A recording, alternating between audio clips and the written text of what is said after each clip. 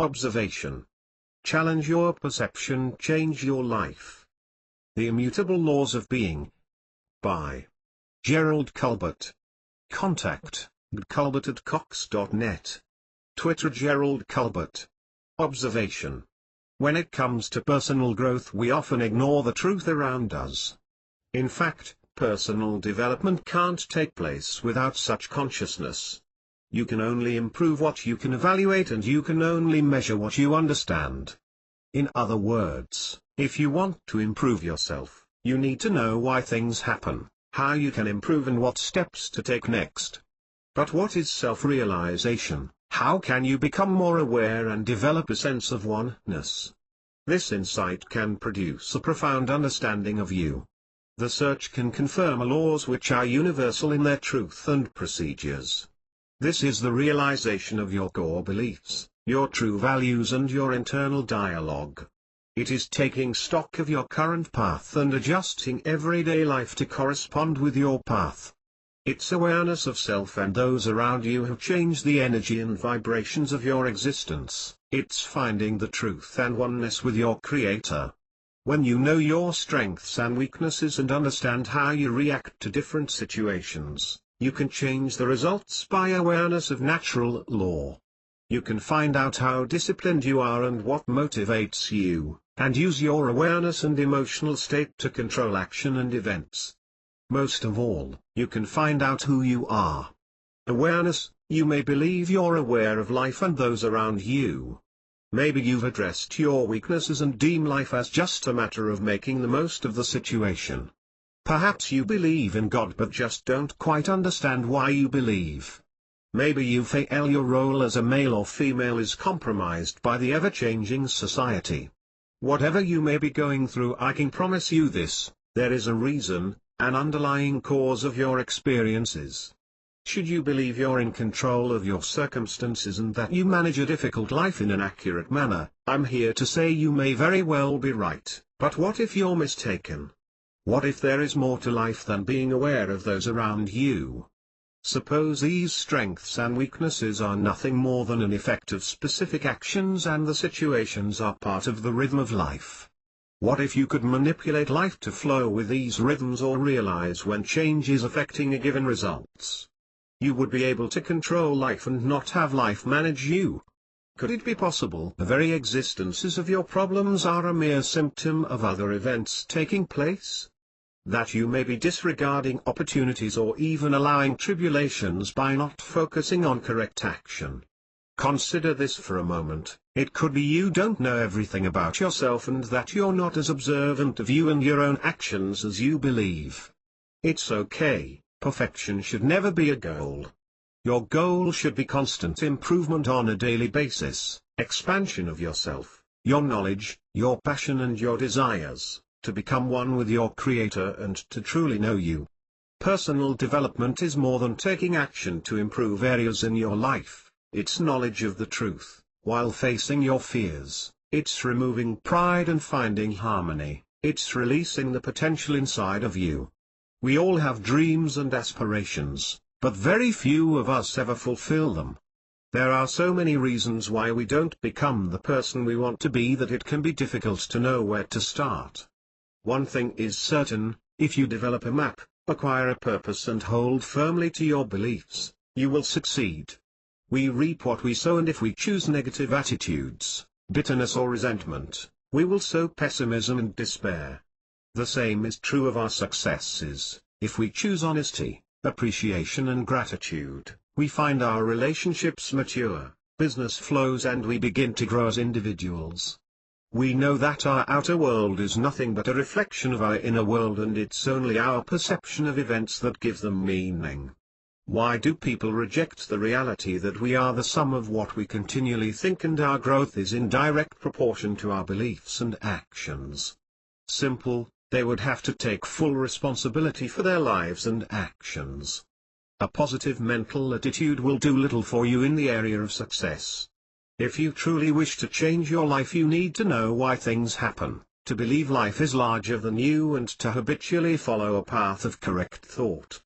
You have to be willing to pay the price in time, thought and effort. If you're honest with yourself, Aware of your surroundings and focus on the end results, you'll find a map to a brighter future. Laws, man-made laws to elicit desired behaviors, and the results, are unpredictable in nature.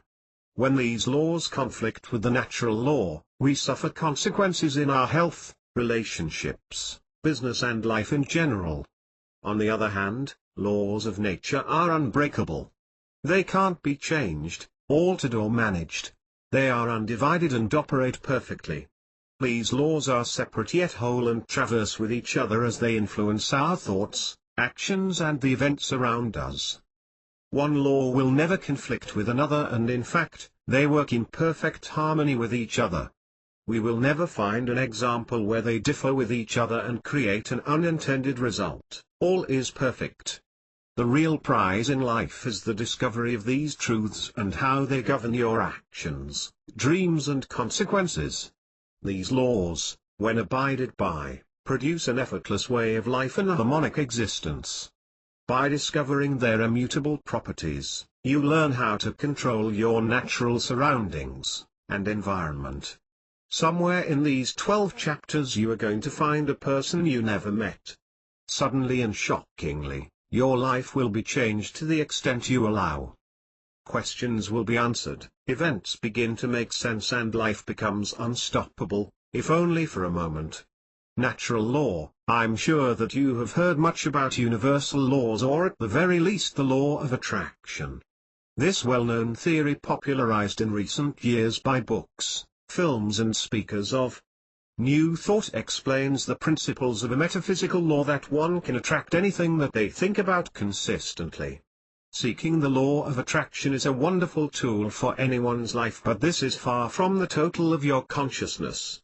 In truth, the law of attraction is one of many laws, and the better you understand how these laws operate, the quicker you can put them to work in your quest for a more fulfilling life. The understanding of these laws can change your existence and bring optimism to your future through insight of nature, energy, mind and thought, and how they work not only in life, but the world around you. To truly investigate the sum total of your realization and gain a true perspective on existence, you must seek the truths advanced by the nature of these laws.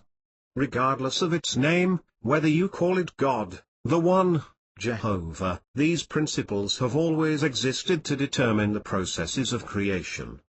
They are impersonal and work in conjunction with your subconscious mind and in connection with the Him, and are the same in form, function and matter for everyone.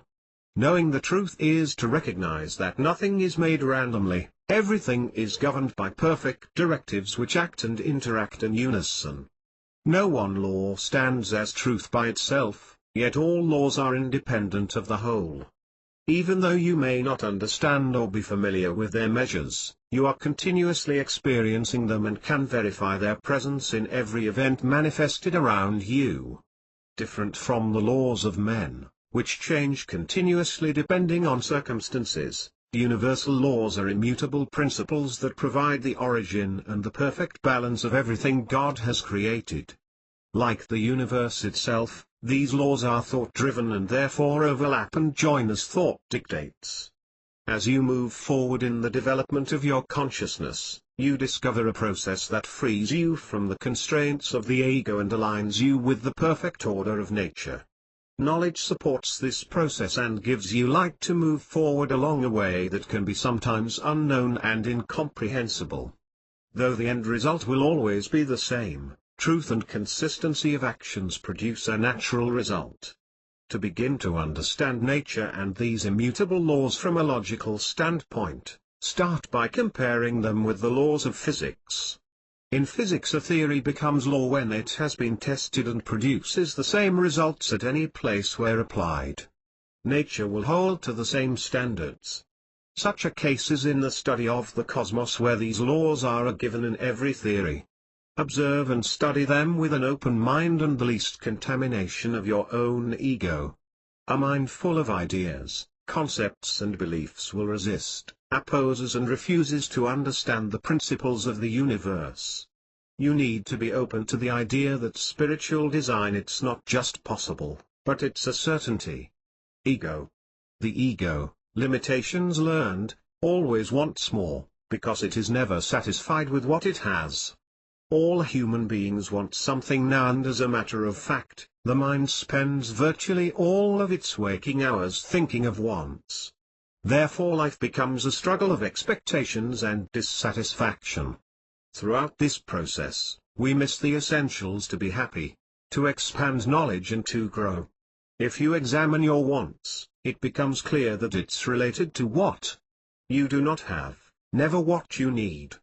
By focusing on what you want, you overlook the value of what you need and what you have.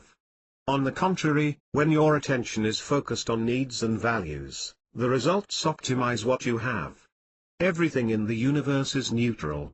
There is nothing good or bad, therefore there is no blame, no guilt, no injustice, no luck, no punishment, etc. All these are concepts of the ego in order for the mind and body to survive and to satisfy their primal wants. Nature operates the same regardless of how your morning's going or whether your flight's on time. Think of nature as an electrical circuit with a positive and negative side and a mechanism in between which completes the circuit. We know from the study of physics that a person can touch a live circuit, regardless of the voltage, and nothing will happen as long as he is not grounded. Once he is grounded, attached to the negative side, energy will flow through him and may very well end his existence. For this reason birds are able to stand atop of high voltage power lines with no effect of the energy is present. The mechanism is in place but the circuit isn't complete. Natural law is that mechanism which connects the energy to produce form and function. Thought must be in harmony with the natural law and its creative process and in tune with the spirit, to form the circuit. Thinking thoughts that are not in tune with the soul, breaks the polarity, the circuit cannot be formed. The subconscious communicates this balance, or lack of connection in thought and action as it pertains to harmony. It's obedience with this communication which places you in tune with the nature laws. If you entertain thoughts which are not in agreement with these laws, life cannot be converse. There is no circuit, no connection, you are isolated with the thoughts cling to you, harassing and worrying you. You must control this thought, allow it to be constructive and creative by eliminating all destructive or competitive thinking. Wisdom, strength, courage and all harmonious conditions are the result of the power which we summon from correct contemplation. Likewise, every lack, limitation or adverse circumstance is the result of the weakness which we display forms a worldly view. This weakness is simply absence of power, a lack of thought and a deficiency of knowledge. It comes from nowhere, it is nothing. The remedy then is simply to develop the power and draw from the life within you. Chapter 1, Oneness. The first of the 12 natural laws helps you to understand you live in a world where everything's connected. What you do, say, think and believe affects everything around you. In the late 1800s, American poet, philosopher and physicist Ralph Waldo Emerson stated, "All creation is one and people should try to live life in harmony with nature and with others." He describes the currents of the universal being as circulating through him. I am part or particle of God. Emerson's most famous passage suggests individuals are connected to divine oneness as well as universal knowledge. As he continues to consider his own existence, Emerson states, "It is certain the power to produce these delights do not live in nature, but in man, or in a harmony of both. Nature, in its mystery to man, is not only the material, but also a process and a result." Clearly, Emerson considers himself same in content and substance as the universe. That man is one and the same as the one who created him. The one who created him created all. Divine oneness is referenced in Ephesians 4:6, by the Apostle Paul, "One God and Father of all, who is over all, and through all, and in all of you." This verse mirrors much of the New Testament teaching of oneness.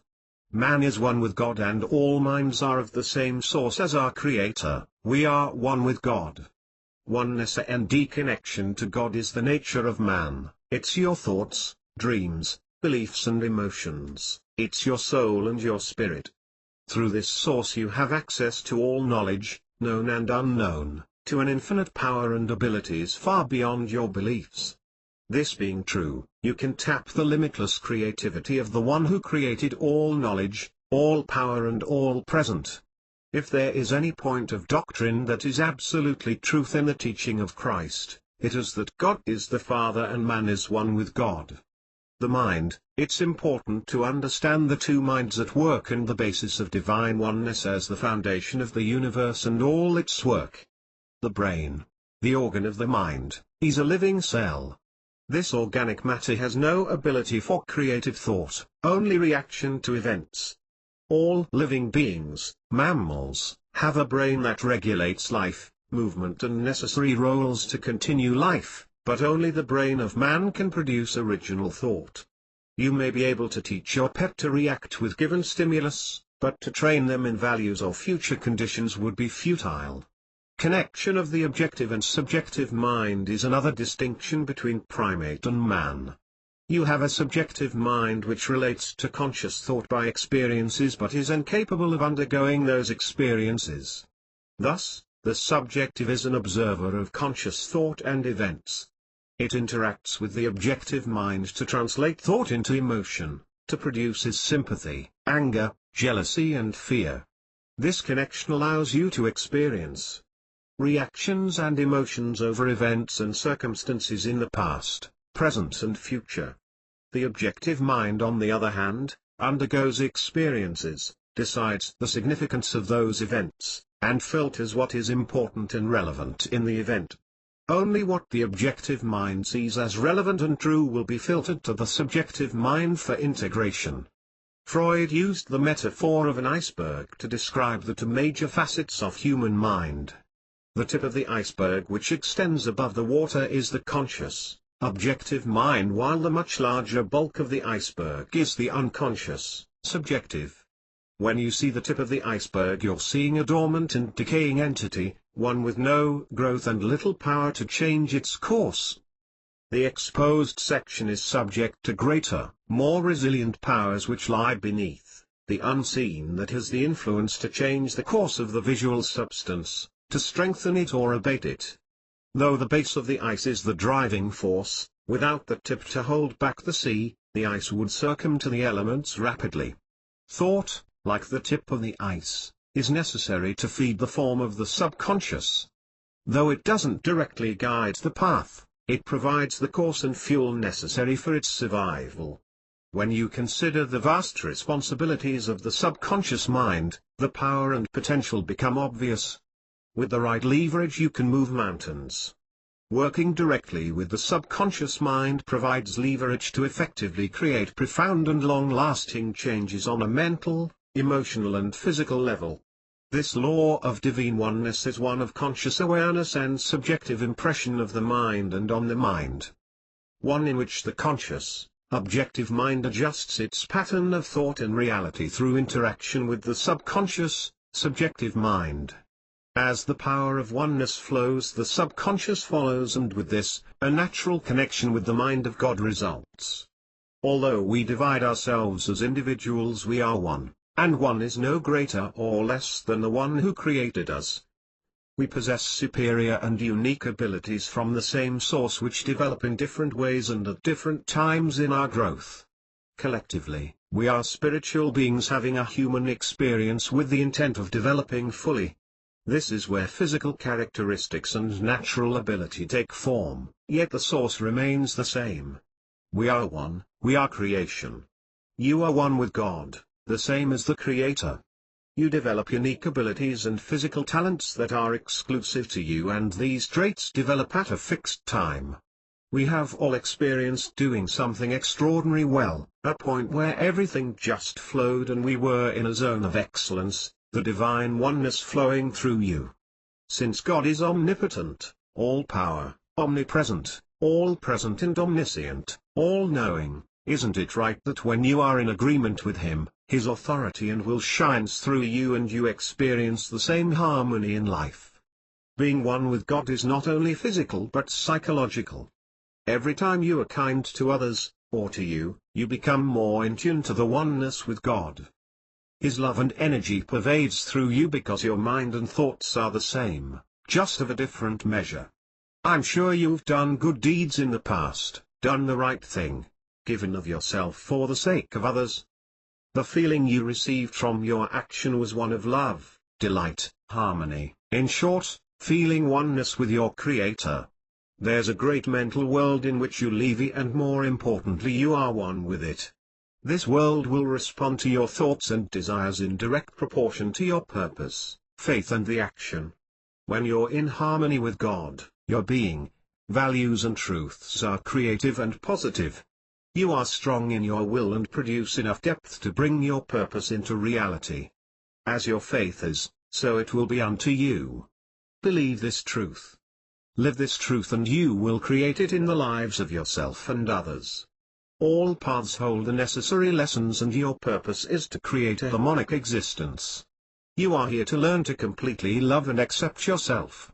This is done by connecting with others and the world around you. Realize you live your purpose by experiencing all that you do. It is through the development of trust, unconditional love, faith and the complete alignment with your Creator. How you choose to be of service to God is always up to you. It is the act of being in service that is your purpose.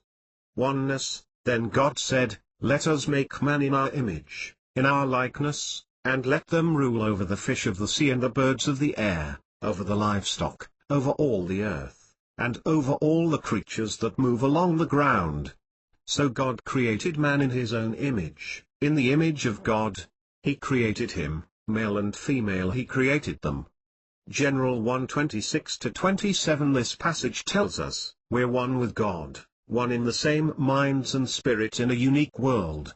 Just as we're placed above the plane of all living things, and connection with him is undeviating.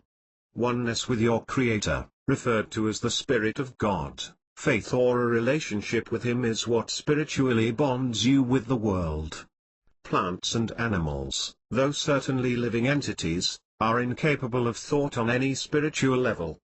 Plants, though living, breathing organisms, cannot expand beyond their own organic surroundings. Their increase in life is limited to their environment and is subject to the will of man.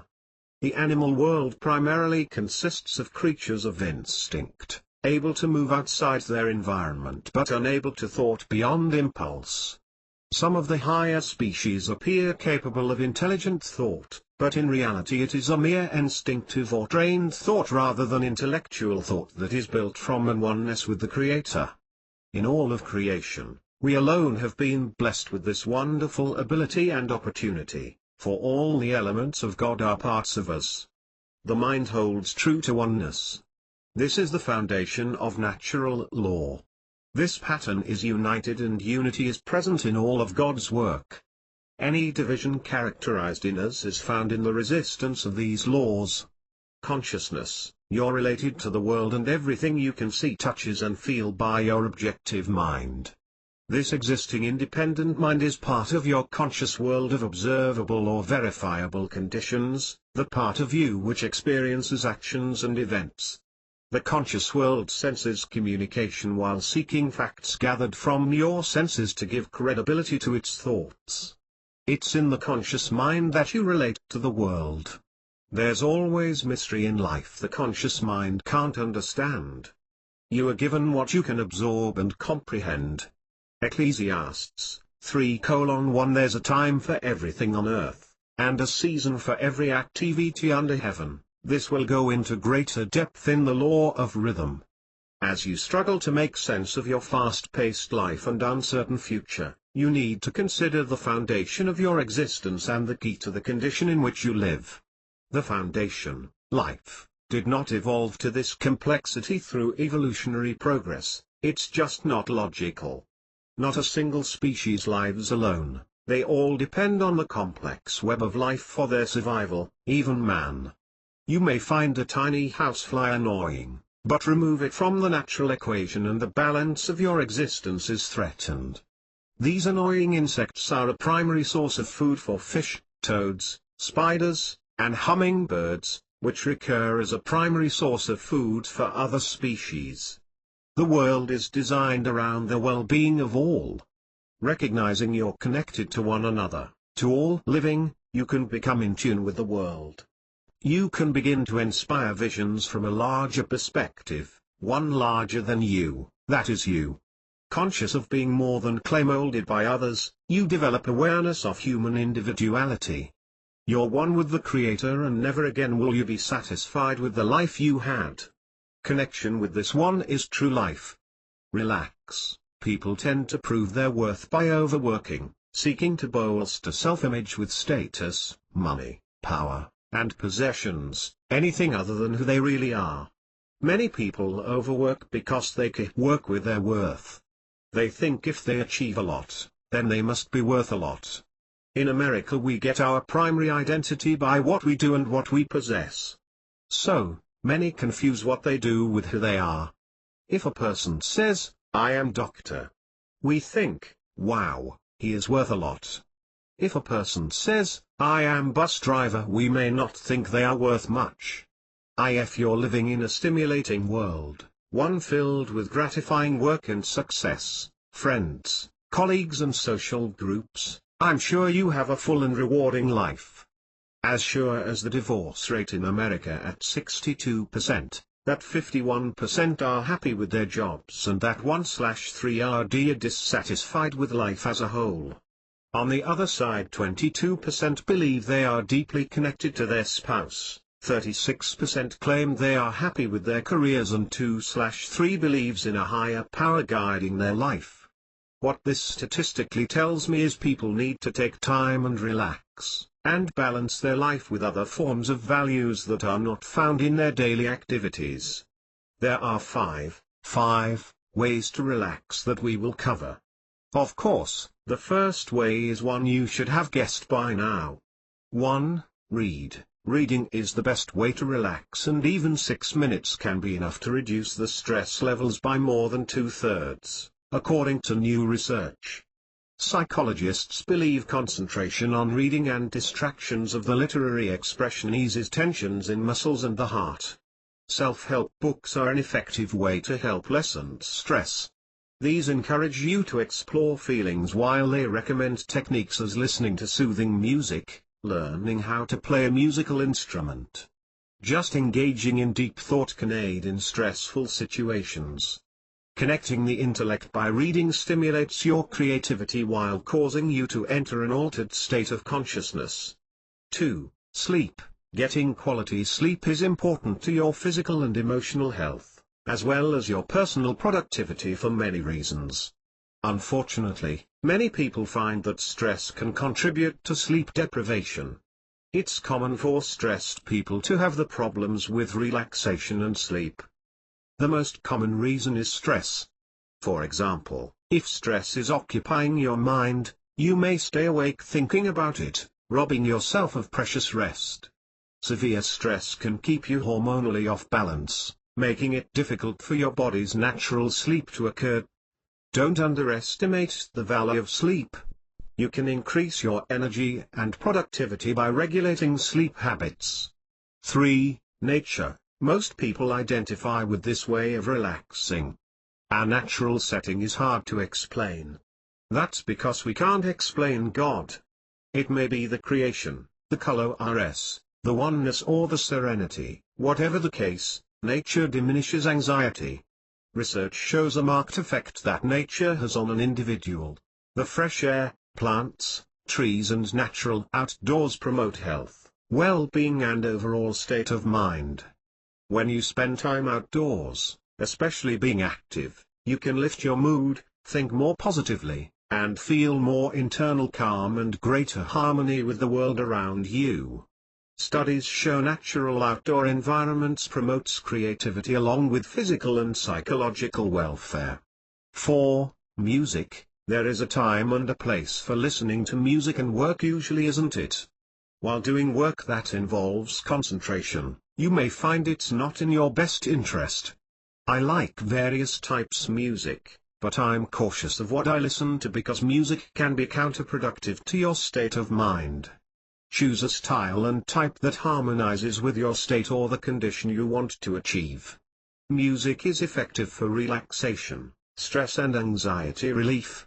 Since ancient times, music has been considered a valuable tool for calming the spirit, and it's often used in meditation to focus the mind and still busy thoughts.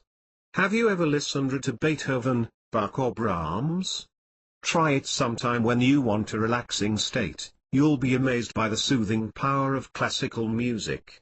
As a side benefit, your cultural knowledge of music will increase.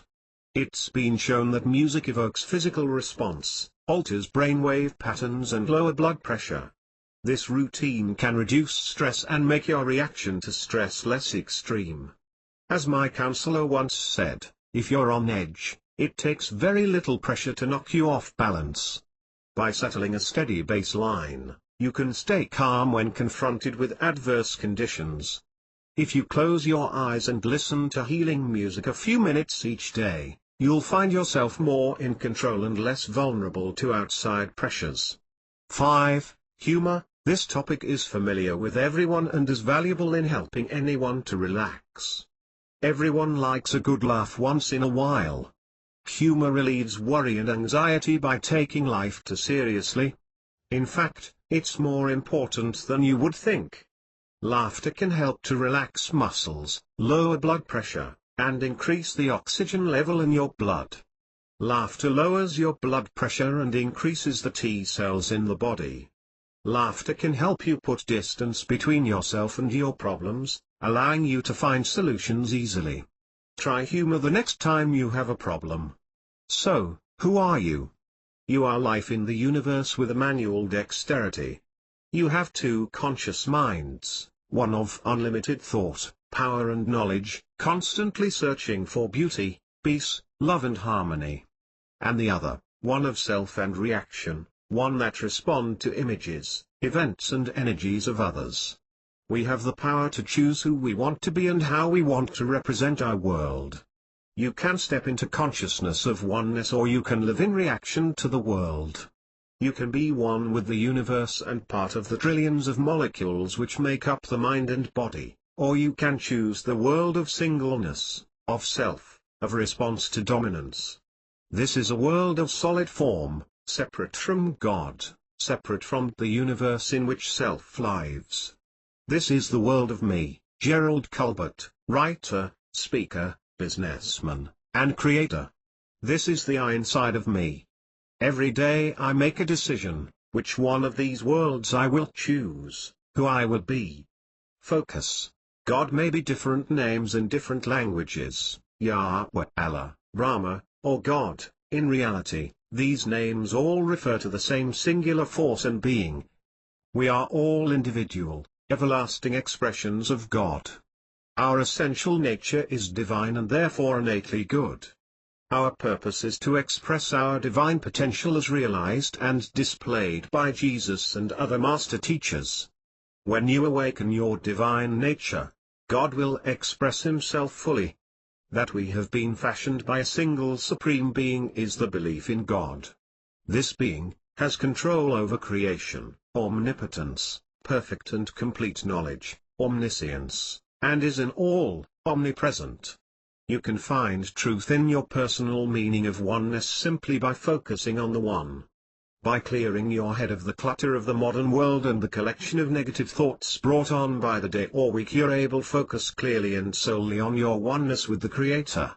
Find evidence of oneness whether in the Bible, through meditation, or just being silent and one with Him. All religion may be separate in interpretation and teaching while describing a single source, but the foundation is the same: man is creation of God and in His image. According to the Christian faith, all the works of God come together as man and find their purpose in Him. The world was made for man, and man was made for God. Without this belief, you have a tendency to evaluate reality. Simply put, your life has value and meaning because God has an infinite love for you and has given you the right to all knowledge. Find the source of your life and focus. When your life is in turmoil, it's easy to focus on problems, pressure and difficulties. You have the option to choose harmony and oppose this false self, your ego. The ego promotes thoughts like, I can't be happy or content, I must constantly look at how others are living and performing to assess my value. The ego wants you in a constant state of turmoil. It convinces you that if you are not always on edge, if you're not always vigilant, others will harm you, you aren't secure or you can't grow. When you choose peace and harmony in your life, when you focus on the positive of your existence, you are allowing the divine into your life. And rather than vegetate, you will discover you can be busy, purposeful, and blissful and still have peace. To reinstate harmony is a simple matter of allowing your higher self to take over when turmoil enters. You want to live a life of cooperation among men rather than a competition your ego pushes on you. When you opt for turmoil and anxiety, you allow your ego to take over. When you choose peace and harmony, you let God take over.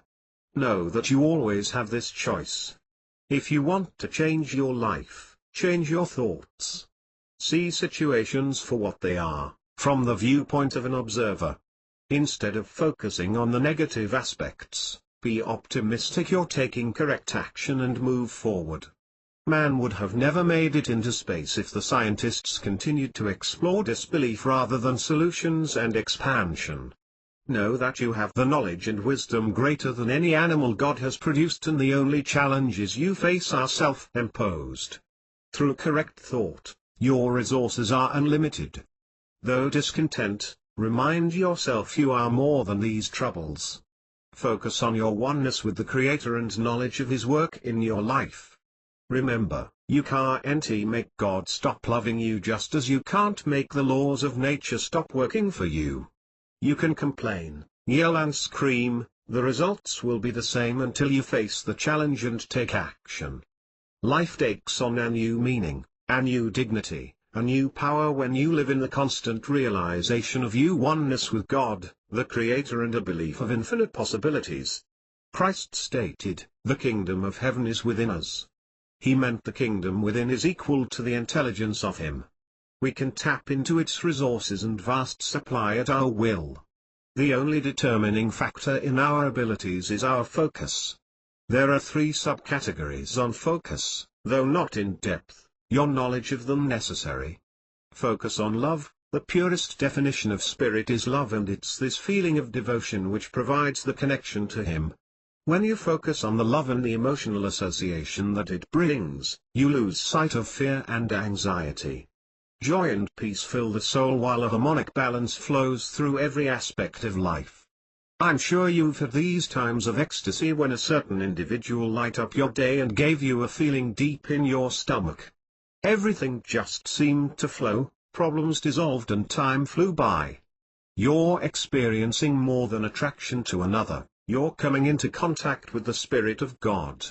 Love is the only emotion that is more powerful than fear, and has the ability to conquer all. Love can take many forms and can be found in the physical as well as the non-psychical world, but the real meaning is the same, a profound, tender and passionate feeling for another. It's the most basic of human emotions, it's pure, natural and honest. Love is forgiveness and guidance, it's passion and commitment. Love is all, and it transcends the boundaries of every emotion. So, why is it so hard for many to experience true love? Simple, we have planted so much fear in our subconscious that we block out the love which we were born to radiate and enjoy. To this, the answer is not to remove the fear, but replace it with love. When you find yourself worrying about those problems which keep you from experiencing an abundance of love, look deep into your soul for the tiniest glimpse of light which can return passion. It's there, beating inside you, in the oneness of God, no matter how deep. Once you begin to look on all things with love, you soon realize, this is the greatest weapon at your disposal. Love conquers problems and defeats fear, it clarifies good and evil and brings harmony upon you. By knowing how to influence your thoughts, you can control events and their meaning. You can become an unstoppable force by simply changing how you choose to see the world. Love is the essence of happiness, it's freedom from fear and all which you wish to experience in your life. You can cultivate the love in your life in many ways.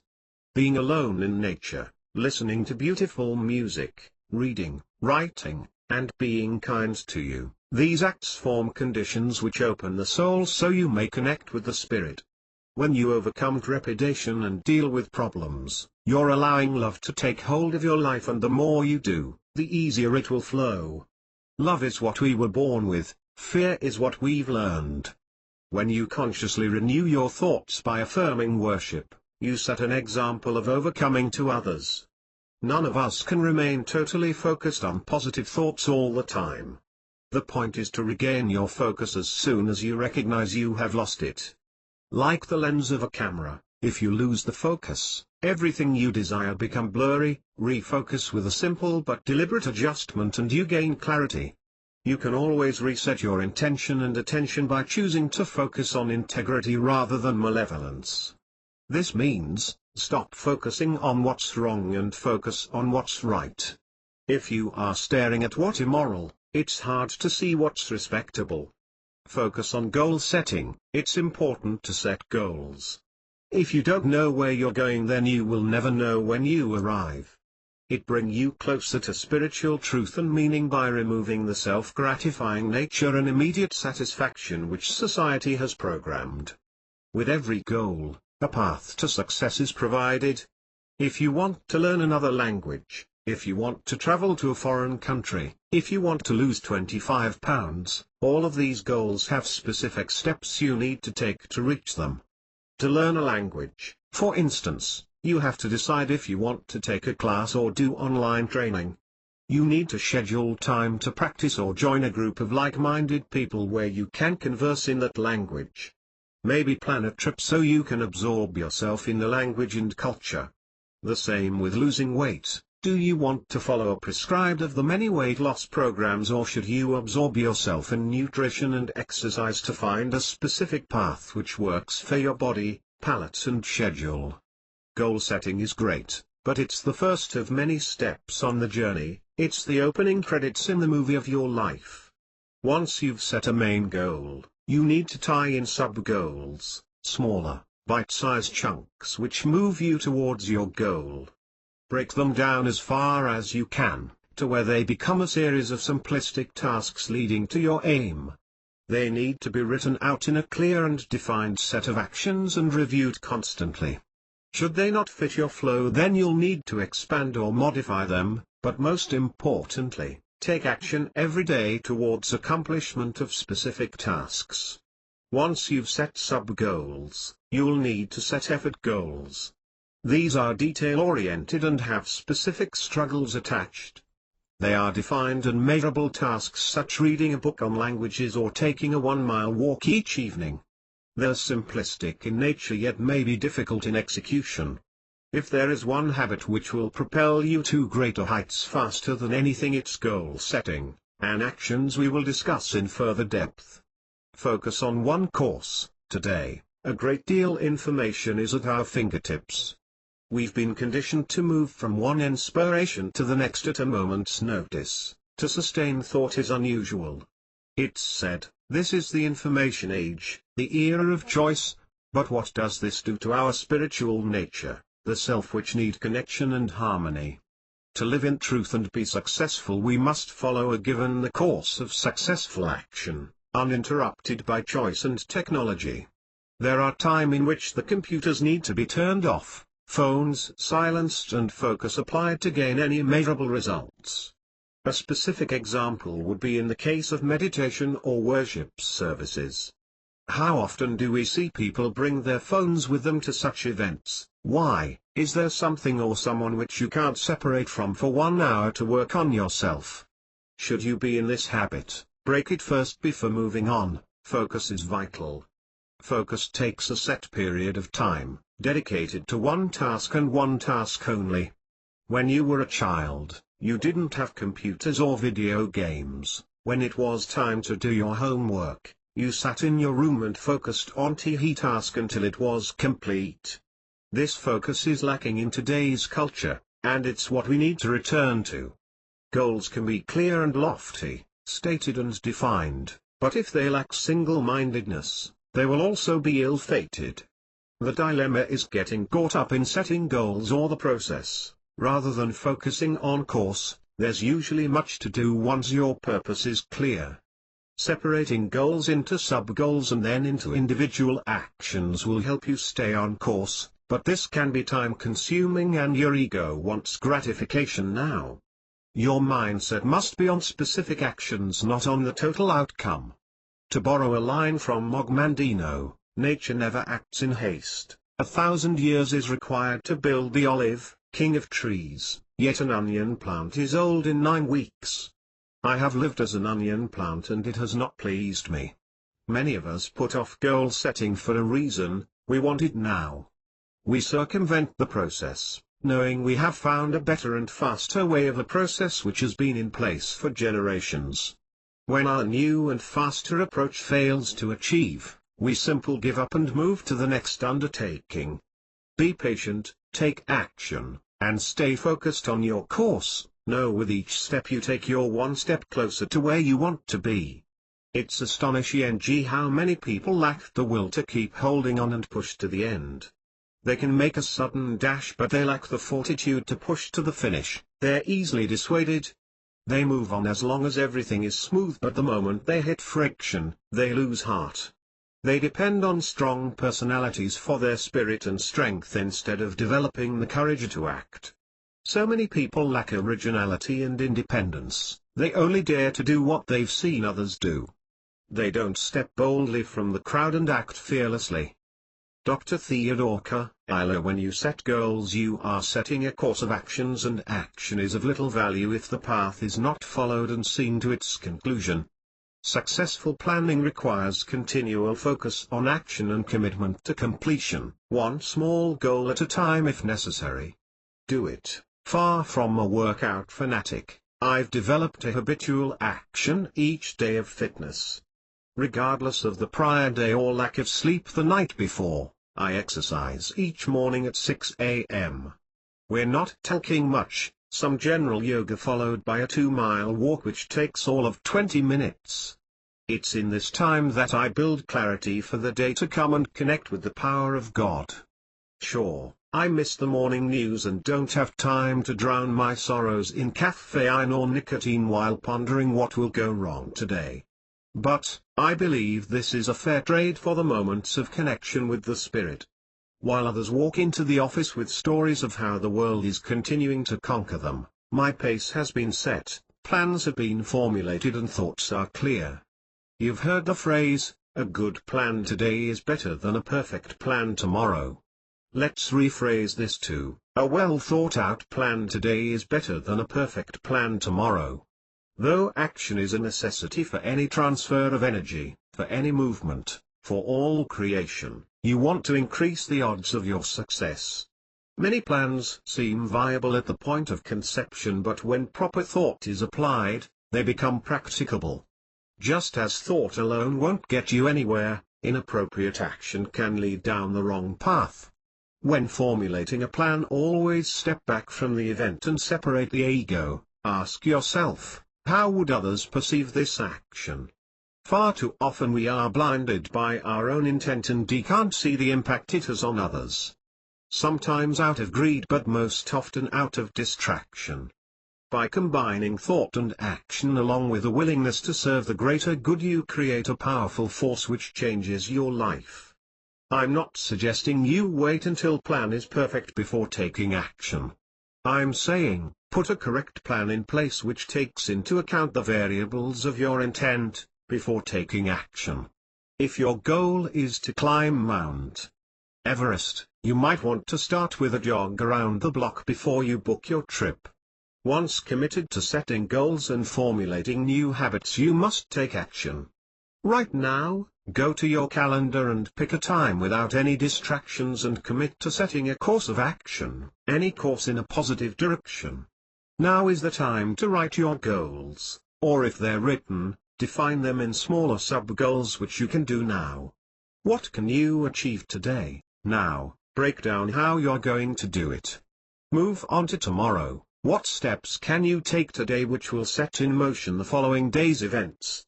Pick something you'd like to accomplish and decide your course of action, the path you want to follow. What do you need to do? Focus on it, every day, every hour, and every minute. Keep it with you and constantly analyze your progress. You'll be amazed at what you can do and you'll feel great in the process. If you're having trouble getting started, set a goal of setting goals. Set a time and place and stick to it. Whatever the path, set a goal of actions to take place and results to be acquired, if only one, and sticks to it. Like the Supreme Being, omnipotent, omnipresent and omniscience, singular but one, you are of the same mind. When proper actions take place, you align with natural law and begin to flow. Just as each law is separate by itself yet part of the whole. Your body, mind and soul are separate, but part of the whole. Without action, the mind is idle, without thought the body will suffer, without spirit the soul will die, independent yet one, a separate purpose while forming the whole. Never allow one to act independently of the others. Awareness, your world cannot exist without perceived realities. There are signals produced all around us which are interpreted by our consciousness mind to determine their purpose. These signals are defragmented by inductive reasoning, general pattern of memories that compose a truth about specific event or observation, and given to the subconscious as truth. If you're having difficulties, the problem might not be in the signals but rather, your interpretation of those signals. In a simple way, how many times have you misread the actions of others? Been speaking with another and a statement is made which offends or disturbs you, to only later find out your interpretation was wrong.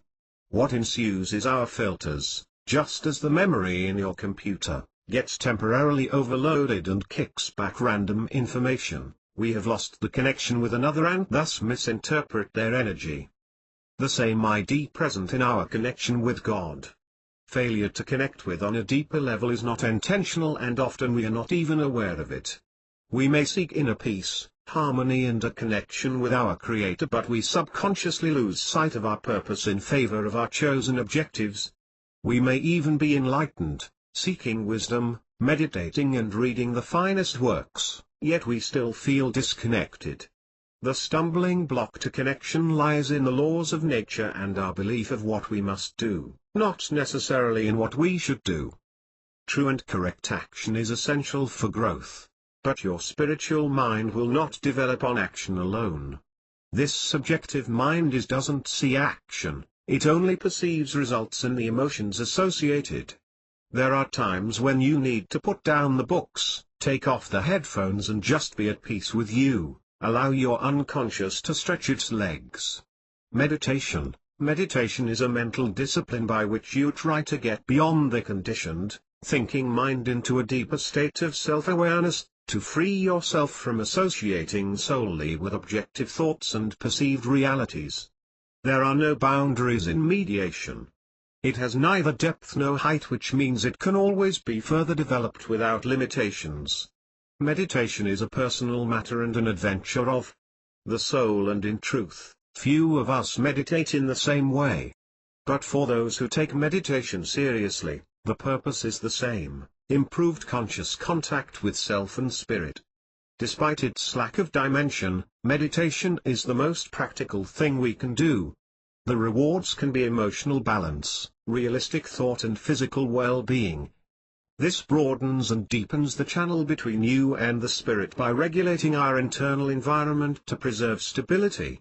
This system can be either open or closed depending on your state, but its condition is not permanent and is subject to your awareness of existence.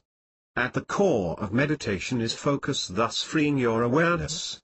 As you progress, you will find you can meditate anywhere and access an inner calm no matter what's going on around you. You can also control your reactions as you become increasingly aware of your thoughts, letting go of anger, for example. But first, you have to learn to tame your mind and control thoughts. Make time to meditate. Set aside enough time in your daily routine for meditating. Early morning and in the evening are often most preferable. The stability of reflection is most noticeable when you do it regularly. First thing in the morning to plan your day and before you retire to clear your mind. Don't start off with long meditations, begin with 5 to 15 minutes a day. As you become more through, your mind will dictate the extent. Find or create a quiet, relaxing environment. It's especially important, when you're starting out, to avoid any obstacles to attention. Turn off any TV, phone or other noisy appliances. If you play music, make sure it's calm, repetitive and gentle, so as not to break your concentration. Meditating outside can be conducive, as long as you don't sit near a busy roadway or another source of loud noise. Relax everything, and keep searching for areas that aren't relaxed. When you find them, and you will, relax them. You may find you can't relax them unless you adjust your posture so you are better aligned. This commonly happens with muscles near your spine. You may notice you are twisted a little and need to straighten. Little muscles in your face often keep getting tense. Let your attention rest on the flow of your breath. Do not judge, listen to it, follow it. The goal is to allow the chattering in your mind to fade away. Find an anchor to settle your mind. Try reciting a mantra in a single word like, I am, uttered at a steady rhythm is best. You can recite it verbally or just with the voice in your mind. Beginners may find it easier to count their breaths. Try counting your breath from 1 through 10, and then simply start again at 1. To avoid images from intruding on your thoughts, picture a place that calms you, real or imaginary. Imagine you are at the top of a staircase leading to a peaceful place. Count your way down the steps until you are peaceful and relaxed. Silence your mind. Once you've trained your mind to focus on one object, the next step is focus on nothing, essentially clearing your mind. This requires tremendous discipline but is the height of meditation. After focusing on a single point, you can either cast it away, or observe it neutrally. Let it come and then go, without labeling it as good or bad. Take the same approach to any thoughts which return to your mind until silence perseveres. Your conscious contact with God depends on your desire to seek it. God's power is available to you all the time, whether you choose to obtain it or not. God is present in all He made though. Many are not aware of His presence. Remind yourself every day how much of your life depends on your awareness of God and the influence He has over your life. Seek His help in everything you do and remember God desires to help you, He will help you and He knows what you need. Seek God through daily prayer and solitude. Find the peace that passes understanding, the balance which gives understanding to life. Chapter 2, Vibrational Energy. We are living in an energy-filled universe connected from the lowest to the highest levels of life, spirit and matter. Energy is everywhere, especially in us. The law of vibration can be described as the law of change since vibrational energy is apparent when changes in form or function occur. These laws do traverse, but the law of vibration considers mind and thought opposed to the physical and non-physical world most often associated with change. Understanding vibration is recognition that every action is energy and thus affected by its force and shaped by its influence. The same principle of vibration that applies to your physical world, applies to your mental world of thoughts, feelings, wishes, and wills. Each sound you hear, event you see, and thought you think has a frequency unique to itself. The law of vibration states, the universe is in motion, it vibrates and travels in patterns. In the vastness of the universe in which 90% is empty, we see energy in all places. It's molding, shaping and changing forms throughout the cosmos. New theories such as dark matter illustrate its presence in the enormity of unfilled space. This infinite power holds everything in place and reacts precisely to universal law. Since vibration is energy and the entire cosmos is vibrating matter, this means nothing is ever dormant. There is no such thing as inertness in the universe. Everything is under constant vibrational change. From your own mind to the largest forms of matter, energy is everywhere. Everything at every level is changing, from galaxies to thoughts, from planets to emotions. The fact is, and everything is change. Change is constant. Vibrations moves through the body in a distinct flow, which in turn aligns the mind and spirit. When energy is freely transferred through us, we become in perfect harmony with our thoughts and actions. We're in the zone. We're in sync with the world and move through life free of fear, worry and sadness. As you shift towards or away from this harmonization, you change the vibrations and patterns of your mind, thoughts and actions, and thus attract vibrations from new sources. Have you ever walked into a concert or sporting event and immediately you felt the energy flowing in the room? Instantly your energy changes to match the liveliness being produced by others. Move as little as 10 feet from one space to another and your energy can explode into a myriad of emotions and feelings by the presence of new vibrations. Times of sorrow, concern, of peace and joy can be overrun with the polar opposite. How many times have we driven down the road in a blissful state, listening to music or having good conversation when suddenly someone cuts us off? Instantly our energy shifts from pleasant to one of anger, and we find it hard to regain the peace we had just moments ago. It takes a complete shift to bring you back in harmony with a joyous condition, just as it took a complete shift to move you away from this accord. This transfer could take hours, days, even months. What's important to understand is the energy needed to recapture your state must be greater than the energy which initially disrupted the situation. The tiniest disturbance in vibration bends existing energy and initiates a varying change until absorbed by the dominate force. The moon shifts orbit and the seas begin to rise and fall, a child screams in fear and adults search for the reason. Speak to someone who is in a spiteful manner and before they respond, you feel a vibrational shift in your energy.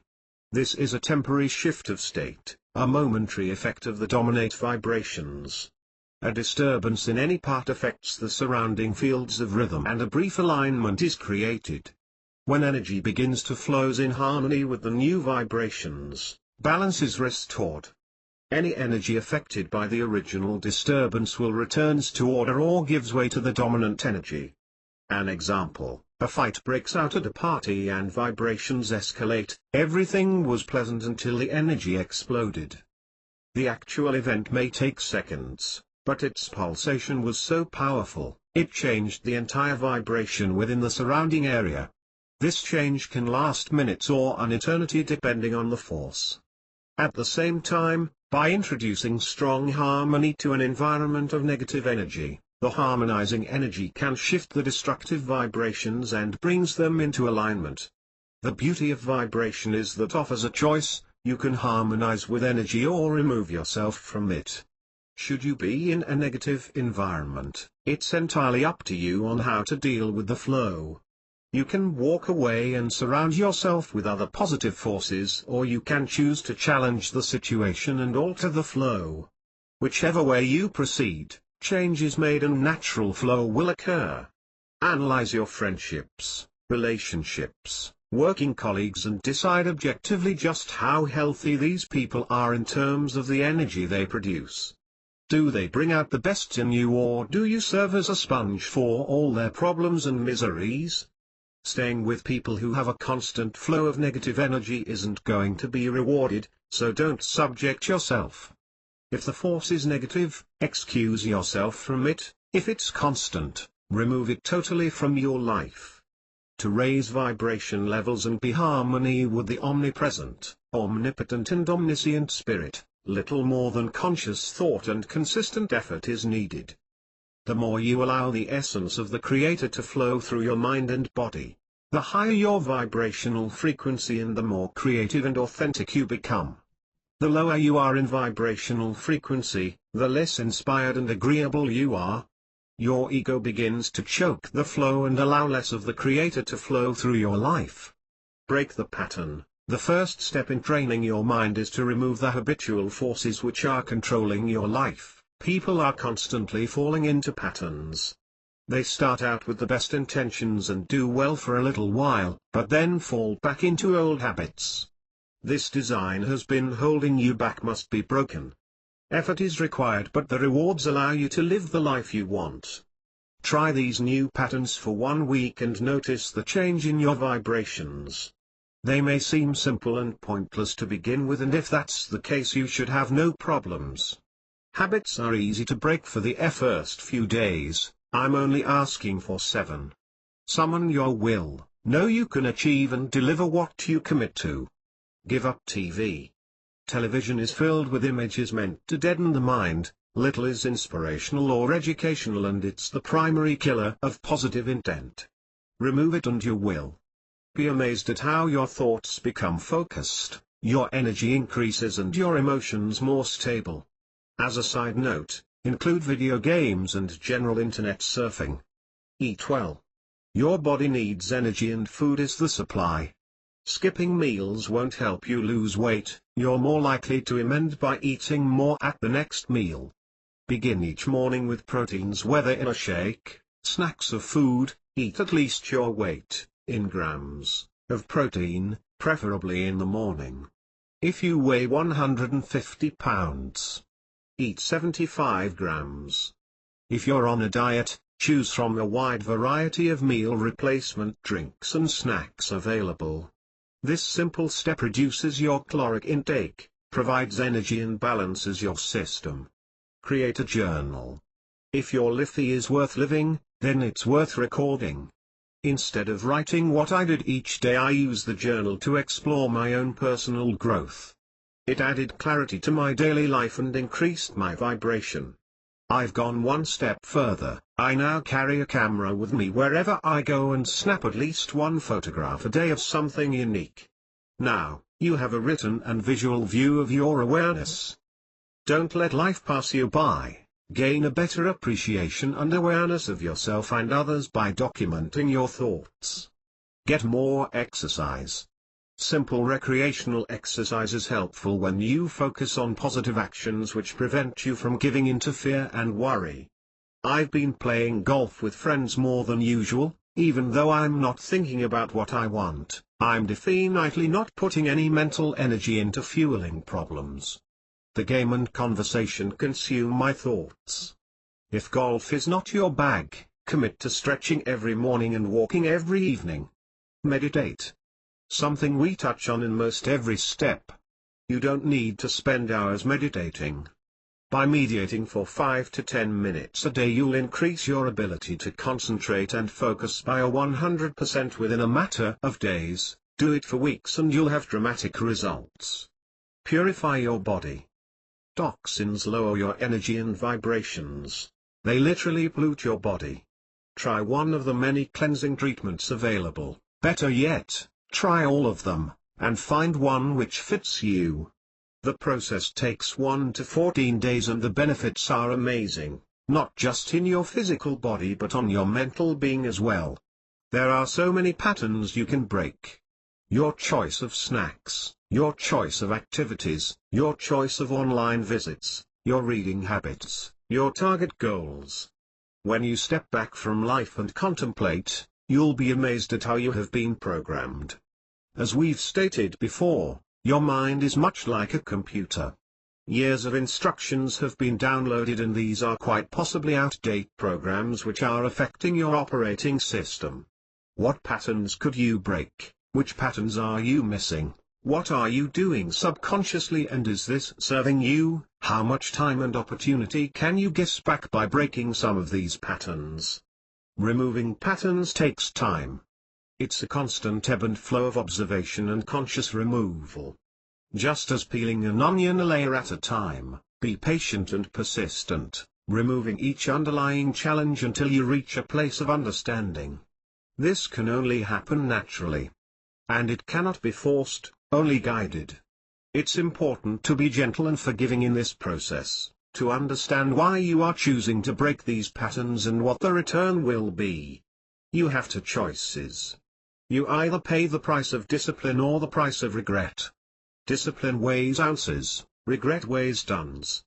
John Assaraf. Be mindful of your thoughts. We live according to our thoughts and beliefs, and these vibrations affect how we perform now and in the future. So, it's important to keep a close eye on habitual thoughts that enter your mind. Be aware of whatever you're saying, to yourself, or thinking at given moment. Whether you're walking, cooking or resting, be alert to your thoughts and what you're concentrating on. If you don't train your mind to focus, your subconscious will create situations which may or may not help you achieve your goals. The main part of the brain responsible for thought is called Broca's area, named for the scientist who discovered it. This part of the brain is found in the temporal area of the cerebral cortex or the frontal hemisphere. Interestingly enough, it's the same region that produces speech, which tells us there is no differential between thought and speech. The subconscious see them as one and the same. We know how powerful words are when we speak, not only to others but more importantly to ourselves. Once spoken, our words become a self-fulfilling prophecy of our actions. People find it hard to back away from statements they've made even when confronted with absolute proof to being erroneous. This being so, reflect on your internal dialogue. How do you talk to yourself? Changing this one simple pattern can change your life. As you train your mind, you'll be less distracted and more fulfilled. You start to examine what motivates you, what satisfies you and what brings you closer to where you want to be. When your mind is focused on positive results, you take the necessary actions to follow through and make sure you achieve results. The minute you become distracted, you lose sight of your goal and fail to move forward. Every moment you have a choice whether to be at peace or to be in conflict. When you are at peace, you attract positive vibrations that attract like mind. You move forward. When you resist, you create negative feelings that reflects pessimism in your life and consequently become stuck. It's a simple choice, and yet most people unconsciously choose to live in negativity. Apply the same strategy to being mindful that you would to any action you plan to master. Practice attention and focus. Some simple steps to being mindful are: start your day with meditation. To be in touch with God is to meditate often, just becoming aware of your presence. Relax and feel your consciousness or presence. This is a very powerful practice that creates a positive vibe throughout the body. Quit controlling life. The more you oppose harmony, the more you suffer. Trying to control life's situations will cause great stress and negativity. Control what you can and give up what you should. People who stay surrendered and relaxed generate a lot of positive energy and attract the grace of life. Visualize peace. You will have to consciously and consistently remove negative patterns from your life. Stay focused on the positive aspects of all situations. Center your attention on the peaceful flow of life. Stop worrying. Replace worry with rational thought and practical action. Know that all things are for your growth and there is nothing to be achieved by worrying. In fact, what you worry about will not even happen most of the times. Let go. The worst thing you can do is to live in the past. These memories and reflections are meant for one purpose, and that is to learn from, not to dwell upon. Forgive others and forgive you. Move on. There is a lot positive energy in the simple act of forgiveness. Be one with nature. If you want to attract positive energy, just look at the nature. Reflect on the trees or flowers, or just rests in stillness. Enjoy the peace and tranquility that radiates from the natural world. This peace will ignite your own inner true nature of stillness. These are some simple techniques to attract positive energy into your being. Remember that staying conscious and dwelling in presence is your true nature, and it's always peaceful and radiant of positive energy. You have at least 16 waking hours each day in which you need to fill your mind with positive things. Any combination of these can maintain a persistent positive focus. Being consistently positive is an attainable goal, but it's not going to happen by accident. You will have to do it on purpose. Whenever you notice you're getting distracted in a thought, discern what took you away from your focus, acknowledge it and bring your attention back to awareness. Be careful of your thoughts, for your thoughts become your words. Be careful of your words, for your words become your actions.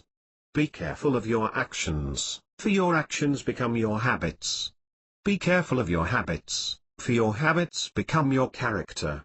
be careful of your character, for your character becomes your destiny. Mahatma Gandhi. Be mindful of what others say. In 1968, a small-town school teacher tried an experiment that shocked her community. She called it brown eyes, blue eyes. The teacher enters a classroom and tells the children that it has been proven that kids with blue eyes are smarter than kids with brown or green eyes. The results are immediate and dramatic. The blue-eyed children started to perform above their normal level and continued to give above-average effort. 2 months later, the teacher calls the same kids for a special meeting and tells them she had made a terrible mistake. She apologized and said it has been proven children with brown and green eyes are smarter and more intelligent. Again, the results are immediate and dramatic. The blue-eyed children started to underperform, while the brown and green-eyed children improved considerably. What does this mean? If you sincerely believe you are smart, your actions will be intelligent. If you believe you're creative, you will be ingenious. If you believe you are a success, you will be successful. Always recognize that belief is directly related to internal and external dialogue. When someone makes a statement which pertains to you, many times it's difficult to tune them out. There's always the underlying question of, why would they say that? Maybe it's true, who else feels this way? Without speaking a word, your mind races to confirm or deny these accounts. Following these principles of thought and affirming them constantly increases your self-image and lessens the damage of any viral energy looking to affect your system. Manage your thoughts. Learn to manage your thoughts, especially when it comes to the opinions of others. People say things which may or may not fit your life. This may be difficult, but you can save yourself headaches by being aware and blocking out all opinions which are not consistent with the new you. Tell yourself, I am not going to think about this. In the moment something may sound illogical or negative. Carefully watch your thoughts, for they become your words. Manage and watch your words, for they will become your actions. Consider and judge your actions, for they have become your habits. Acknowledge and watch your habits, for they shall become your values. Understand and embrace your values, for they become your destiny. Mahatma Gandhi. You are unique. When listening to others, appreciate your uniqueness. You're not like everyone else and you are distinctive. If you try to place a value, worth, on your life based on other people, you are denying your uniqueness, your rareness. You are saying to yourself, it's of no importance to have qualities that belong exclusively to you. Every time you look in the mirror, say to yourself, I am unique. Don't compare yourself with anyone in this world. If you do so, you are insulting yourself. Bill Gates. Look for the truth. Seek your own inner wisdom and truth. Understand who you are, your unique qualities and purpose. Have faith in them. No two people have the same objectives, gifts or thoughts. Value your time and efforts in life by doing things that work for you, which help you to move along and grow personally and professionally. Know that you may not always align with others, even those closest to you, just as you show ULDNT, you're unique. It can be difficult at first to be aware of the many expressions constantly bombarding you from others. Begin by noticing unwelcome or negative statements and reject them immediately. Create ways to replace them with pre-programmed affirmations. The key to this thought substitution is to spend as much time being with positive people, thinking positive thoughts, and less time with negative individuals. By spending more time in balanced, positive and rational atmosphere, your vibration level will be enhanced. One's first step in wisdom is to question everything, and one's last is to come to terms with everything. Georg Lichtenberg. Continuously attract like minds. You can attract enthusiasm by expressing passion. Any room you walk into, any meeting you go to, it's no coincidence you will find people with like minds and interests. Be passionate, let your energy overflow. When you have vigor and enthusiasm, your high vibrations will locate someone with interest and fervor. By having a passion in what you're becoming, Your vibrations soar and you recognize others who have a like energy, who share your values, and they are drawn to you. Spend time with energetic minds and learn. No man is so wise. He cannot learn from the most modest of persons. Unity between people brings them closer together and brings greater harmony and knowledge. Our character is basically a composite of our habits. Because they are consistent, often unconscious patterns, they constantly, daily, express our character. Stephen Covey. Beware of negative people. The determination of your growth and experience is how well you manage your daily interactions with others. Be vigilant and gravitate towards positive people and events, and shun negative influences. I could never understand people who hate their life so much that they feel the need to criticize others over improving themselves. Magnifying the faults of others is damaging to relationships and shows little self-worth. The power of your relationships with others and how these affect your subconscious must be understood and managed. Interaction with others should be an assortment of positive vibrations, filtered to support your positive condition. When you see a pattern of vibrational frequencies, where a single negative can overwhelm many positives, change your circumstances. I was at a show the other evening when right in the middle of a classic number, a cell phone rang. Was this upsetting to me? Yes, but I was able to refocus on the show. As I was leaving, I overheard a woman who was with the cell phone group explaining, she had just surprised her dad with a new phone that evening. She felt terrible, it was his phone which was ringing and he couldn't turn it off. What little distress I had perished, and only the memories of the show remained. A short time later we met a friend who was also at the performance, and the first words out of her mouth was about the cell phone and how rude it was. Not only the first word, but the second, and third, she obsessed over the incident. Even after I explained how it was a gift just before the show, her vibrations continued to be negative. After readjusting my pattern, untimely I had to excuse myself for the evening. She was in such a state, nothing could change her energy and it would inevitably absorb the others. You will always find negative people throughout the day. What you choose to consider and who you prefer to converse with ultimately decide your experience. I'm not saying you need to remove everyone from your life who doesn't see things the way you do. I don't think that's practical. I am suggesting you be aware of negative thoughts. It changes your vibrations and thus deflects you from your goals.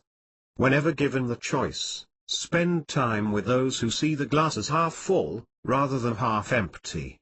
Finally, if someone repeatedly hurts you for selfish gain, or for their amusement, whether to degrade you or for their own ego, do away with this association. People make a choice when imposing their beliefs on others. They may believe they're oppressed and try to use their words to lift their self-worth and bring you down to their mentality. These types of people are running on a very low vibration level, and their low vibration can have an antagonistic influence on your energy. Bear in mind, a person is energy and this power affects those they surround. Surround yourself in the light of love, with joy and progress, and never let another steal your reflection. You're here to advance your being, not to appease another and diminish you. Your career and life will change for the better when you learn to surround yourself with positive people and keep the negative ones away. Think before you speak. Your innate ability to speak is often the source of anxiety when what you say is something you later wish you had either not said, or said differently. It happens to everyone. Typically, this happens when we are responding quickly in stressful situations, or during confrontation, although it can happen at any time. Recognizing that we do not always say what we would like to communicate is an important realization. How to mitigate these issues are not complex, but require some behavioral changes. Like most anything in life, practice might not make perfect, but it will improve your chances. Follow these 8 steps before speaking. Practice them routinely and let them soak into your subconscious. In a short time they will become second nature to your thought and your communication level will explode. Recognize your situation, be aware of what you're saying. Notice when you go into reactive thought, speaking without reflection. Determine the circumstances that produce an unwanted effect. Be observant when these conditions appear. Are you anxious, fearful, joyous? Know when these patterns appear and be cautious. Follow the conversation. Now that you know you're in one of those situations, the goal is for you to process information. Consider what was said before you initiate a response. Practice on listening intently.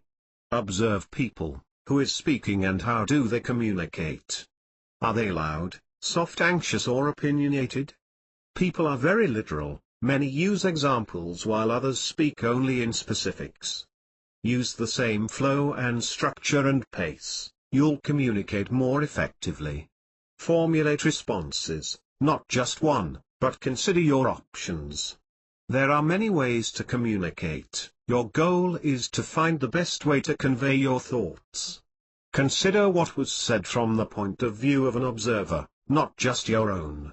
Many times people generate a response before hearing the final thought. Consider the information. Is what you want to say effective, accurate, and suitable, or are you just responding because there is a lull in the conversation? Gauge the reaction. Is the information you're going to present expressed in a way to make a positive impact? People often speak in negative or positive terms depending on the conversation. Attempt to put a positive spin on issues by concluding the statement with an optimistic tone. Use correct tone. How you say it, in many ways is as important as what you say. Tone and tempo should follow the pattern of the conversation. Practice these steps regularly, your vibrations will change for the better and your dialogue with others will have a positive flow. Be wary of your words and actions. Later we'll study the law of cause and effect. As with any law, it coincides with others in harmonic fashion, and this is no exception. All that you do is cause and what you receive is effect. It's the same with words you speak and action you take. These are physical vibrations sent into the world and returned to you. So, always be cautious of how you treat others and how you act. How you treat others is how you will be treated. By acting properly will raise your vibration as others continue to do the right by you. I've learned that people will forget what you did and what you said, but people will never forget how it made them feel. Maya Angelou talked to God, pray. An individual reshapes and modifies existing materials by manual labor and has given little attention to the question of whether he may produce things by the use of thought, by communicating his vibratory energy to it. Science has shown that through prayer, visualization and affirmations, molecules will actually change form and substance.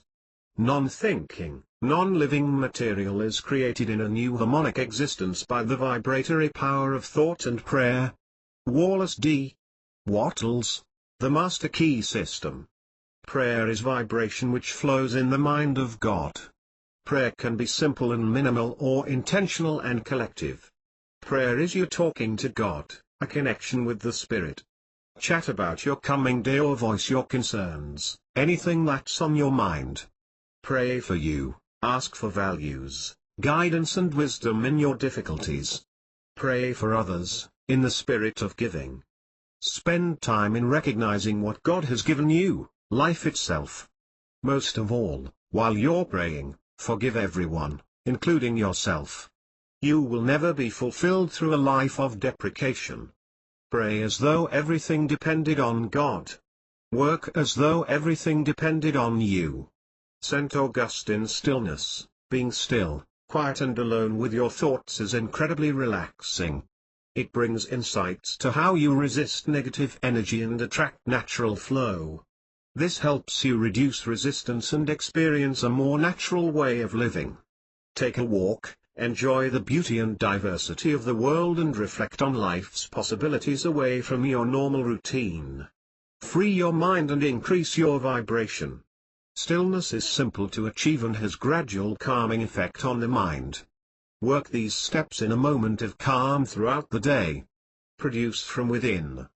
Imagine your limbs are warm and heavy, your heart rate is slow and steady, and your forehead is cool. Meditation. Focus the mind on a word, phrase, or idea. Let go of other thoughts with an approach of passive acceptance for relaxation or making positive changes. Sensory. Experience or imagine the sensations of sight, sound, smell, taste, or touch. Deep breathing. Breathing slow and regular, taking deep breaths to the count of 5, hold to the count of 7 and release to the count of 5. Repeat 10 times. Learn to be still in yourself. You just need to find the vibration that's right for you. With practice, it becomes effortless. Learning how to be still, to really be still and let life happen, that stillness becomes radiance. Morgan Freeman. Be still and listen to what God might whisper. Given time and focus, you will hear. If you can't hear, keep listening. Invite the presence of the Father into your heart. If you believe, you will receive whatever you ask for in prayer. Matthew 21:22. I, not events, have the power to make me happy or unhappy today. I can choose which it shall be. Yesterday is dead, tomorrow hasn't arrived yet. I have just one day, today, and I'm going to be happy in it. Groucho Marx. Help others. Noted in the law of divine oneness is the feeling of connection and harmony brought on by an altruistic mind. This is a mind of giving and sharing, a mind concerned with the well-being of others. Give time or money to charities or organization you believe in. Offer some support to someone in need. By doing so you will receive far more than you give and have a deep effect on raising your vibration. Successful people are always looking for opportunities to help others. Unsuccessful people are always asking, what's in it for me? Brian Tracy. Avoid the media in general. It's of little importance the misfortunes of others, less important are the lives of those so uncontrolled the media follows their every move. Most programs, magazines and papers are designed to deaden the senses. This makes them effective advertising hubs. Media in general has a facade of information but usually gives a singular view. Watch any station, read any paper and you will find the biased analysis. Avoid the news in general, unless pertaining to your work. Avoid the never-ending mindless sitcoms and reality series, they harm your vibration energy by oppressing thought and creativity. Media becomes confusing to your subconscious mind, as the negative imagery and energy is absorbed, your vibrations are decreased. Read and listen to knowledge-based entertainment, this one change will alter your life. The news media are, for the most part, the bringers of bad news. And it's not the media's fault, bad news sells. Peter McWilliams. Stay optimistic. It can be challenging to keep a positive mindset when you are surrounded by doubt or crisis. This is where real character and growth take place. Remain positive and keep your vibration high. When you are vibrating at a higher rate, your conflicts become displaced by the dominate energy, problems revert to challenges. Positive events are attracted to positive people just as negative events happen to negative people. Your awareness of any event is in the strength you give it. The old punchline, so, other than that, Miss Lincoln, how was the play, may sound stupid, but it's an excellent example of awareness. Surround yourself with positive, sensible and rational people to control your state and the flow around you. While other people have a better educational experience, more resources or a better social environment, the bottom line is you are ultimately responsible for your success or failure in life. Optimism is the faith that leads to achievement. Nothing can be done without hope and confidence. Helen Keller. Change is simple but it is not easy. Resistance comes naturally to most of us. I explained how the human brain is pre-programmed to protect us and keep us safe and the steps you can take to produce change. Your mind is alive and always utilizing and dispersing energy for change. Your realization is dependent upon your efforts to harness the power of your subconscious mind. Do the work to eliminate the negatives and reprogram your subconscious mind. Realize the subconscious produces a phenomenal number of negative thoughts each day. It is virtually impossible to catch them all. However, the more you practice, the easier it becomes. you will learn to intercept your self-limiting thoughts and refocus your energies. When we are no longer able to change a situation, we are challenged to change ourselves. Viktor Frankl. Chapter 3, Action. The universe is an unlimited supply of energy, and this power is infinite. It is alive with creation and is constantly constructing more material from which you build and expand your thoughts. When one source is expended, more is produced. When a plant withers, seeds are released and the soil creates new life from a once dead environment. Life is renewed. The universe responds to the needs of mankind, and it will not let the world be without everything necessary to sustain his existence. To better understand unlimited supply, it may be helpful to revisit the nature of oneness. With oneness, there is no time, space, life, death, or size, only energy. When you continually remind yourself of this, you see why it is in your best interest to leave the how to the divine oneness and connect wholly whenever possible. The law of action is based upon energy and the natural reproduction its force. When a function is preformed, whether it is thought, action or reaction, a cause is produced, and when cause is produced, effect will follow. Since substance is energy placed into form, it is only logical a change in energy will alter the form and substance. Action produces reaction, cause creates effect. The law of action must be applied in order for us to manifest our desires. The nature of action is, all thought habitually held becomes form in the subconscious mind, and these thoughts are with you continually. In due time and by the regular action, the unconscious thoughts produce substance and in turn surround you with people, forms and feelings. We know through the law of vibration energy is everywhere, even in an inactive state.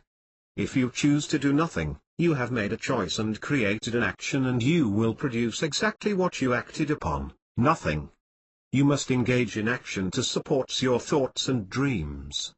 Determination in combination with deliberate action provides a path for energy to flow, the mechanism to complete the circuit. Since the universe is omnipotent, all-power, it finds a channel to support your desires by creating circumstances and conditions necessary for achievement. Action, whether positive or negative, will always produce results. I believe law of action to be an extension of the law of oneness.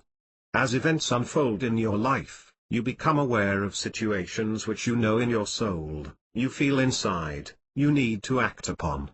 To recognize this oneness is to be aware of yourself and to acknowledge you are not a lone wandering generality in a world of chance. That you are here for a purpose, and that purpose is to grow and enrich not only your life, but the lives of others. The question is why most people are not demonstrating this in their lives. We get results in exact accordance with our beliefs and willingness to act. Understanding the law of action while applying the law of oneness creates an inner thought, one which speaks loudly and clearly, one which is never wrong and always in harmony with your values. The problem lies in a person's willingness to listen to their inner thoughts and to override their conscious state. I believe everyone knows the correct action to take at any given moment, and what holds them back is fear and faith. Fear of the unknown and the faith in their ability to change the circumstances. If your life is out of sync, if you have forgotten who you are or what your true desires in life were, chances are you have lost connection with your inner voice. Listen to your intuition. Intuition is knowledge without understanding exactly how you know it. Your gut feeling, subconscious, can give you a great amount of information that your physical senses conscious ignore. Psychologists use this inner thought as a way to communicate with their clients. In general, therapists don't tell you what the problems may be or actions to take, they encourage you to search your intuition, knowing full well your values and beliefs will direct your conscious thought. Your social conditions and educational institutions explain to you rational and logical behavior which influences your conscious thought and become a determining factor in all of your decisions.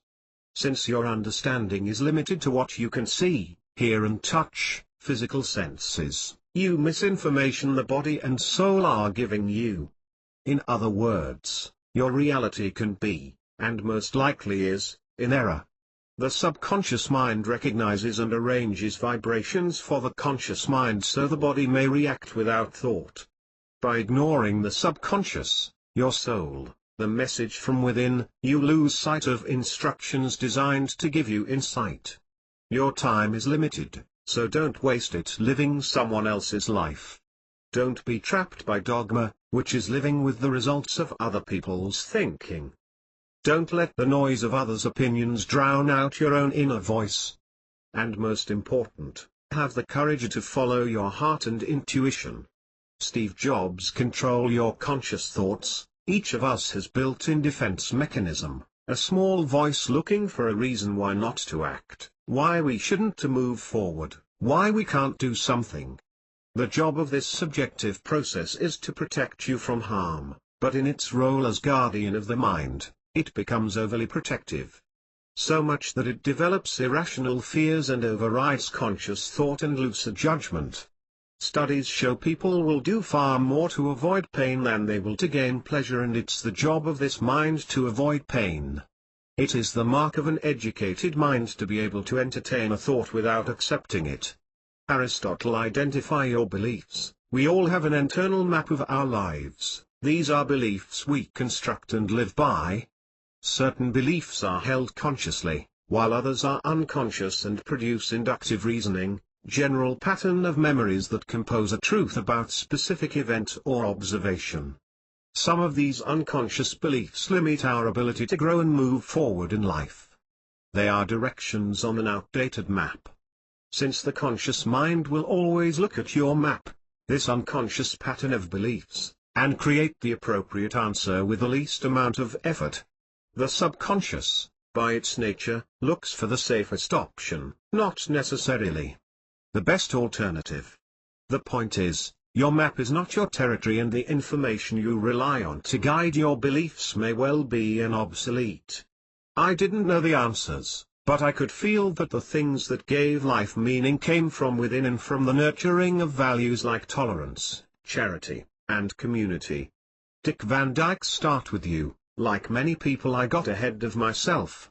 My ego launched me quickly into responsibility and success with little or no experience. I hadn't taken the time to build a clear understanding of my character, values, weaknesses and aspirations. It took little effort to acquire the methods to gain monetary heights, though I found myself ill-equipped to sustain them.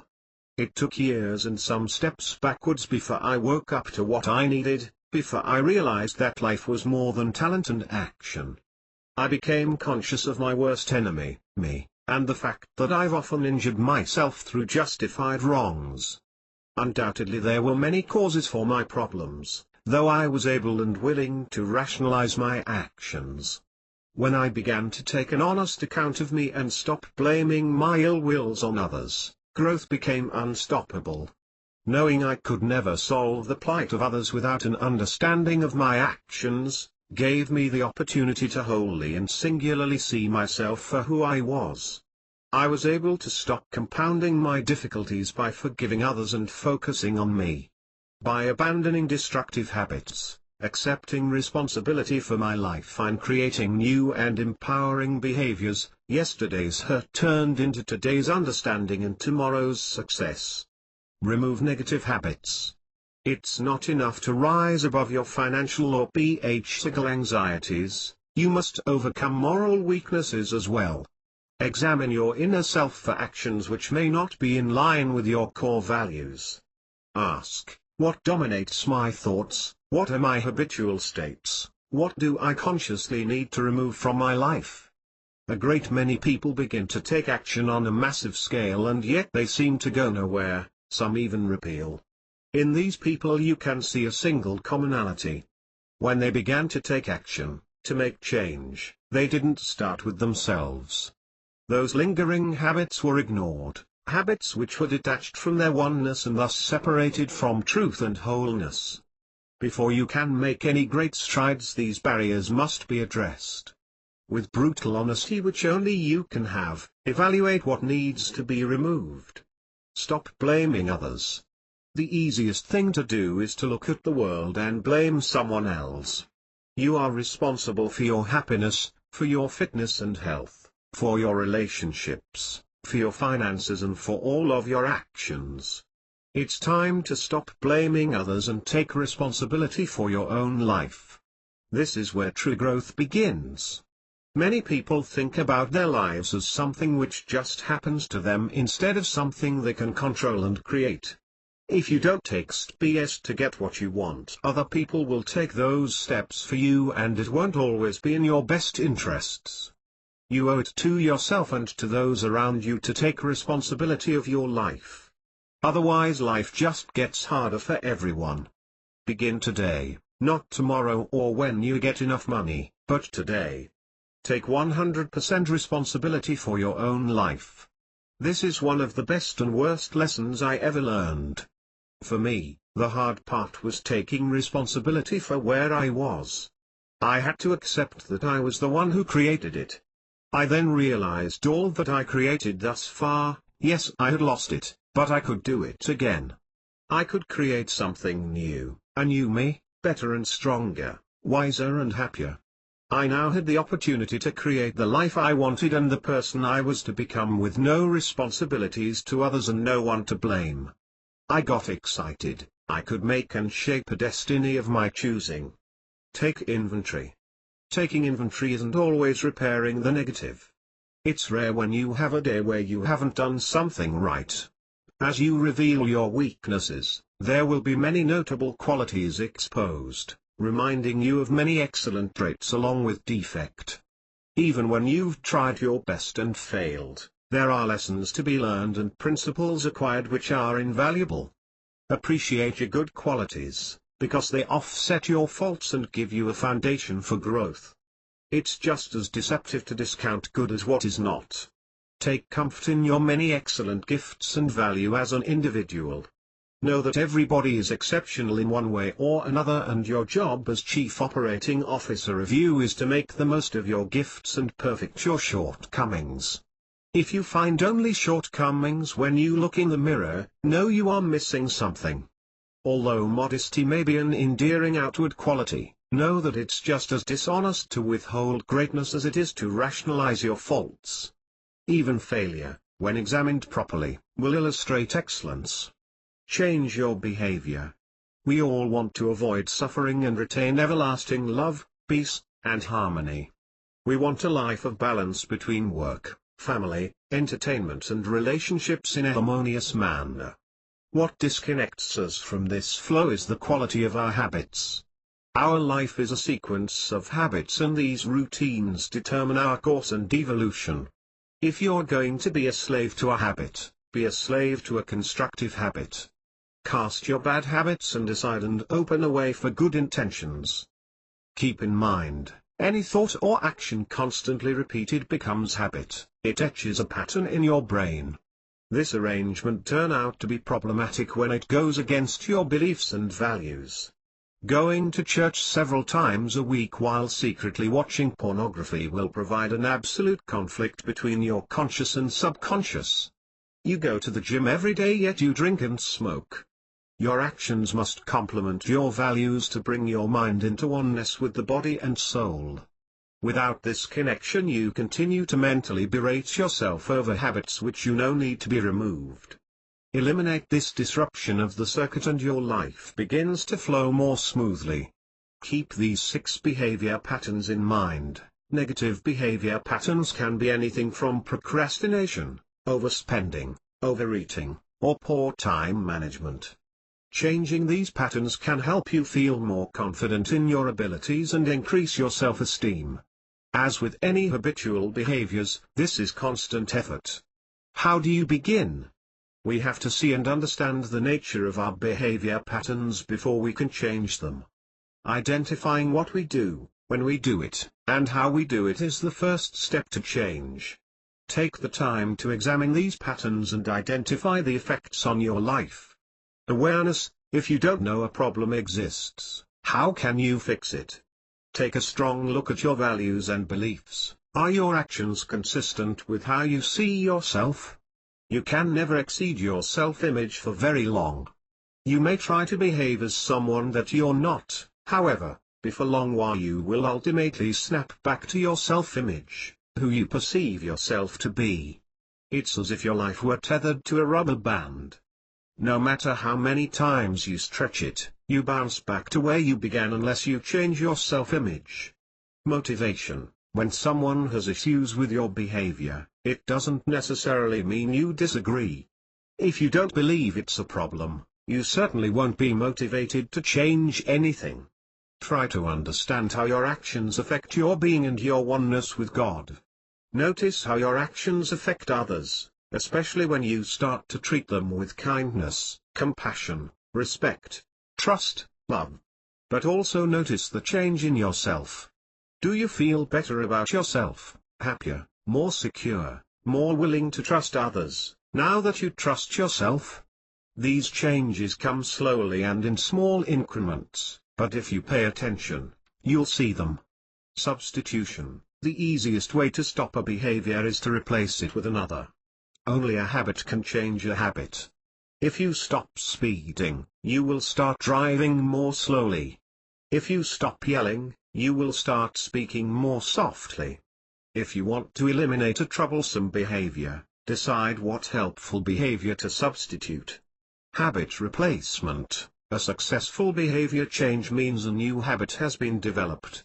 You have permanently adopted more effective ways of acting and interacting. But remember, adopting any new behavior takes practice, so be patient. Since old habits don't vanish overnight, you are likely to receive a few relapses. Always remember, habits don't cease to exist, they fade into the background. Be vigilant. Once you repeat the original stimulus, the action will automatically return, often stronger than before. Cast out pride, remove the desire to rule over others or covet what they possess. This is a vital point. No temptation is as dangerous as the selfish desire. Know that you can receive all you want through proper values, accurate thoughts and sincere actions. Above all, see to it you do not hold malice or hate toward anyone. To do so cuts you off from the mind and the will of God. He that doesn't love his brother doesn't love God. John 4:8 Eliminate distractions, commit yourself to a life dedicated to values, truths and moral ethics, and cease being ruled by your appetite. Begin today to govern desire and actions through your acts and not your habits.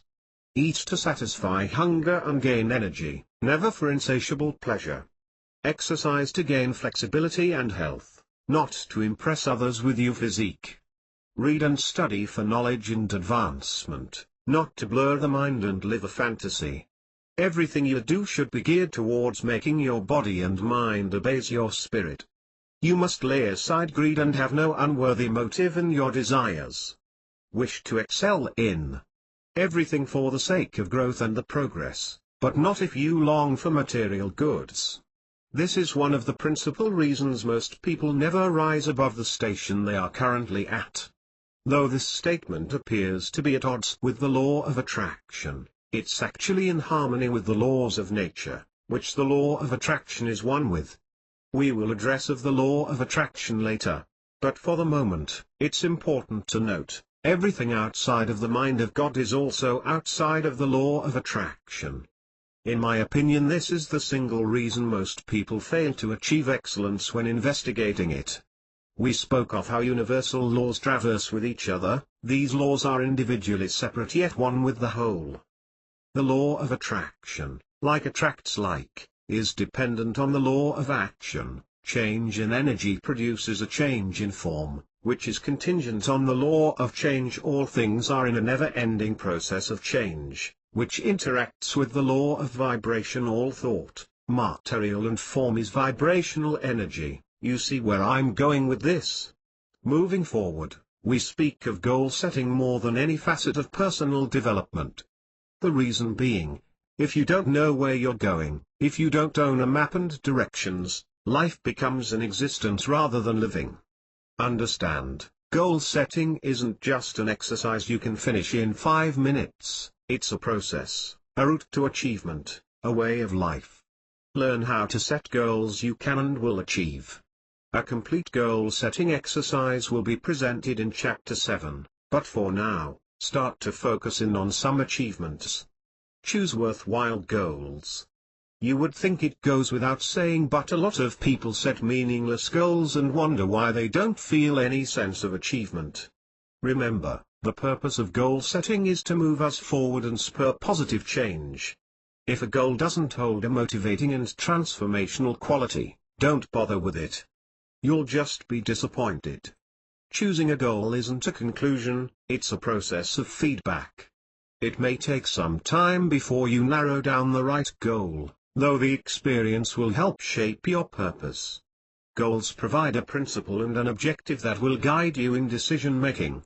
What you experience as a result of those decisions shape, refines, and changes your goal. For this reason, goals are constantly shifting and synchronizing in a cyclical motion. Live your passion. Revisit your youth. What did you love to do? It's amazing. The older we get, the more disconnected we become to what brought us joy in favor of what has turned out to be more practical. Make a list of things you remember enjoying as a child. Would you enjoy this activity now? Revisit some of the positive activities, foods and events of childhood. What can be translated or added into your life now? How can those past experiences shape your career choices? Make a list of people who are where you want to be. You don't have to reinvent the wheel. Study people who enjoy success in the area you want to pursue. For example, during the recession, many people shied away from the real estate market because they thought it was a dead end. No matter the business, you will find people who are successful. Study them, figure out how and why they are able to remain successful when everyone else is folding, and then set up structures to emulate them. The plan isn't important, it's the process to achieve your plan. If you wait until you come up with an extensive plan, analyzed, written down, license on the wall and website complete, your ideas may never see the light of day. This is referred to as the law of action, not the law of preparation. Perhaps most importantly, the law of action shifts you out of paralysis and fear, and into action. What's your natural talent? Your natural talents may be an eye for detail, the ability to focus intently, or a knack for public speaking, as well as a passion about a particular issue. Perhaps your purpose is to advocate for your cause. This is your genius, your specific God-given ability. These gifts come easily and profoundly without needing to expend a lot of energy. You have genius mothers, genius teachers, genius listeners, and genius independent thinkers. Everyone walking this planet has a gift, though it may not be recognized. When you search for your particular genius, use it to service of your life purpose. Define your purpose. People are not born with values, they're learned from our environment, parents and society. Search for the values you hold, away from instructional or parental influence. Your purpose is to take these values into account, be they community service, family, God, or any other issue. Values set the parameters for the choices we make, and it makes sense to integrate them with your largest life decisions. If you can't pin down your own most important values, do not worry. Think about the people you care about most. What are their values? The values held by the people you admire most are likely to be the values you hold. Express your purpose. Your passions and skills should lead you to your mission or purpose. Now it's time to put it into writing. Your mission statement should summarize your purpose in a short statement. It should be an optimistic view of your passion in life and your goals to achieving them. Virtually all corporations and successful individuals have mission statements posted on their sites. Find some in the area of your interest to give you a good idea of their content. Here's mine for reference. Live each day as though it were my last, while giving my all in mind, body and soul. To prosper for my family, to encourage my friends and to help others in all that I do. Once you have written your mission statement, display it properly and proudly for others to see. Most importantly, yourself. Determine your goals. What do you need to accomplish to complete your mission? Get specific. Your goals are your vision for your life. Clarity is imperative. Break your goals down to the tiniest of fragments, things you may be able to finish while having your morning coffee. Remain flexible. While reading up on aviation, I found that an airplane, on a trip from California to New York, is off course 42 times on average. They are continually making minor adjustments in their path to compensate for variable conditions. So, if a person is the sum of his experiences, and person changes daily, they too exhibit variable conditions to contend with. These changes can produce an effect on the way you see yourself on a daily basis. Know your course by well-defined goals and a distinct mission statement. If you find your mission changes, be prepared to alter your goals. The law of vibration says we are in constant change. Acknowledge these changes and continue to discover more about yourself and your mission. Behind the law of action is a clear vision which must have a purpose to be realized, to be brought forth in tangible expression. And behind this vision must be an invincible and unwavering faith that your intent is already yours, and you only have to take possession of it. Intentions. What do you want to create in your life today, this week, in the next year? The intention of wanting something is a starting point for the law of action. Because you initiated action, you have gained possessions. Without action, all of life's opportunities were in vain. The positive side of energy has been charged through the mechanism, but if lacking the negative connection, in this case the action of the individual is needed to complete the circuit. You may hold a feeling of inadequacy, unable to control the world around you, which is common among those who are looking to master life. By contrast, after you place your intentions and take responsibility for your life, outcomes are never in doubt. No matter what your feeling may be, know that proper intentions, based on worthy values, create harmonic actions which can be unstoppable.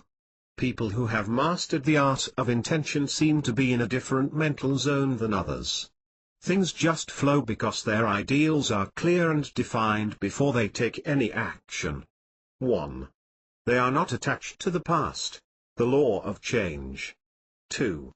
They adapt quickly to errors and mistakes, the law of rhythm. 3.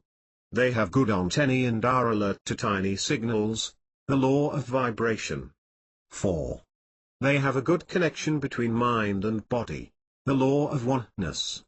5. They have no trouble embracing uncertainty and ambiguity, natural law. 6. They remain patient about the outcome to their desires, trusting the universe to bring results, the law of attraction. 7. They make connections and are able to see the meaning in chance events, the law of growth.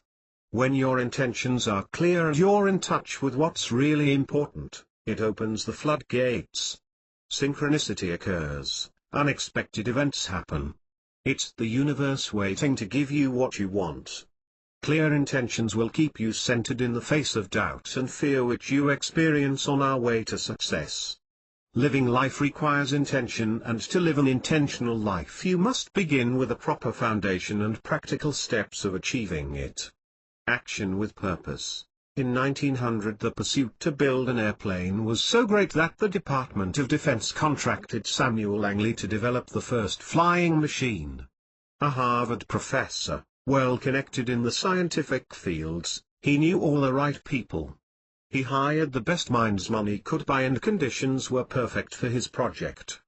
Given $50,000, equal to $10 million today, and unlimited access to governmental resources, he set out to develop the first aircraft. So, how did the Wright brothers get the better of him? Two men who had no money, no contacts, and a small bicycle shop to work from. With not a single college-educated member of their team, they worked tirelessly on a single-minded purpose of building the first flying machine. Holding steady to the belief that air travel would change the world, their purpose was powerful and pursuit unwavering. Langley in the meantime did interviews, discussed theories and promoted himself as the one who would lead man into the future. In 1903 the Wright brothers took flight with little fanfare, only the members of their own team were there to photograph the event.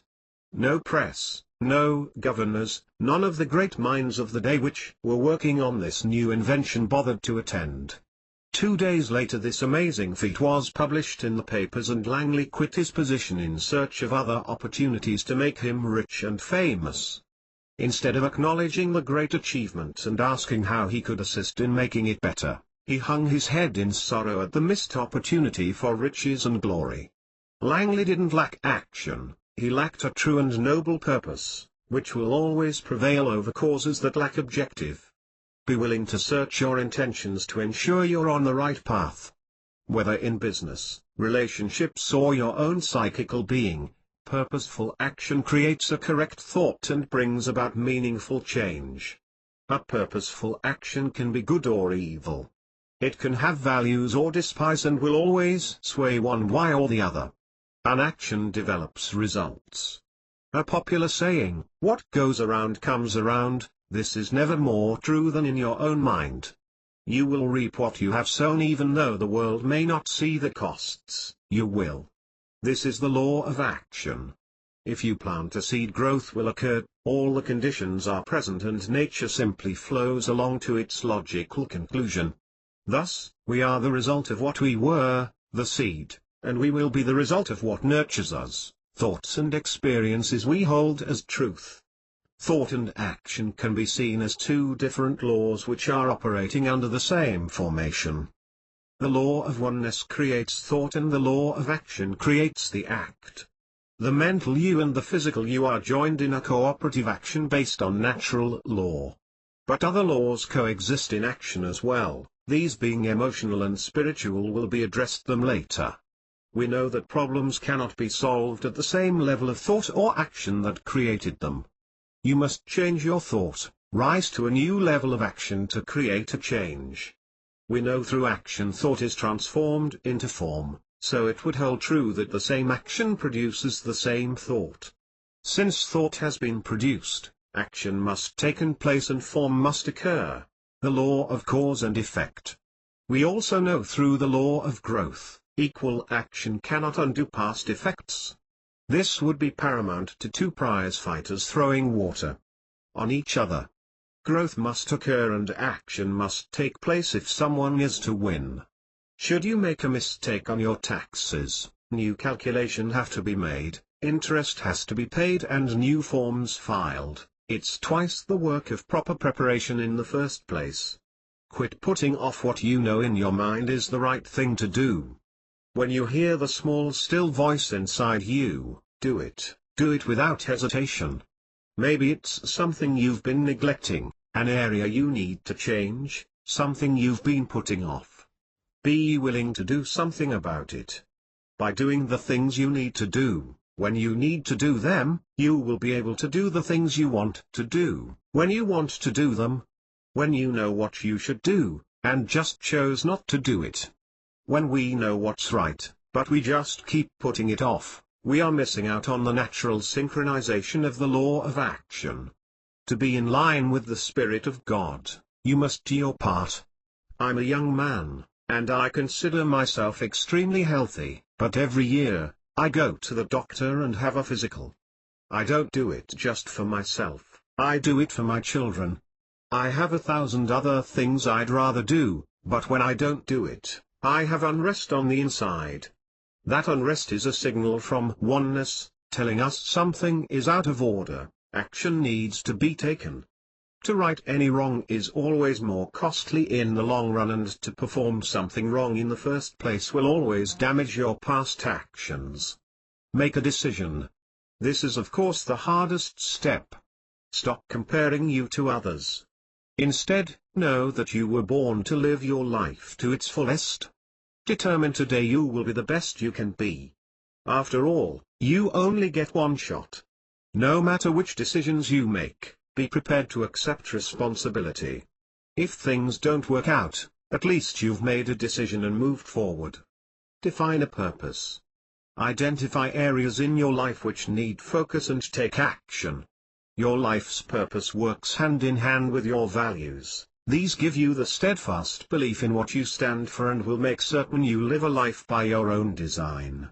When find a purpose bigger than yourself, your work and your family, you'll know where you're going and bring new meaning to your life. It will wake you from the slow death of only living for yourself. A common exercise in finding purpose is to get a notebook and find a place where you can relax uninterrupted. Here's what to do. Take out a blank sheet of paper or open up a word processor where you can type. I prefer the latter because it's faster. Write at the top, what is my true purpose in life? Write an answer, any answer, that pops into your head. It doesn't have to be a complete sentence. A short phrase is fine. Repeat step 3 until you write the answer that makes you cry. This is your purpose. To some people this exercise will make sense, to others it seems silly. It takes 15 to 20 minutes to clear your mind of all the social conditioning about what you think your purpose in life is, but when the answer finally arrives, it will feel like it's coming to you from a different source. Stay focused. We live in a world of constant distraction which is begging for attention. We do many things in our daily lives that serve no true purpose except to distract us. If you want to stay focused on achieving your dreams, you need to uncover what's distracting you. Learn to shut down the distraction and live your life instead. Turn off the TV and don't read gossip magazines. Practice single-mindedness by living in the now. Learn from others. Successful people are curious people. They possess the humility to learn from others. Identify people accomplishing your purpose and goals. Then, study them and learn from them. Again, we'll be talking more about this later. The worst thing you could ever waste is your life. Instead, commit yourself to live intentionally and on purpose. Lay the foundation, examine your choices. Life is made up of choices and you do not need to be stuck in the same pattern of living you've been in for years. Realize every morning is a new opportunity to change and only you can make this choice. Just because you've experienced pain or disappointment in the past doesn't mean what starts badly will end badly. Don't let a bad start turn into a self-fulfilling prophecy for a bad ending. Don't let the circumstances of your past negatively determine your future. Many great achievements have started out poorly. Paul Allen and Bill Gates promised to deliver a disk operating system, DOS, to IBM in 1980, but their programs failed. Allen found a way to buy some time by delivering a product, DOS, written by Tim Patterson of Seattle Computers.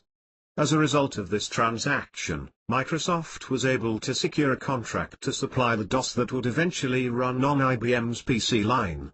This contract with IBM was the watershed in Microsoft history that led to Allen and Gates' wealth. Every day is new and filled with possibilities to change the past. If you dedicate yourself to action today, it will change your future. It has to, one way or the other. In the above case, failure was not an option. What started out bad ended extraordinary through a foundation of persistence. When things look bad and it seems time to give in, make one more effort. You never know how close success is. Examine your life. Living an intentional life requires you to take a step back and view yourself from the perspective of others. This can determine the flow of your current situation. Are you moving towards or away from your goals? Is your life in balance? Find a goal which will allow you to enjoy life while being responsible to others. Examine yourself. Know who you are. You don't have to be a product of your circumstances. Stop thinking about what is happening to you and start considering what you want your life to be. If you're not happy now, move on. Use your past experiences to make better decisions. Life involves making choices and taking action, every day. Some of these decisions are difficult and will require pain and suffering before you can obtain a higher state of happiness. Are you where you want to be? In action. I'm sure I am not the first to say it, but inaction is the killer of action. I'm not speaking of lack of activities towards your goals, I'm speaking of the little things which constantly improve your life. Whether it's going to the gym, having lunch with friends, or even socializing with others, these small actions keep a body in motion and a mind in action. You are where you are right now because of the actions or the inaction you've taken. Either way, life has given you precisely what you put into it. My personal feeling is one of the underlying causes of depression is inaction. This may be masked by other symptoms and be diagnosed by well-meaning doctors as a mental condition or biological disorder, but what I've found is these people have stopped moving forward. An idle mind produces an idle body and in turn idle thoughts. We know we're energy and need a mechanism for completion of our circuit. An idle mind is an incomplete circuit. Many people live in inaction. They fear taking action will leave them worse off than they were before. This is a dangerous misconception. A troubled life demands action, and the failure to take it could result in a disconnection between you and God. The most important step in overcoming inaction is acknowledging the action needs to be taken, and making the decision to tackle it. Of course, you will have times when your attempts at action, even on the simplest things, are not successful. But this does not mean they are not worth the effort. If you tackle a problem head-on, you have at least chosen to take a positive step towards acting on it. Failure to act is a surefire way of worsening existing problems, with detrimental results. Act immediately on minor thoughts before they have the opportunity to fester out of proportion. Failure to act, to motivate yourself, to take steps in a positive direction can produce discouragement. Be cautious because this apathy will grow not only in you but in your relationships, and in your general life as well. Once you've established you're in trouble, failing to act will leave you struggling with an internal battle. Concerns, negative thoughts and unhappiness could grow within you, and the problem could escalate into something more serious than it was originally. The worst possible outcome of ignoring certain problems is an anticipated break. This is because particular issues have been left unattended, form part of negative presence only growing over time. Where a problem could have been resolved, it has been the cause of unhappiness over an extended period of time, meaning the damage is virtually irreversible. Only through correct action during struggles can you improve your strength. Be who you really are. The life you are living now is what you have chosen. If you're not happy, change it. You have the power to transform your life into anything you want. There is no better time to start than now. The stars will never align. Circumstances will never be perfect, so you might as well start now. You don't need to instantly start working out for an hour a day or run a marathon in your first weekend. What you want to do is work with the smallest possible actions first. Substitute one food. Pick up or put away one thing. Why? Because this will actually build a habit faster than more intensive efforts will. Don't allow yourself to get caught up in the results. Your goal is to develop habits. At some point, it'll become obvious what to do, and you will realize what new habits you need to cultivate. In the meantime, don't let it distract you from changing the things you already want. There are 7 paths to finding your true self. Each is a conscious choice to develop a new habit, and for each choice, half measures don't work. 1. Be who you really are. Don't entertain the thought of it's too hard, too big. All great successes begin with small, courageous steps. Bill Gates started in his mother's garage, Richard Branson started in the mail room. Neither saw the size of the task, only their next step. The only person who can save you is an improved you. A stronger, more determined version of your true self. The world is filled with people looking for a better job, seeking the next promotion. By improving your true self, these things come naturally. Individuals who create lives which are the picture of their dreams and visions, are at peace themselves. When you turn your vision into action, you come into contact with the authentic you. 2. Decide how important your vision is. It's easy to be passionate about the future if you hold a strong vision of where you want to go and how you are going to get there. Like all journeys, you need a plan. Vision is important for three reasons. 1. It helps you overcome the fear and confusion. Vision is a map of your desires, complete with directions. With a solid vision and ideals, you create an image of your life and give reason to action. 2. Vision enables you to face your obstacles. Your vision along with a proper strategy allows you to see problems beforehand and be prepared. 3. Vision removes the past. It eliminates regrets, failures and gives clarity to your purpose. The power of vision enables us to learn from the past, to live in the present and to believe in the future. 3. Face your fears. Be a friend of failure, learn from it. Thomas Edison proudly proclaimed his failure in developing the electric lamp, "I have found 1,500 ways in which it doesn't work." The best lessons in life are learned by failure. You learn little from success. When you don't accept failure as a possibility, you can't lose. This is a powerful rule to live by. Napoleon Bonaparte used this to his advantage. When sending his soldiers into war, he instructed them to burn their ships upon arrival. They were left with no choice but to attack the enemy and win because retreat was impossible. Apply this to your life and you will be amazed. When failure is not an option, people will do whatever it takes to succeed. Act without fear and follow your purpose. Only then will your life be worth living. Fear is essential to human survival. But when fear is an obstacle stopping us turning vision into action, it's time to deal with it and open the door to your potential. 4. Balance vision and action. We've all met bright, intelligent people with amazing ideas who never seem to go anywhere. They spend most of their time dreaming of what one day will be theirs. To these people, dreams are all they will ever experience, because they lack an effective strategy to take action. The opposite extreme is the individual who is so busy doing, they never step back to consider what they are doing, but don't know why they are doing it. So to find a balance between vision and action you need proper thought, followed by proper action. 5. Make a phased transition. Beware the people who tell you to just go for it. Thought and planning is necessary for any first step.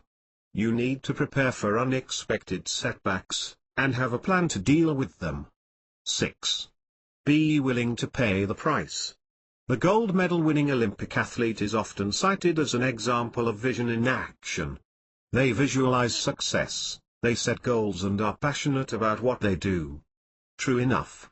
But here's another factor in the athlete's success which is not mentioned as frequently because it is not quite as appealing. They are willing to pay the price. To get up at 5 a.m. every day and practice in freezing temperatures. They endure frustration, failure and physical injury in the name of success.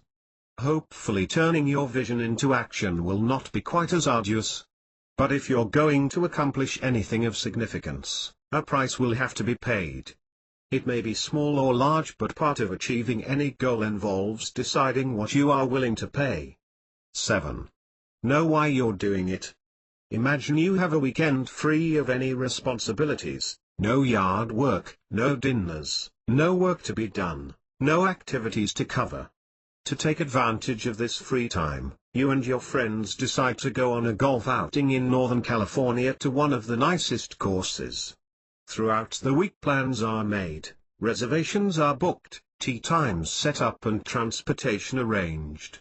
It would seem reasonable to assume you were all going with ambitions to enjoy a relaxing weekend of golf, dinner, a few drinks and good conversation. You naturally believe everyone is going for the same reason. What if they weren't? What if one person was separating from his wife and wanted to just get away? Another is relocating to Northern California and wanted to look for some property, and the third is just going for the ride. He really doesn't even care for golf. Here lies the confusion in most communication. Even when the course of action is laid out and plans are made, the vision of individuals can be detached from the whole. The underlying cause of most arguments in a relationship is not understanding the other's vision. Confusion, assumption and motives could have avoided by better strategies. The answers to 4 simple questions can alleviate these misunderstandings, while the lack of knowledge of them can lead to confusion. What is the actual purpose of this action? What is the goal? What does everyone envision? Are we in agreement on our goal? If you want to move forward, you need to agree on a direction and purpose, and be who you really are, not what others expect. Determination. A determined person is one who sets goals, and has a clear vision of the outcome. The capabilities needed to become self-determined are most effectively learned through real-world experiences which inherently involve taking risks, making mistakes, and reflecting on outcomes. These experiences help you test your strengths and limitations, they identify appropriate short and long-term goals. To believe your actions are self-determined is principal to your development. You are not a random cause, and the faith in your oneness is perhaps the most liberating thought you can have. Buddha declared, all living beings are actions of their own, their inheritance, their hereditary cause, their family, their refuge. It is action that differentiates beings into low and high states. Certainly you are born with inherited characteristics, but ability will only take you so far in life. You may be an exceptional tennis player by nature, but if the skills required for the game is never practiced, your aptitude fades. The same can be said for learned skills. Many times the educated surpasses the inherited by effort and exertion, but if this knowledge isn't practiced, it fades. Only desire and determination are omnipotent, and action perfects them. The principle here is, nothing in this world happens by chance. You either have the talent or you put in the effort to acquire the talent. When you are truly determined, you maintain control over your life and are empowered to do things you want to do and make the choices you want to make. You are decisive on your approach, what to do next. Being determined means knowing what you want and knowing how to get it. Determined people make decisions. Think about a situation and make the best choice. To make an informed decision, first, identify your choices. Never decide in haste. If one must be made now, on the spot, then it must be no. People will often rush you into a decision which is somehow best for someone else. Make an informed choice. They're persistent. Being persistent means being flexible, and committed to finding the solutions to problems that would otherwise stop you from reaching your goal. Being persistent means spending 2 years knocking on over 1,000 doors with your recipe for fried chicken like Colonel Sanders did. Set goals. It's common to set goals for the day or week. Setting goals for the future is a different matter. If need be, make a plan to create a plan. When working day by day you're only managing life, you want to build a future. Once you set a goal for yourself, take the next step. Create smaller goals to achieve those goals.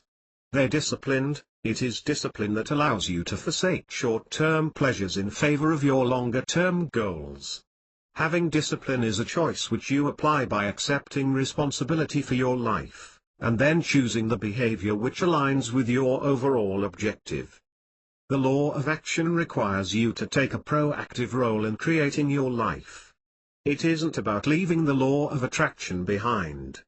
Attraction is still necessary, but it is only a foundational step which gives your actions purpose. Adding congruent action to your desires creates powerful change. However, there is a balance in both of these concepts. There is a time for silence, for vision, for focused intent. There is also a time for action. First, decide what you want, then take reasonable steps toward those goals. As you take these steps you will notice attraction to further action, the need to continue moving forward. This momentum creates more action, and the more action you take, the more you create what you want. When something feels forced, take a step back, reassess, but don't get stuck. There is a vast difference between standing on your truth and demonstrating plain human stubbornness. At these times I like to ask myself, is this moving me closer to my desires, or further away, or am I fighting for my limitations or living for my possibilities? This changes my pattern of thought from imagination into action, moving from the space of feeling and thinking into goals and attainment. Don't wait until you finish this book, until you meditate or discover the oneness inside you to take action. The power is already in you. At this point you're just refining the source and narrowing your focus. Your ability to receive and manifest this force depends only on your capacity to recognize the infinite authority within you, the energy creating and recreating your body and mind. It's in the exact proportion to your recognition of this truth that you will expand your life. Chapter 4, Correspondence. Your outer world is a reflection of your inner world and is compatible and consistent with your dominant thinking. You see, hear and feel, physical senses, what you believe to be your reality and conduct yourself in accord with this appearance of the world. When you notice negative events you're disturbed, when you view positive actions you become relaxed and cheerful. The truth is, while the outer world is a reflection of the inner world, it's an incomplete image. This principle explains most emotions as in happiness, sadness, success and failure. The true meaning of the law of correspondence is, as above, so below, is our conscious world is a reflections of our subconscious beliefs and our beliefs instruct our mind on the value of every event. Like universal law, this association isn't exact. You incorporate and entwine your thoughts with your modalities, your primary forms of sensation, touch, smell, sight, and perceive them as a single event, separate yet whole, just as the cycle of one law connects to the cycle of another. We don't always live according to our personal values and viewpoints. The events and actions of your past shaped your future. From childhood our parents guided our thoughts and placed values in our lives.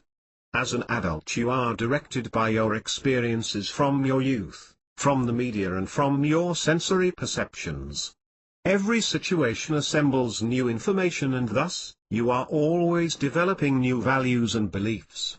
Since you are one with nature and God flows through your life, you are two realizations, separate and whole. Separate in your subconscious rules your view of the world yet your conscious remains the sole contact with the world. Your inner world supplies your values and viewpoints yet your outer world decides the importance of those values as they apply to given circumstances. When you know the right thing to do and choose the opposite, you've experienced this separation of consciousness. In the end, your inner world reflects the experiences of your outer world and the outer world constantly contributes experiences to the inner world. Your outer world is a movie which the inner world directs. The law of correspondence makes it clear our problems don't exist as problems. Our mind and beliefs make them problems. If you believe an event is an opportunity, it will be. Should you believe the same event is a difficult, life will give you difficulty. If you had a deep belief you would spot a shark while scuba diving, guess what, a shark. It's important to have clear, visible and realistic beliefs, consistent with your wants, needs and values. Belief is like a scientific theory. A hypothesis, educated guess, is based on observations of the given event. Logical deductions are made to separate the facts and a theory is born out of the evidence. Going one step further, theory is held as true until disproved. How did man come up with such an idea? Simple. He took his own analysis of the way his thoughts work and applied them to the world around him. Man creates thought and the subconscious hold this thought as true until he disproves or replaces the thought. The blending these two minds form the basics of your personal beliefs. Through these beliefs, we try to make sense out of the world. We use them to corroborate what have seen, and form assumptions about probable results. Think you only know the color red because at some point you were told it was red. Others verified this and it became fact. So, is red really red? From a linguistic standpoint, based on the English language, yes. What if you were to travel to Hungary, now red is Pirose, when you perceive red under a common 2500 Kelvin street lamp and now it's orange? The color is only a perception of your conscious world supported by the previous beliefs. Einstein, Bohr and Hawking have all arranged theories for review. Some hold true today, some took 50 years to disprove. Consider for a moment how your outer world reflects your inner world. Nothing can happen, no experience, no reaction, and no love without a parallel memory to associate. Without the law of correspondence you would be a wandering generality in reaction to everything for the first time. There would be no emotions attached to any specific events. Life would be reactionary. Be aware that your belief is creating your experience and you have a choice. You can dismiss this belief, keep or change it. There is no judgment, a belief serves a purpose until no longer necessary. Values and viewpoints. Your values are made up of everything that has happened, all your experiences and include influences from your parents and family, religious affiliation, friends and peers, education, reading, and more. Effective people recognize these environmental influences and develop a clear, concise, and meaningful set of values/beliefs, and priorities based on filtered information based on these authoritative figures. Once defined, values impact every aspect of your life. You demonstrate and model your values in your personal and work behaviors, decision-making, contribution, and interpersonal interaction. You use your values to make decisions about priorities in your daily life. Your goals and life purpose are grounded in your values. When our actions and words are aligned with our values, life is generally congruent and we feel content, confident and satisfied. But when our behaviors don't match up with our values, we soon begin to sense an uneasiness that begins to swell and grow inside of us. Living your values is one of the most powerful tools available to help you be the person you want to be, to help you accomplish your goals and dreams, and to help you lead and influence others. Mind and beliefs. We have a caretaker of our physical and mental beings which determines what we experience. Our values, beliefs and experiences are created in exact proportion to the belief of how we view ourselves. The minds filter everyday experiences into positive and negative thoughts while the physical being separates sensations into pain and pleasure. These thoughts and sensations are constantly interacting, either in agreement or at odds and determining your state. Beliefs are so important to the extent that it could change your life. Your power to change your circumstances and the ability to attract what you want is strongest when you truly believe in your actions. This core belief is the foundation which all of your expectations are formed. Your false belief, on the other hand, may create a self-fulfilling prophecy to support the concept of you, and create actions which don't support your values. Your life is not only a reflection of your beliefs create the life you have. In fact, they can work against us, upsetting our efforts to grow and prosper. These beliefs aren't always accurate, and in fact they're grossly skewed most of the time. Nevertheless, they always make sense, at least according to our experiences. Negative beliefs are really just thoughts that have taken on the appearance of reality, although they seem to have a lot of power. Only through repetition and the momentum do they carry any power. By the law of cause and effect, our beliefs draw like beliefs towards them. They search out those which carry the same energy, vibrations and rhythms. Should you be having a negative experience, chances are these experiences will continue until you change your core belief about what the meaning of the event is. The truth is that whatever we believe is our truth. Our reality is an accurate reflection of the beliefs we hold. If you believe that the only way to be successful is by hurting others, guess what? Your life will be full of turmoil and opposition of others. Fear and correspondence. Fear is an inner belief, a sense of impending danger brought on by the subconscious and verified by past experiences. Your struggle with worry and fear takes place in the mind. What you think and believe often affects what you experience physically and mentally. Ask yourself, where did these fears come from? How can I stop creating this fear? Check your resources. Is this fear real? What verifies these beliefs?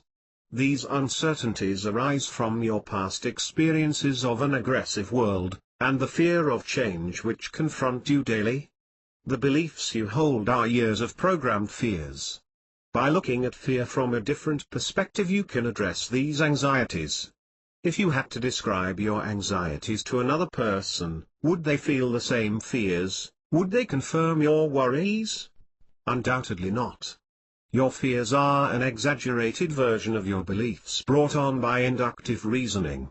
Since inductive reasoning is independent, another person would be unable to duplicate the vision and produce the emotional connection, only be having the same experiences.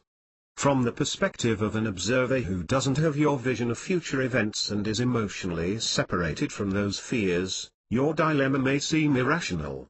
Here are 4 practical steps on how you can stop fear from entering your mind. Recognize. First, you need to recognize fear as what it is. Fear is a thought which has been verified by a belief which may or may not be true. It's only in your mind. In most situations, danger doesn't exist. Too often we've built a pattern of dangers which has no basis in reality. Start by addressing fears when they draw closer. See them as they are, thoughts supported by an unknown belief. Write down your irrational thoughts, take notes on how you feel. Step away and revisit them when you're in a different state, a different thought pattern. You'll notice they have changed. When you're in a state of joy, for example, it's difficult to experience fear, since the subconscious only has the capacity to process one condition at a time. We know from the law of vibration, energy will absorb the weaker force and bring it into alignment with its own. If you're in fear, this needs to be removed from your thoughts. Change your state and check back in later. See if the fear doesn't move into your current pattern of thought. Take your thoughts captive. When fear hits you, it's essential to capture the thought immediately and think it though, where is it coming from? Remember, your subconscious can put thoughts into your conscious and make them sound and feel reasonable. Don't believe every thought. When you're sure, when something's obvious or it goes without saying, it's time to check your beliefs. Too much confidence in your own thoughts can make you neglect what is right in front of you. We demolish arguments and every pretension which sets itself up against the knowledge of God, and we take captive every thought to make it obedient to Christ. 2 Corinthians 10:3-5. Find a release. Most fears release adrenaline, activating the heart, blood vessels and brain for life-saving action, fight or run. The brain gives the threat priority over anything else including schoolwork, and it creates powerful memories to help prevent future threats. Adrenaline prepares you to face danger, whether perceived or real. Foster a mindset of hope, determination and optimism. There are many ways to foster hope, including asking affirmations, seeking an opinion of others, and setting goals. I've found exercise to be a helpful release of adrenaline. At the end of the day, when anxiety levels are raised, I often go for a run or a bike ride. The exercise is good for ridding your body of the excessive adrenaline. If exercise is not a choice, then spend time in prayer, meditation and reading scripture. Flood your mind with God's truth and His promises of peace over you. Get to the source. If you're struggling, it's not because of what you haven't been through. It's because of what you believe the events produced.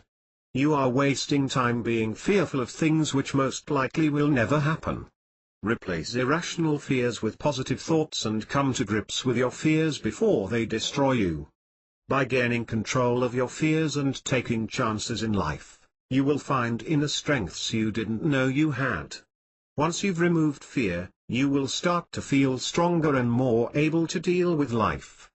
This will help you on your road to inner peace. Most of your fears will never materialize.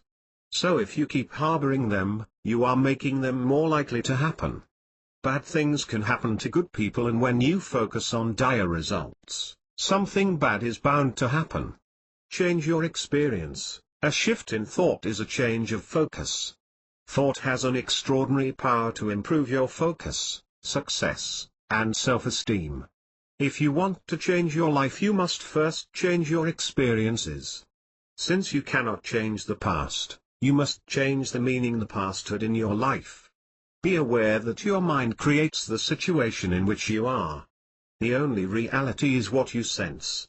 If you have ever sat with an objective and unbiased person and gave them your sad story of how the world is against you, you know what I mean by changing experiences.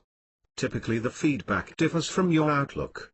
An objective mind, removed emotionally, physically and mentally from the circumstances, always comes up with a better solution. So, if you want to change your environment, it would be helpful to seek an objective opinion. Change is based on something real inside us, the subconscious mind. Objective thought is the mechanism which completes the circuit. It's our connection to the God and the subjective mind. No thought can be placed on subconscious without causing the creation. You must believe this to be true. Life is to perform function, and the individual lives only when he is one with God and in harmony with the universe. What the conscious mind perceives has already been created. In reality, by the time we recognize an event, it has already happened and is in the past. Even thoughts which we believe are creative in nature are in truth a creation of past experiences combined with present needs. However, without perception, senses, and feelings to giving meaning to your experience, there would be no growth in your life. The two minds are but one. We spoke of the mind being reminiscent of computer. Your sight, hearing, and touch, all physical actions, are much like data entered into this computer. The computer assesses this information as real and truthful. When you take in an images, or sensations, this enters into the brain or database, and run through a program which quickly evaluates the information against instructions already stored. It compares this new information with other similar experiences, stored memory, to bring up thoughts, and emotions, processor held at those times, and then finally runs all of this data through your belief filter, hard drive. Belief is your inner guide, your operating system, of what is true and what is possible. These are the adopted beliefs of your individuality and character. So, as you view the world, you are not only seeing what is now, but your mind is processing experiences to give you your reality later. Any information not in alignment with this belief is filtered and not seen as truth. Your thoughts and emotions increase depending on this mesh. There are similarities and distinctions between thought and thinking. The parallel, thought produces thinking; the distinction, thinking doesn't necessarily produce thought. Your thoughts are creative energy produced by the interaction of the conscious and subconscious, which builds patterns and enable you to think. Thought is creative energy flowing from the mind, it's the connection with your being. The only thing we have control over is thinking. When you change your thinking to focus on what you want, you can effectively change your thoughts. Know the truth. When you accept everything you're told without question, you open the door to manipulation. Avoid being someone else's puppet. Follow these steps. Ask why. Ask everyone, and try to answer the question yourself. When you get an answer, think of an exception. Look for motives. People become offended when you question something they have accepted. They may want to be seen as respected, they may want you to think like them because it's to their benefit, or it makes them feel more secure. There are times when people are just trying to look out for your best interest and well-being. They may take it personally if you don't buy in. Do research. Don't accept statements made by others as fact. You'll be amazed at how many times they're wrong. Many people issue their opinions and never questioned where their information came from, though they are willing to share. Think for yourself. You're taking full responsibility for your life when you think for yourself. This can lead to excessive self-doubt, so be cautious and remember that thinking it's true doesn't necessarily mean it's true. It means making decisions based on the information you have at the time. There will always be a degree of confusion in everything. The wonderful thing about the law of correspondence is you begin to take control of your thoughts and ultimately your life. By focusing on what you truly desire, you begin to eliminate thoughts of what you don't want. You begin to shape your destiny. Experience gratitude. One way to improve your life instantly is to start a gratitude list. Every morning write down about 5 things you are grateful for, and get in touch with those good feelings. Research has proven this to be an effective method in helping people that are having feelings of depression. There are only 2 rules to receiving gratitude into your heart. First, pick a place to keep your list, so it's easy to refer to them and chart how you've changed. You can use a journal, any number of electronic documents, or even a notepad program on your phone. Just keep it accessible. Second, when writing your list, begin with, I'm grateful for ... or I'm grateful that ... This way, this is a complete thought, and you're not just listing things or people, but actively associating them with giving thanks. Other than that, it's up to you. Your list can be composed of specific events such as your family or attending a good show, or it may be abstract such as health and love. Just go with what comes naturally. Begin slowly and make a goal of 30 days, non-stop, every morning. You will be surprised at the change in your attitude and your outlook of the world. Know you are here for a purpose and an objective lies before you. We are here to seek knowledge, consciousness and truth. We have become so involved in work, social and spiritual activities we've begun to stop thinking for ourselves. We have forgotten His true nature. In the silence of your own heart there lives the one life, the one which is you. The law of correspondences is the same now as in the beginning. Man hasn't changed, only environment has changed. We have changed the conditions surrounding us, but we are experiencing the same desires, feelings, and ill-advised actions we were millions of years ago. Can you be sincerely grateful for today? If so, you are opening the door to a more abundant life. By being thankful for the sun which warms you as well as the rain which cleanses you, the treasures you have and the obstacles which make you grow, perhaps you will begin to look with a new vision. Be grateful for life, the good and bad, and constantly remember those who greeted yesterday, who are no longer with us today. You can develop. There are 3 things you can start doing immediately which will help you to begin to build the life you desire. 1. Take a hard and objective look at your current reality. What's your career, relationships, health and financial situation? Ask yourself the question, how are my inner thoughts and attitudes being reflected in my outer world? Too often we don't recognize what we want and what will make us complete. We ignore what happens in our life and accept what others give us. You need to discover why you haven't been able to achieve your wants. Find out what's stopping you. Begin now to think about the importance of your methods and how your life flows. 2. Take full responsibility for whatever is happening, be it good or bad. Begin today by making the choice to change your thinking. You can't even begin to live a full life until you've accepted that you are the one that makes the decisions for how your life turns out. Many people get caught up in blaming others, but this is an ineffective approach and a complete waste of time. You must accept full responsibility for your life if you ever want to progress. 3. Imagine the life you desire and focus. Ask yourself, in order to achieve this life, what changes will I need to make? What actions are necessary for this change? Am I willing to pay the price for the life I want? The only way to get what you want is to impress your wants on the subconscious, to clarify your actions and focus your thoughts. Since your thoughts create your reality, you need to focus your thoughts on your vision. Only then can you achieve your dreams. Whatever the needed changes, take action today to start making them. Understanding the law of correspondence is the first step towards taking control of your life. You must look within yourself to make true changes in your future and expand your knowledge beyond your present physical being. Taking an objective look, one as an observer of your life, is what these laws are all about. Awareness of the spirit is simply a matter of observing your inner life and cooperating with natural law in your outward demonstration. Not only is this application in nature, but in you as well. You are consistent in your thoughts, uniform in your desires and established in your approach to life. It's time for a change.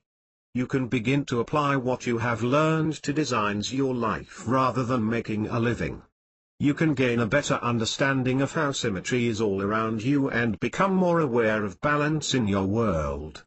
We can reason that if correspondence is a principle of the universe, then by holding to the laws, you govern the outcome. If we would like more love, more money, greater knowledge, more time, we must first recognize the abundances in our lives, without comparing them to anything.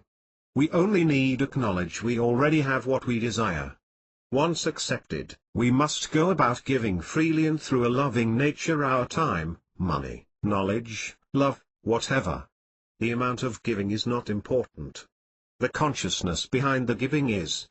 After you arrive at an objective viewpoint of what your current state of affairs are, take responsibility for your life. This is your being one with the Creator, which has given you powers and abilities far beyond your imagination.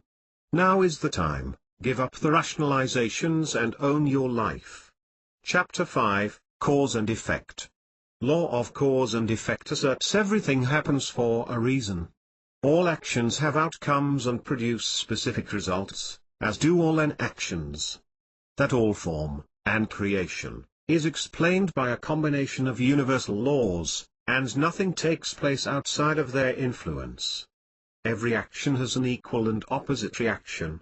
If you produce a cause, you create an effect, and conversely, once you have created an effect, you have produced another cause. Nothing can exist without cause, and each effect is in essence another cause. This is also the law of growth, which will be defined in Chapter 10.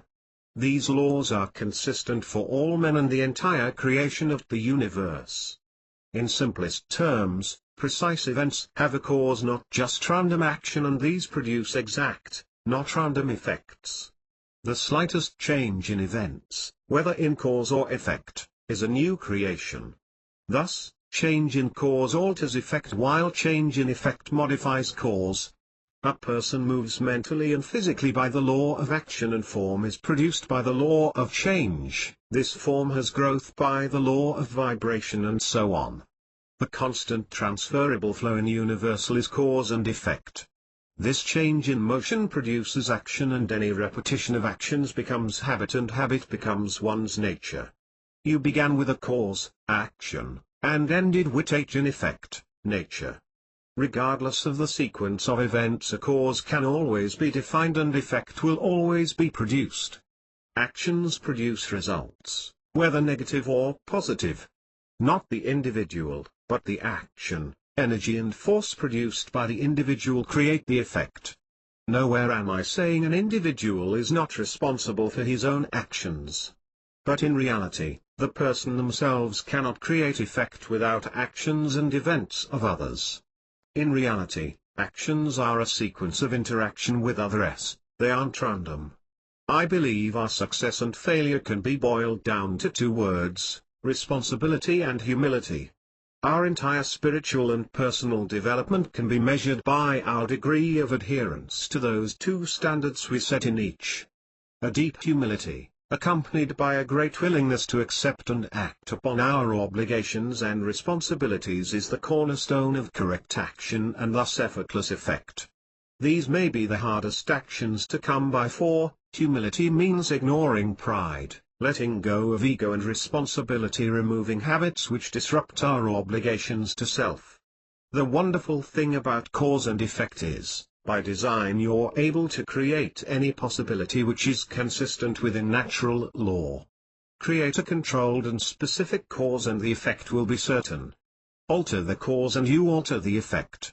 Should you wish to be successful, study what made others successful in your chosen field. Model them. Do what they did, act as they act, and if possible, eat what they eat. What books did they read, courses did they study, beliefs did they hold, actions did they take?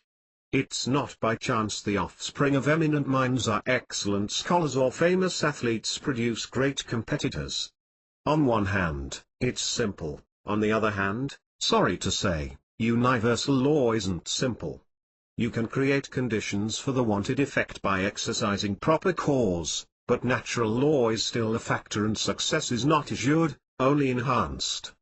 To buy 60 out of 100 lottery tickets wouldn't guarantee a winner, but it would improve your odds. The study of the laws of nature is exactly that, improving your odds. Cause and effect is obvious in the law of rhythm. An excellent example is a hurricane in the northern hemisphere will swirl counterclockwise while in the southern hemisphere the movement is clockwise. The cause of a hurricane is consistent, low pressure moving over warm water. This would lead you to believe the effect would be the same in every region. Not so. Though the cause is consistent, other forces are at work within the rhythm of nature. In this instance, the rotation of the Earth produces a Coriolis effect. This force influences wind by deflecting its path to the right in the northern hemisphere and the left in the southern hemisphere. The law of cause and effect is still consistent. A hurricane is produced, but as with all natural laws, it's entwined with physical laws and in this case produces a different effect. The point is, if you emulate what successful people do to become successful, you should achieve the same results over the same period of time. Is it guaranteed? No. Is it probable? Absolutely. If, however, over time, this does not occur, the likely cause is something different in the method. A vital piece of information is missing. Your hurricane may be heading in the right direction, just moving in a different rotation. Later, as we look at the law of change, you will begin to study the incorporation of these laws and how to adjust your course in the midst of natural law. Two minds. To understand how you perceive cause and effect, it's important to understand how your mind works. We know the mind is made of two worlds, working together yet independent, the conscious self, and the subconscious, observer.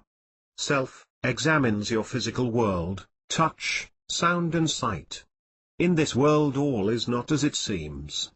Self, often focuses on actions and reacts to events, recalls fears and forms its own reality. What you have been taught, your experiences, family, education, culture have conditioned its view of the world. This mind is the observation of your life. On the other end is your subconscious, the observer. Information, insight and power all have admission to its faculties, yet information and meaning is at the mercy of self. This mind finds purpose and links between events and provides unemotional, logical information on the happening. This mind is unassuming and unaffected by the nature of events and only considers information presented as pure reason and truth. Your subconscious provides an image of action and reactions, giving you access to understanding of why something happened. It fills in the blanks between occurrence and reality. An excellent example of reality in relationship to self and observer was on 9/11 as we watched the World Trade Center collapsed. From the self perspective, you recall the first tower falling and may even remember exactly where you were when this happened. How about the second tower? Most people would recall with vivid memory the second tower falling shortly after the first and even recall exactly how and when this happened. In reality, the self is mistaken. The second tower fell several hours after the first, with no live video feed of the event. This wasn't available until 24 hours later. I'm sure many of you will check your computer to verify, because you're certain they fell around the same time. Where did the self go wrong? The event was played constantly and ingrained into our minds over several days. So much so, when we saw the event 24 hours later, the observer joined them as one event. Simply, the following day we saw the repeated video of the first tower falling and subsequently the second tower falling. Our subconscious erased the previous day's events and replaced them with new memories, backed by new information. This explains much of eyewitnesses wrongly identifying suspects. Once you begin to recognize and use these two minds and become aware of these links in your own life, you will begin to understand the difference between truth and reality. It is not what happens to you, it is how you perceive what happens to you.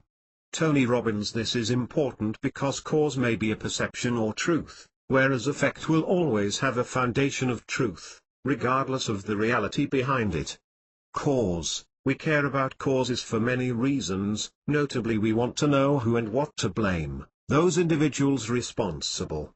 One factor which makes causes so hard to consider: there's never just one cause of any event. There are multiple reasons for a cause. Think about it.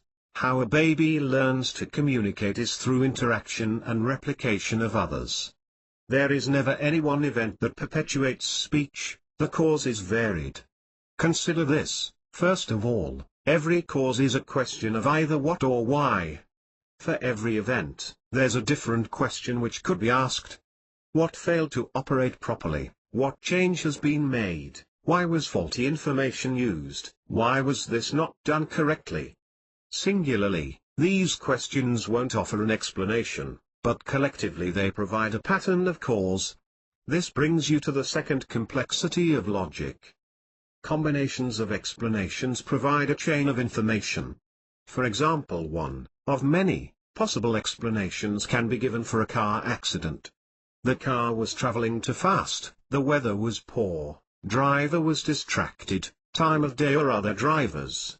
Each of these causes is another sequence of explanations which lead to the chain of events which produce the effect. What makes this reasoning difficult is that one cause leads to another, which leads to yet another. It is hard to know when to stop your explanation, because there's always another event which caused the first.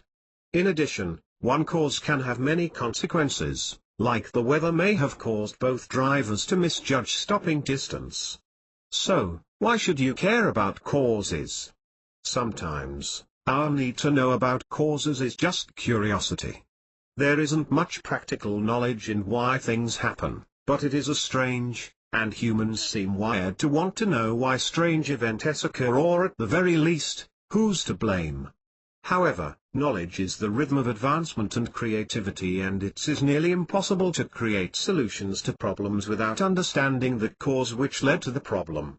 So, if you have any interest in solving new problems, it would help you to learn more about the way you think about cause. Is it for advancement of knowledge, to determine effect, to justify action, or to assign blame? Effect: whatever you put into the world, you get back in return. The energy, force or power which you expound, will be returned to you. If you present positive energy, you get positive energy in return. If you put out negative energy, you get back grief and hardship.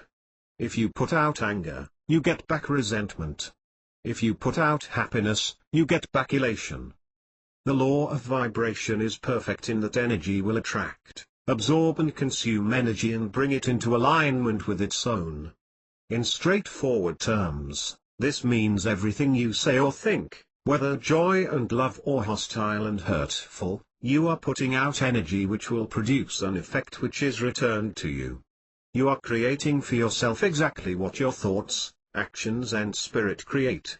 Since what you put out comes back to you, your negative energy becomes an order to the universe, asking for difficulty to be placed in your life. Your positive energy becomes instruction for increase and affiliation. There is no hidden mediator directing or governing the law of cause and effect with its rewards and punishment. You shouldn't rely on prayer or supernatural forces to change your life. Universal law, laws of nature and of cause and effect are neither predestined nor determined by our oneness or spiritual connection, they are an exact science in life. Growth is required for life to advance. Through cause and effect you find an exchange of old for the new, of good for the better. It's conditional, reciprocal actions which governs all we perceive and are. An ancient Buddha saying, "We are the results of what we were and we will be the result of what we are," sheds light on the fact that we are not absolute in the universe, that we are an ever-expanding being which is not the sum total of our past. We are today, what we believe today, and will be tomorrow, what we make of ourselves today.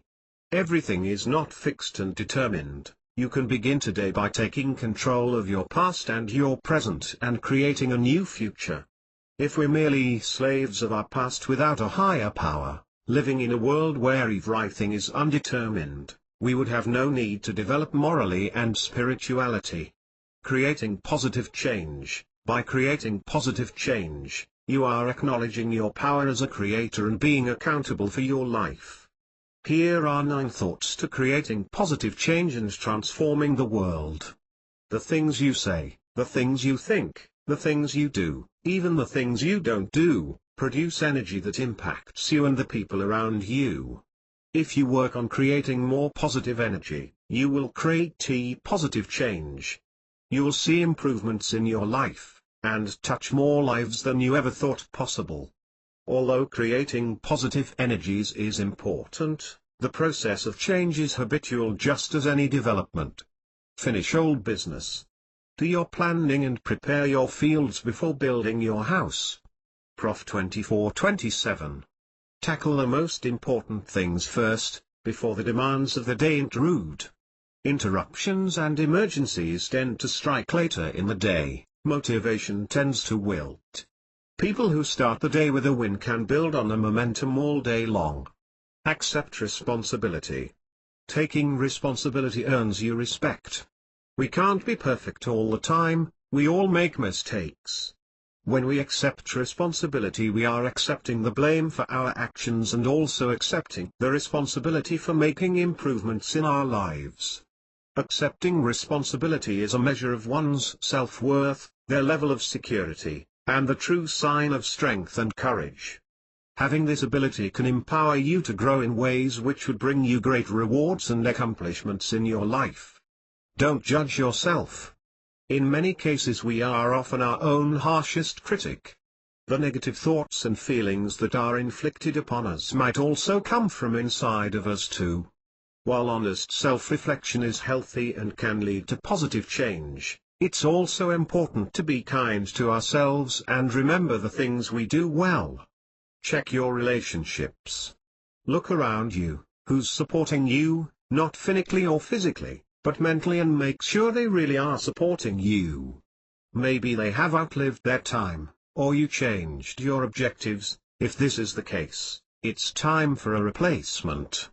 Upgrade your sources of energy to support your optimal flow for positive change. Forget perfection. Fear of making a mistake can keep people stuck. Some people won't even take the first step on something they want to accomplish for fear of failure. Perfection stalls progress. Thorough awareness of your own positive change is the highest service to God and yourself that can be done. So, great each day with love. Let gratitude fill your heart while giving of yourself what you can, and you will make a global shift by starting where it counts with you. What you can do, determine the cause and effect in the areas in which you want to expand. We know through goal-setting examples that thought and actions are necessary for any advancement. Identify the specific actions you will need to take in order to get the results which you desire. Take action. Make the decision to focus and do the things which other successful people have done or do. Model their action, movement and dress, read what they read. Action alone won't make dramatic changes in your life, but this will set you apart from the majority of the population. Persevere. Take action, do what other successful people have done, you will get the same results. Success takes time, don't give up, stay focused, evaluate your path, and notice if it's working. There is no mystery to achieving success, it's available to all of us. You only need to be aware of, understand and live in harmony with the Spirit. Chapter 6, Compensation. The law of compensation is cause and effect applied to blessings and abundances in our lives. The visible effects of our deeds are given to us in gifts, money, inheritances, friendships, and support. We know energy is vibration and vibration flows through the universe. The law of compensation revolves around the transfer and acceptance of this energy. Compensation is always present and a direct reflection of the energy you put into action.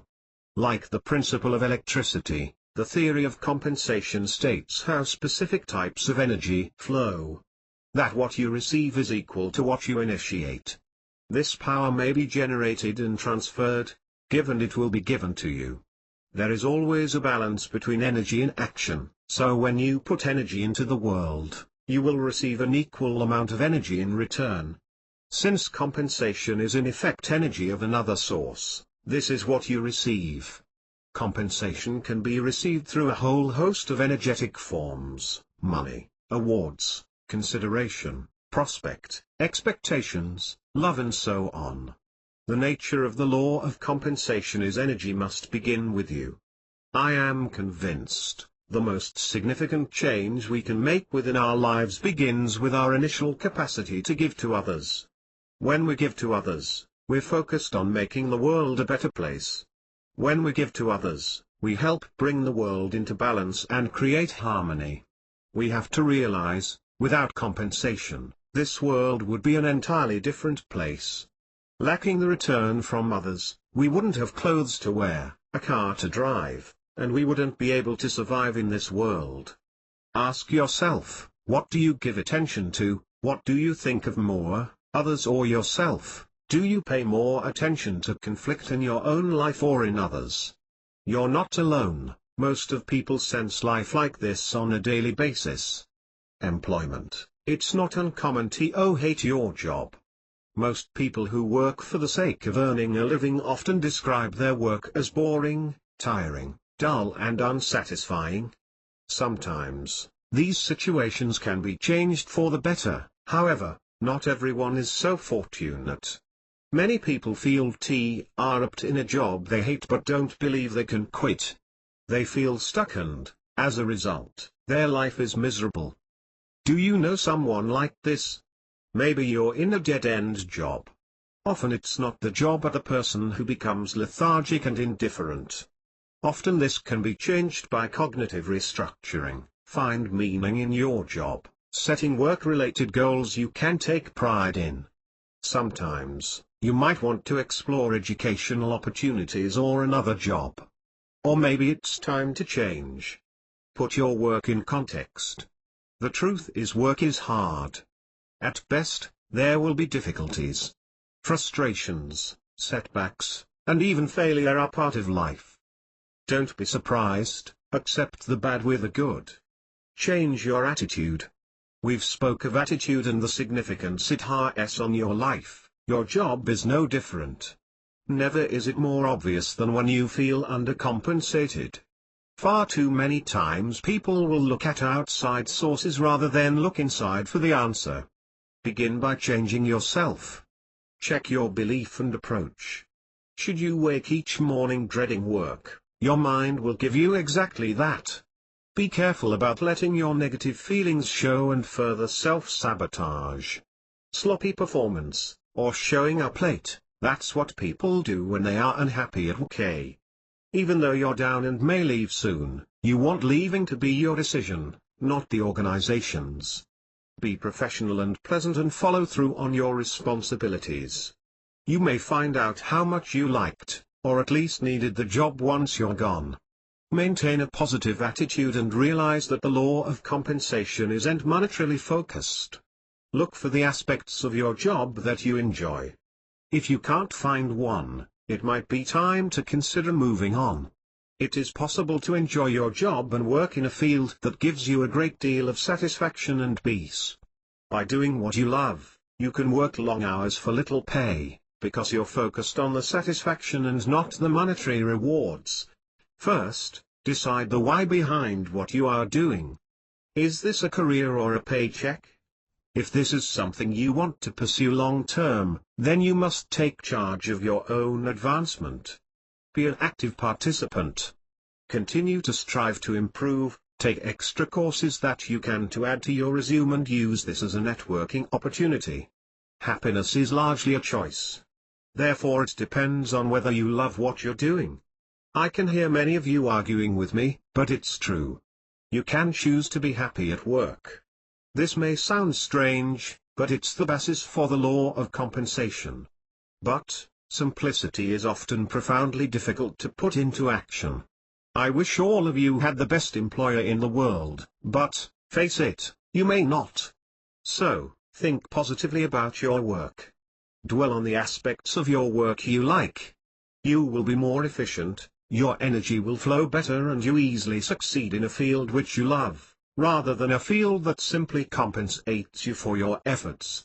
Your choices at work largely define your experience. When you love what you do, your quality increases, your efforts improve, and your energy strengthens your efforts.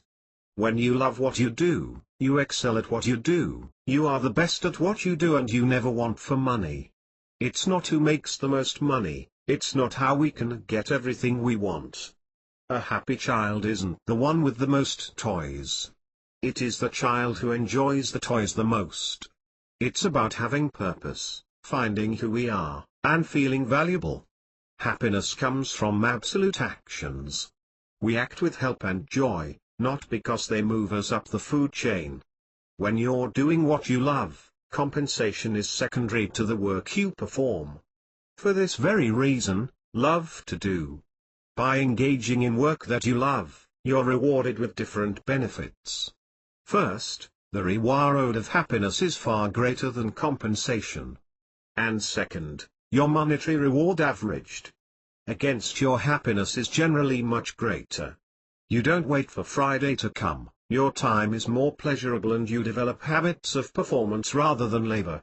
When you do what you love, you begin to build a reputation of a person who is passionate and eager to serve, one who is prompt and diligent in your efforts, and people will take notice. Whether you're a doctor, lawyer, preacher, or teacher, you will become more valuable and demand greater pay than others in your field. Another fundamental reason and of more importance is the effort you apply to gain better quality results. If you want to become stronger, you go to the gym. It's the same with effort. Resistance builds strength. Applying more of you, working harder and doing more than others because you love what you do, creates an unstoppable discipline and energy that others will seek. Your work is going to fill a large part of your life, and the only way to be truly satisfied is to do what you believe is great work. And the only way to do great work is to love what you do.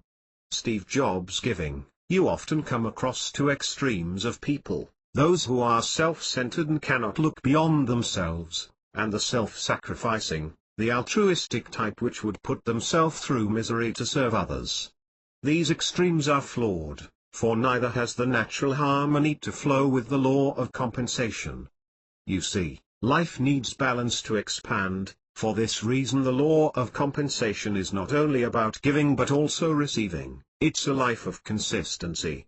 I had an opportunity to meet a man of great wealth, few words and even less fashion sense, Chuck Feeney. You may not have heard of him, many haven't, since he lives a private, unassuming life with little flair for anything but business and philanthropy. As a matter of fact, he turned philanthropy into his business. For a man who at one time was worth an estimated $8 billion. He's quite a sight.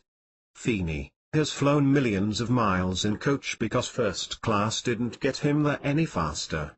He wears a rubber Casio watch because it keeps time like a Rolex. And the khaki shorts, aloha shirt and sandals, well, I guess they're just comfortable.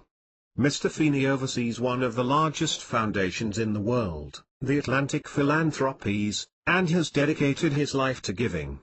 Though you won't find his name on any building, see him on the cover of Fortune or hear it dropped at social events, he quietly goes about giving away an untold fortune.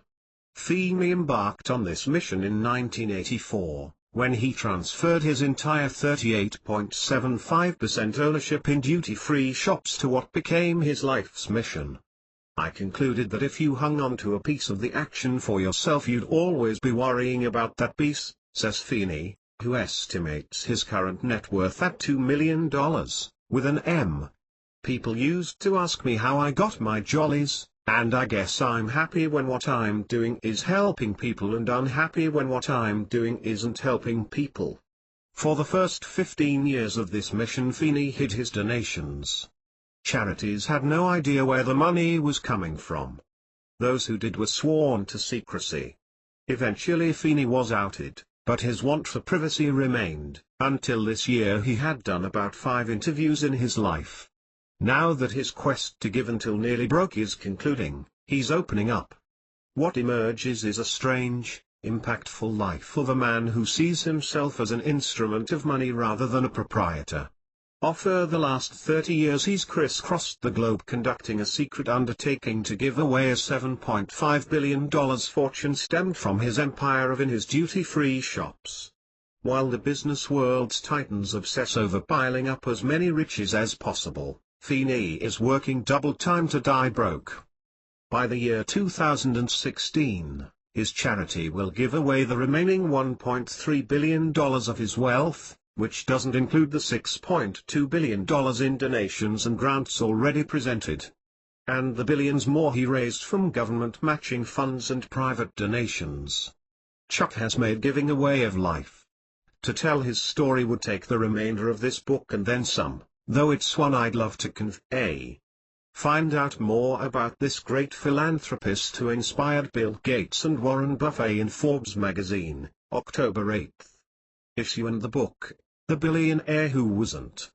By Conor Oaklery. I bring this up for the purpose.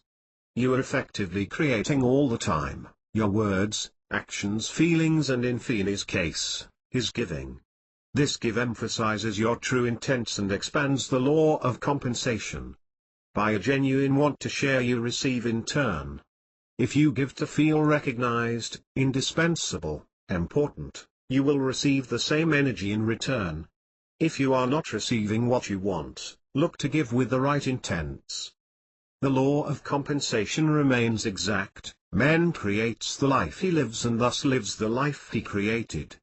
Sometimes, it's hard to find time to give because we're so caught up in our own problems. But, when think about it, there's an abundant amount we can give. A kind act, thought, or deed, goes a long way in this world and it has a ripple effect on the rest of humanity. If one person sees a kind act, or deed, then, this might give them ideas of kind acts or deeds they can do for others. By focusing on what you can give to others, you're able to focus on making a contribution, and making a difference in the world. We are what we do, so if you put time and energy into something that matters to you, you'll always make a difference. You have to. It's the law of compensation. Also remember there is no such thing as something for nothing. Cause produces effect. Effort and action. Ralph Waldo Emerson, 1803, 1882, explains compensation in clear terms. For everything you have missed, you have gained something else, and for everything you gain, you lose something else. In his personal journal, he writes, "The whole of what we know is a system of compensations. Every defect in one manner is made up in another. Every suffering is rewarded, every sacrifice is made up, every debt is paid." Emerson noted, each person is compensated in like manner for that which he has contributed. Truly successful people take it one step further and follow the law of overcompensation. This law says great success comes to those who put in more than they take out. Successful people realize this and do more than they are paid. Because they overcompensate, they always get over-rewarded. Unfortunately, most underachievers never see the struggle to succeed, only the success of another. What's important to remember is these laws always work, even when no one is looking. Test this for yourself. Think about something you can do to increase your value to others and do it. Over the next few days or months, you'll notice your efforts are repaid. This law of compensation declares that you cannot be compensated for more than the value of your effort. You reap today your efforts of the past. If you want to increase your reward, increase your value. The best way to increase your value: give more, develop abilities in all you do. If you fill your mind with thoughts of despair, life can never compensate you enough. Fill your mind with an image of plenty and optimism, your compensation will follow. When you give freely and apply your heart and soul in any direction, you receive richly from the universe. The compensation may not appear in monetary terms, but you will be rewarded. I see many people give for the return of recognition. They seek acknowledgement of their efforts and apply little effort. Treat others with love and respect, and then talk about them behind their back. These people should just burn their money or seek gratitude elsewhere. The world will never give back on an empty spirit. How can you value the things around you if you place no value in yourself? How can you forgive someone you love if you haven't forgiven yourself? These are deep but marked questions which hold an important but simple truth. Learn to love, recognize and respect yourself first, and then you will be able to give of yourself in a boundless way. You can't give what you don't have. You need money to live and expand your means. Be honest with yourself and be a good steward. Take care of your needs and debts first. When you give to yourself first, then you can ultimately give your best to the people you love most. Spending above your means. Here is an analogy I'd like to use to clarify spending above your financial means. If you have ever watched the program American Greed and the Ponzi schemes people undertake, you have seen the law of compensation in full force. I believe most people are honest and are trying to create wealth for themselves and others in a sincere way. When the line between giving and receiving becomes blurred, compensation avenges. The collapse of Bernie Madoff is a prime example of overpromise and undercompensate. Madoff began by promising financial gain to all who invested, at rates higher than the national average, and for a time it worked. But, deep down inside he must have known something had to give. There was only enough to satisfy a few. Under the impression the supply of wealth was endless, he was deceiving himself and others by believing he could feed the masses. In an attempt to keep up, to provide for all, he runs out of energy and time. The law of compensation is knocking at his door and investors are calling for the rewards they've been promised. After a while, he cannot keep up the charade and he can no longer even deliver enough money for his own payroll. He, his children, wife, friends and investors are in turmoil. He has to extend himself way too far to get the necessary funds to compensate everyone. When you analyze Madoff and his life of prosperity, you see he made a lot of promises he company couldn't keep and the law of compensation held true. In a smaller sense, when you charge on credit before earning the money, you're taking the same action. You are lying to everyone, making false promises to yourself and to others, and this will catch up to you. Compensation is never clearer than in young athletes who receive a large windfall once turning pro. 80% of these men are broke within 5 years of retirement. A current case involves a prominent football player, who just 3 years prior, received a $30 million signing bonus and is broke. He is suing everyone, his attorneys, investment advisors and family members, claiming mismanagement of funds. Nothing is being said of the fact that 3 years ago he received $30 million and had an annual salary of $5 million. That he bought no less than 4 mansions and a fleet of luxury cars. And the fact he isn't playing is a matter of attitude. He believes he was underpaid. This man displayed all the signs of a narcissistic, self-absorbed individualism prevalent in most young athletes. Maybe it's years of being told they were great, or the inexperience of handling money for the first time. Whatever the reason, it would have been worth the $50 late charge at the public library to gain a little more wisdom on life. To master the law of compensation, you have to be able to give to others, while keeping a balance in your life. The first rule, always pay yourself first.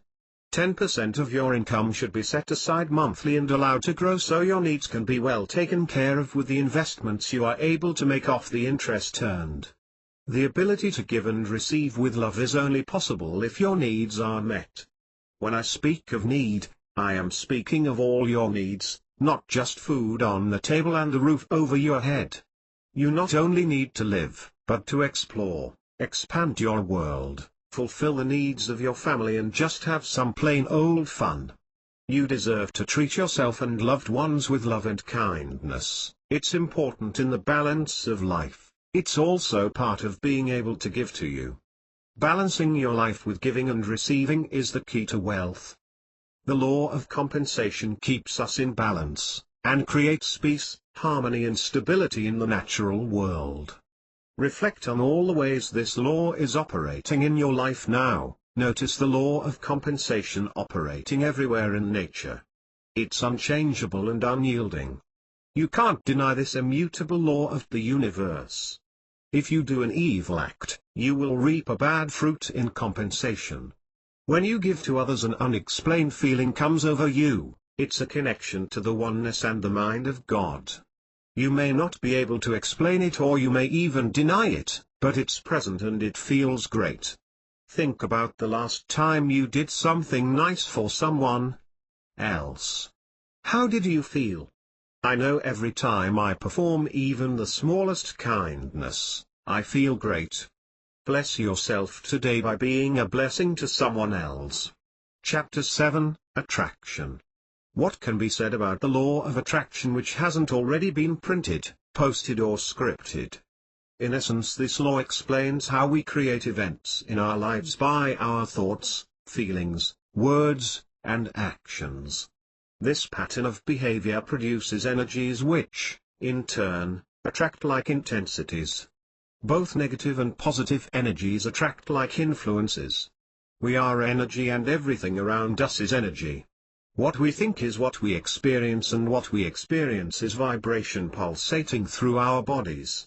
These vibrations produce our thoughts, words and actions while forming the world around us.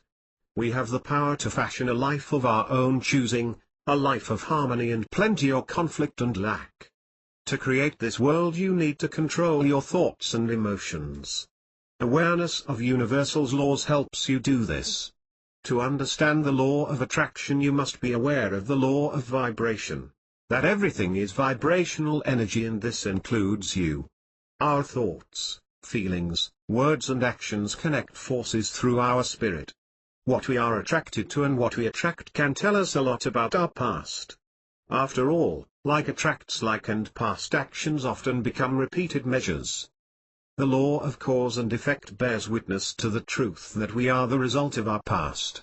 For you to live you must have experiences to relate to, inductive reasoning, but you must also understand how these thoughts are fashioned. You must have an understanding of events and their results to decide if your actions are appropriate. This being the case, it holds true that we live by cause and effect every moment of our lives. Bear in mind the law of attraction is not the same as the law of cause and effect, where you have an event which results in an action. It operates between cause and effect. In short, you have an event, a cause, and the law of attraction places the energy in your control to produce a choice. Through choice you produce the effect. These two laws, like all natural law, perform with, and separately from all other laws.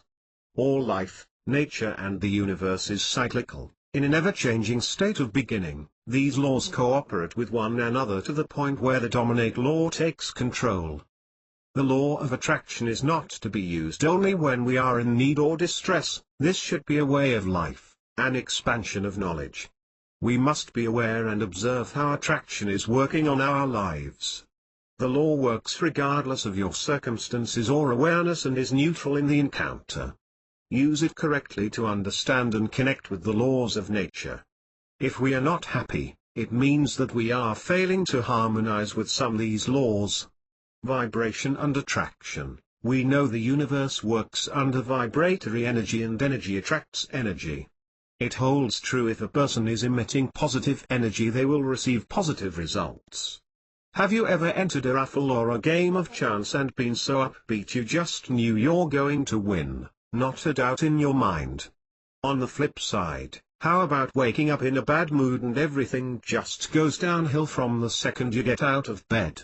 These are basic examples of the law of attraction in its purest form, energy attracting energy. This doesn't mean all events in life are a result of the law of attraction. As I've stated, all laws act in cooperation yet independently with universal law, and the dominant law produces the result. The mind is a spiritually powerful, diverse and complex organ. capable of depths which we are only beginning to understand. It's an instrument in human body capable of producing and de-interacting with vibrations and energies of universe. The foundation of any success that you encounter, whether physical, mental or spiritual, is in your thoughts. When your mind believes there is a way and your will is strong to achieve, a method is formed. The law of attraction can help you discover the course of your future, your achievements and your failures. Why it doesn't work? As students of thought, you know the law of attraction is adaptable. As with all, it bends and molds with other laws, eventually absorbing or taking on the character of a more dominant force. Since God is omniscience, it would be true He contains complete values and collective thought. If the mind is congested with negative energy, thoughts, vibrations or disruption, it cannot possibly release enough positive energy to effectively change. You must rid yourself of negative energy to elicit change. By using the power of will, by awareness and discipline, you can manage your mind to cancel unwanted thoughts and images. You can remove negative focus and remain fixed on productive ideals. As with any skill, this takes time, effort, dedication and determination to be proficient. There are a host of causes which affect natural law, all of which fall back on your capacity to use the knowledge of these laws. The more steady and continuous your purpose, the more rapidly you grow. People typically struggle or give up when things don't work out. Here are 5 troubleshooting tips that usually help to get things back on track. Use them regularly as a checklist of your progress. Get a reality check. We live in our own reality, therefore, our problems are big to us. And, whatever our problems are, they are a balance between thought and action. The most common error in our reality is correct thought. Ask yourself, are these actions moving me towards or away from my goals? Is this ambition realistic given the circumstances? What resources will I need to achieve my objective? Are there expectations beyond my control? Is information missing from my decision-making process because of insufficient investigation? Ask yourself hard questions and answer honestly. Clarity only comes by searching your heart and soul for truth. When you look outside with your impulsive desires and hedonistic ways, these are dreams. When you search your spirit and morality, you are awakened. Check your motivation. Your reasons are not always what they seem. Carefully examine the situations, see it from the perspective of other. Many times we deceive ourselves about the usefulness of an action for reasons of social pressure. This can result in determined acts that don't connect with our values. While they may be nobly motivated, they're doomed to fail because they don't address what is actually going on. Eliminate fear. Fear is perhaps the most limiting of personal weakness. We're talking about the type of fear which grows out of ignorance and worry. Fear can be useful to keep yourself alive, but many times fear is just an obstacle in your path. This is so because people resist establishing habits which produce steady growth and increase their knowledge. With proper knowledge, fear fades. Determined activities and behaviors directed at achieving a deliberate goal will overcome fear. The easiest way to eliminate fear is to ask questions. After all, fear is nothing but uncertainty of the future, and it's how we frame this inquiry to ourselves that causes either fear or excitement. Notice how you're viewing life. Are the questions you're asking yourself positive or negative? Do they empower you or cause trepidation? Are they causing you to react or respond? By changing the nature of your internal dialogue to positive energy, to positive questions, you begin to search for events which support the belief of positive results. Empowering thoughts attract knowledge and experiences of countless others which are in the same flow and helps flush fear from your system and focus on positive action. It gives you the ability to achieve more every hour, every day. Imagine where that puts you at the end of just 1 year. When you live with fear, it's not because you want to, but because you choose. Scrutinize your actions. For anything you wish to achieve, positive steps must be taken. For example, It's hard to sell something if you don't make an appointment first. Scrutinizing one's actions is an important aspect in life. Examine the necessary actions which need to happen to achieve your goal. This reflection allows you to recognize outside influences, discover the truth, and allows you to spot misbehavior or mistakes. Your increasing experience and the experiences of others can help you determine if actions are counterproductive and how to adjust them. More than anything, you actually perform the desired actions, all of them. The problem has always been that the subconscious carries the past and influences of our conscious plans. It contains our beliefs regardless of what we consciously want to think. Changing those beliefs so that your actions and thoughts become habits is not easy for most people. The victory is won in the mind by setting goals and developing positive habits. You must quickly break those habits that can break you and adopt new practices that will form the life you desire. Removing limiting beliefs. Limiting beliefs appear so real you can hardly tell whether they're restrictive or real. Many times people fall into a self-defeating cycle because they're unable to control the thoughts and attitudes of their subconscious. In addition, whenever someone attempts to help a person remove his self-limiting belief, the person may become anxious, defensive, and sometimes aggressive. We often give control of our attitudes to other people, but it is always within your power to regain control and feel how you wish. Mastery over your own mind is a necessary step. Think of some of the beliefs which you hold today. Are these thoughts which you came to acknowledge through true introspection, or are they opinions which you picked up from others? The vast majority of our belief system is simply gathered as we walk through our daily life, unconsciously plucked from the nearest tree. These aren't viewpoints which you have consciously thought or experienced events which make them true. No, you've heard them, seen them, or most likely generalized them and now hold them as truth. Martin Luther King once said, "I will never let a man bring me down so low as to hate him." This quote is a perfect example of real mind mastery. Despite odds stacked against him, despite not being understood or appreciated, Dr. King decided to respond with emotions which would make matters better rather than worse. In other words, don't let others pull you down. Master your thoughts and attitude and master your destiny. Don't let emotions rule your life. Become the master of your thoughts and administrator of your attitude. Dr. King knew he had a choice while many people believe their choice is limited. He knew his ability to change belief was consistent with ability to change circumstances. When the subconscious continues to project disbelief, the negative energy will return negative energy and destructive patterns, and the same is true for positive energy. Those who have a vision, and believe in the possibilities of their ideals, can achieve great transformation. Our purpose is to learn and grow, emotionally, physically and spiritually, and experience as much of life as possible. This is the purpose given unto us by God, all other we give ourselves. To overcome challenges and enable us to grow, He allows challenges in our lives, situations to conquer. The important thing is to grow in these situations. God has given us freedom of choice, and having this freedom means that we can rebel against the natural laws which are contrary to His desires. Since we can say that evil is anything contrary to God's perfect and holy will, then anyone who chooses anything contrary to God's perfection is committing evil. This is the risk of freedom of choice. Evil and suffering are the result of free will. The curious as well as the critics of the law of attraction ask this question. If God is all-powerful and all-loving, then why does He permit evil and suffering in the world? Various answers have been given, but permanently settling this question is impossible because so many of our answers raise further questions, cause and effect.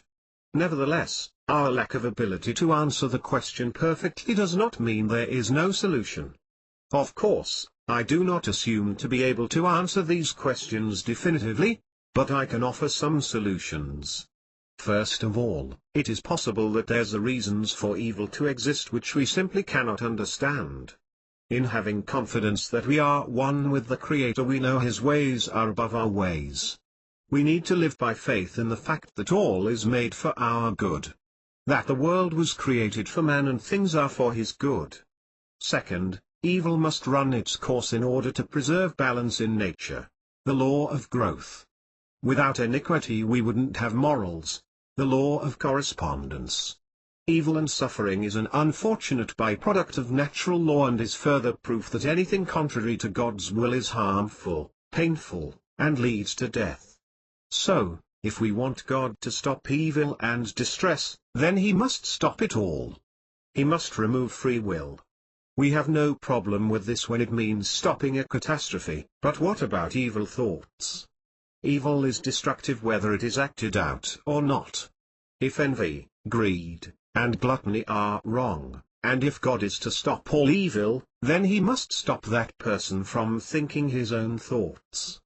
To do that, God must remove his freedom of thought and will.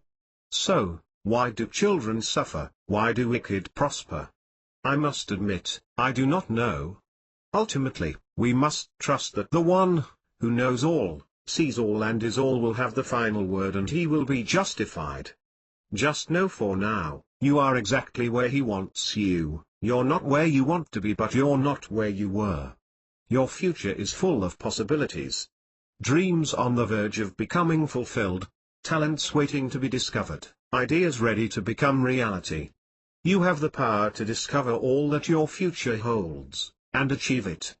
Believe in the possibilities, believe in your potential, and believe in your success.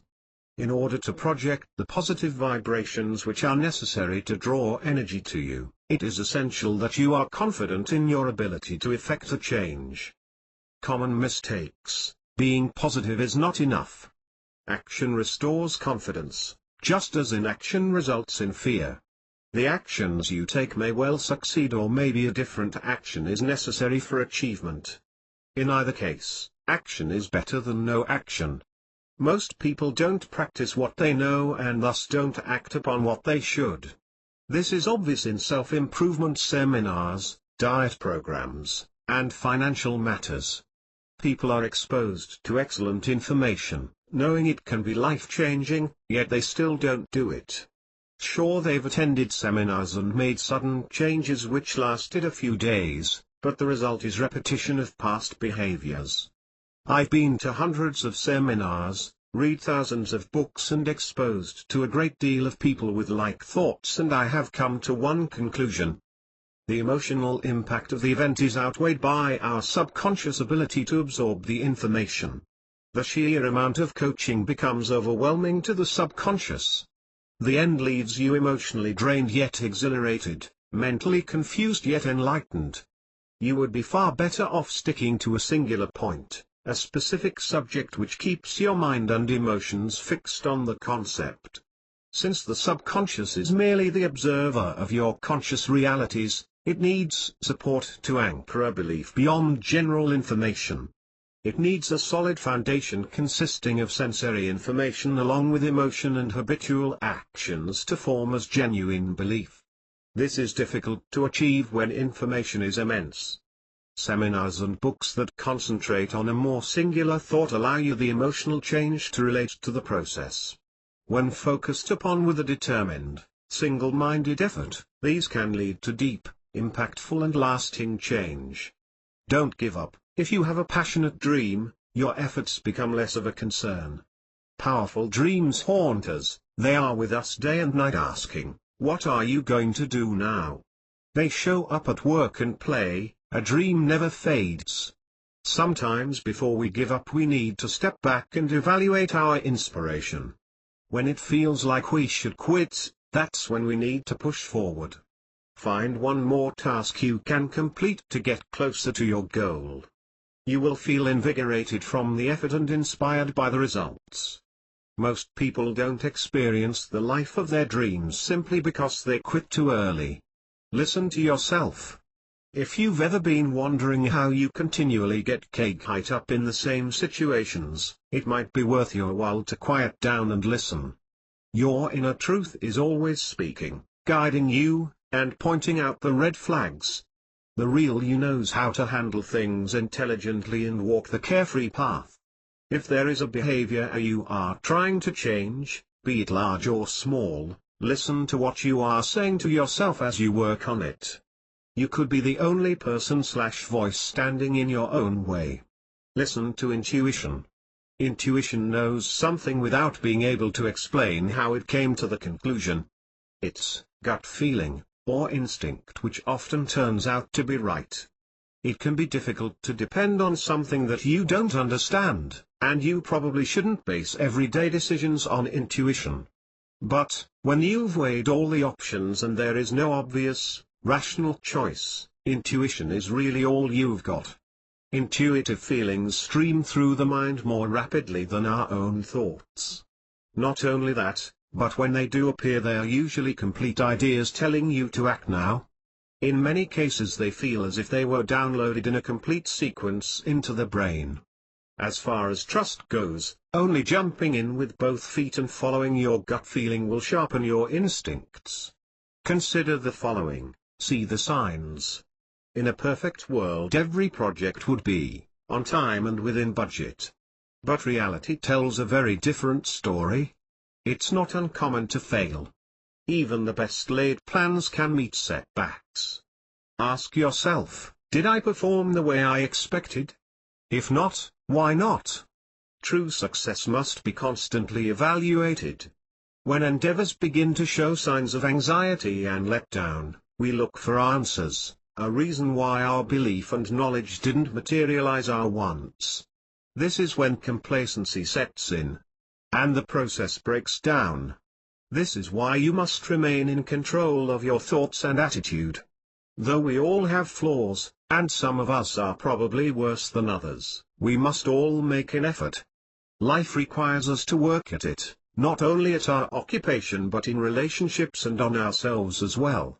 Never take for granted someone is going to work for your success while you are nowhere near. Don't focus on what you don't want. Most of us are not aware of what we want, we're busy reacting to life and focusing on not getting behind. Particularly in challenging times, we focus on what we don't want to happen without knowing. If you haven't defined what you want, then you have no idea of what to do, you only focus on the distraction. If you haven't consciously identified your goals, the subconscious has no way of knowing how to support your desires. So, when you catch yourself thinking, I don't have enough money, you start questioning your resolve to create money. Since the law of attraction operates between conscious and unconscious thought, giving you exactly what you dwell on, there will always be uncertainties in your growth. These thoughts need to be pushed aside in favor of positive verifications. Idealization. The first and probably most important step to take in your new venture is to idealize and visualize exactly what you want. When an architect begins to design a building, he doesn't start from a sketch or a photo. The idea is already in his mind, clear and concise. He has a vision of the project already completed and operational. Idealization is vision of an object as perfect, or as having exaggerated positive qualities. Nothing negative is inserted, all is perfect. This is an important because it's the plan you will use to build a clear picture of your product, you. Idealization is the overestimation of the traits and underestimation of the limits. Idealization is a picture more complete in detail and process than visualization. It's solid, it's clear and it's permanent. The architect has every line and detail pictured in advance. He understands the end before he lays the first brick but knows adjustments will be needed along the way. Nikola Tesla, one of the greatest inventor of any generation and the father of our modern-day alternate current, once stated, I am enabled to rapidly develop and perfect a conception without touching anything. When I have gone so far as to embody in the invention every possible improvement I can think of, and see no fault anywhere, I put it into concrete, the product of my brain. Invariably my device works as I conceived it should. In 20 years there has not been a single exception. Tesla used idealization as a vivid description of his chosen results, one which was precise in the construction, texture, size and color. This vision, this idealization inspired, energized and helped him create a mental picture of his long-term goal. He picture his goals as already achieved, in the present tense, as if he had reached them. When you idealize, you foresee the results which are 5 or even 10 years away. You begin to focus on specific methods on how you will reach your goals, what you need, how you will bring this to realization in your own life. Idealization encapsulates your ideals by using a powerful vision along with affirmations to capture the spirit of your image.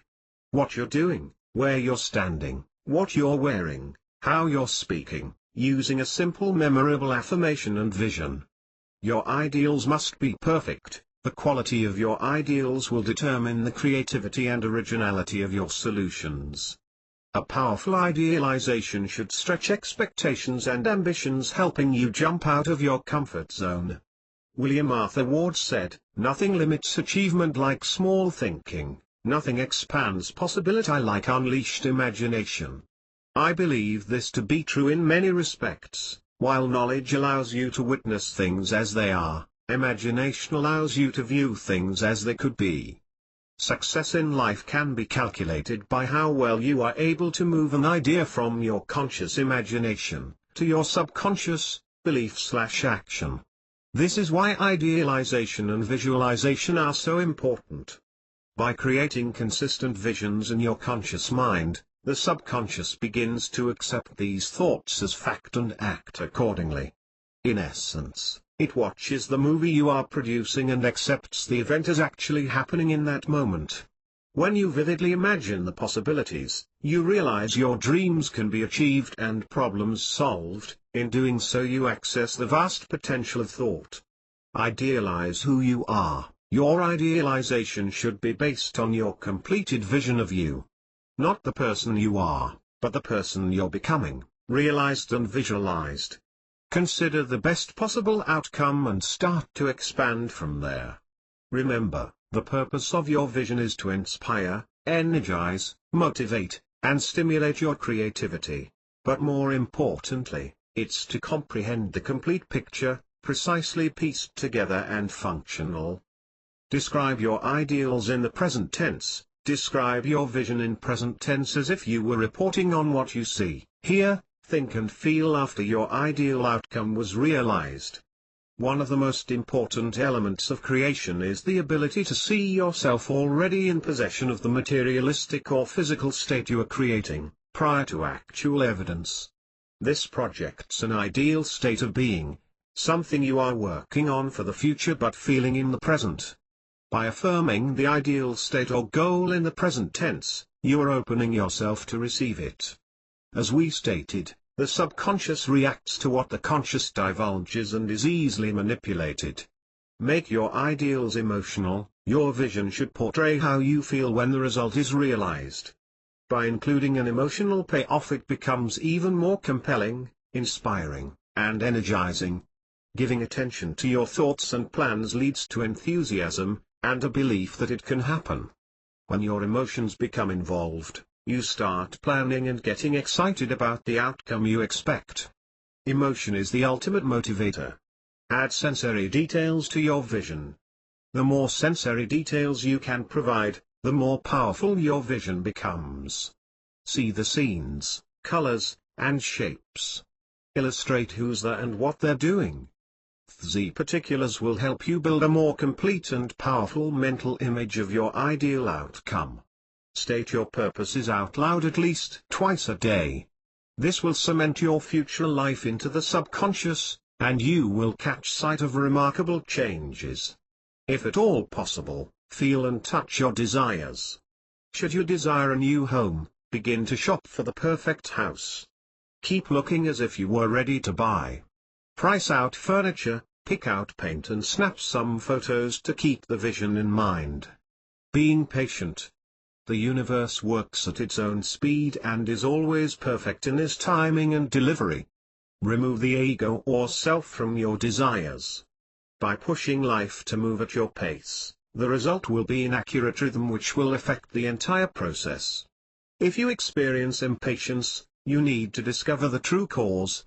Many of us have triggers, which could be people or situations that regularly cause us to enter an impatient frame of mind. Of course, It would be great if you could avoid the triggers, but for most of us, it's just not possible. So you have to learn to manage anxiety and control your emotions instead. Things don't always come in the exact form which we expect. Focus instead on the underlying importance of what you want. See the bigger picture.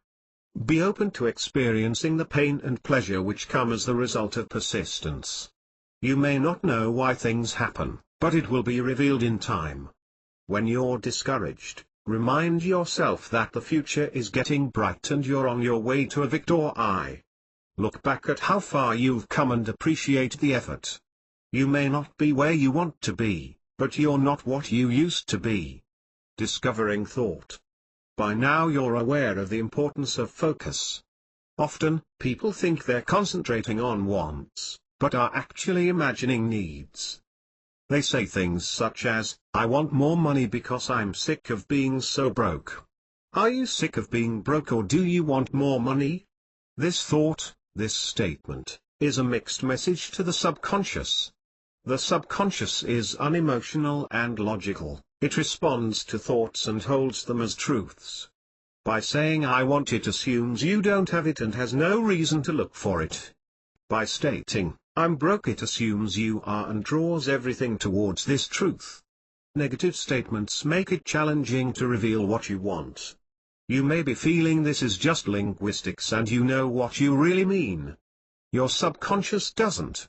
It hears statements, facts and undeniable truths.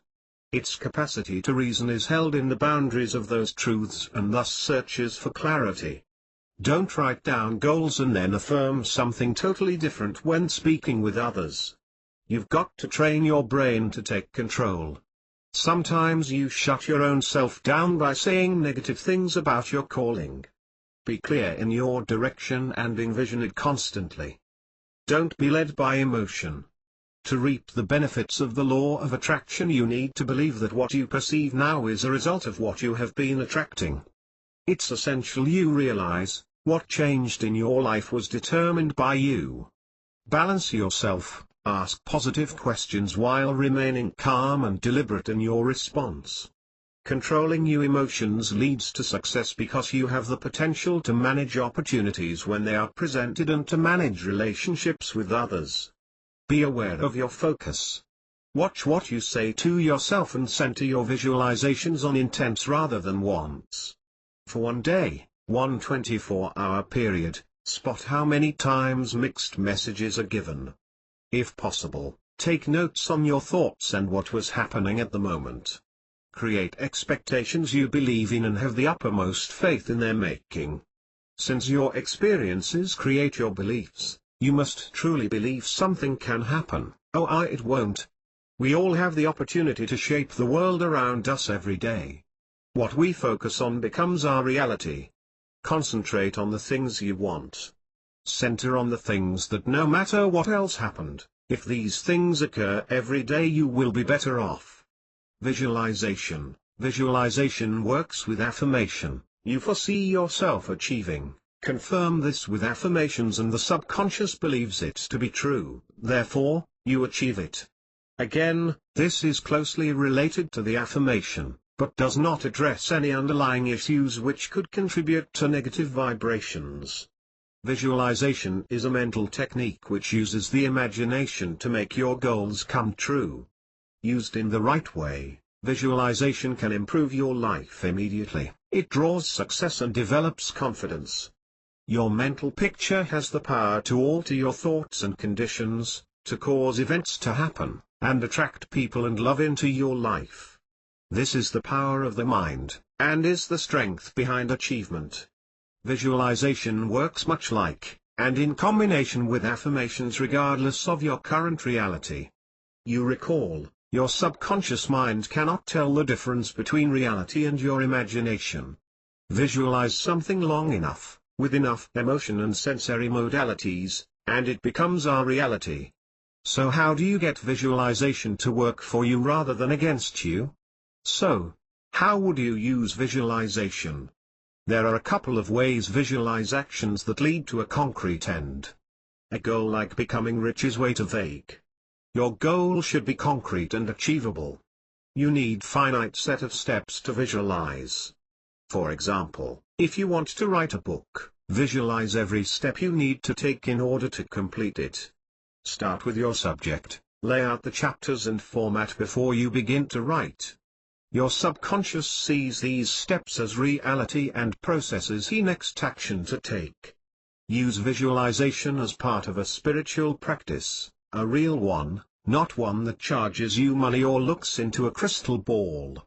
If you've never been asked to pay money to learn visualize or meditate, nor have I paid anyone to tell me the future.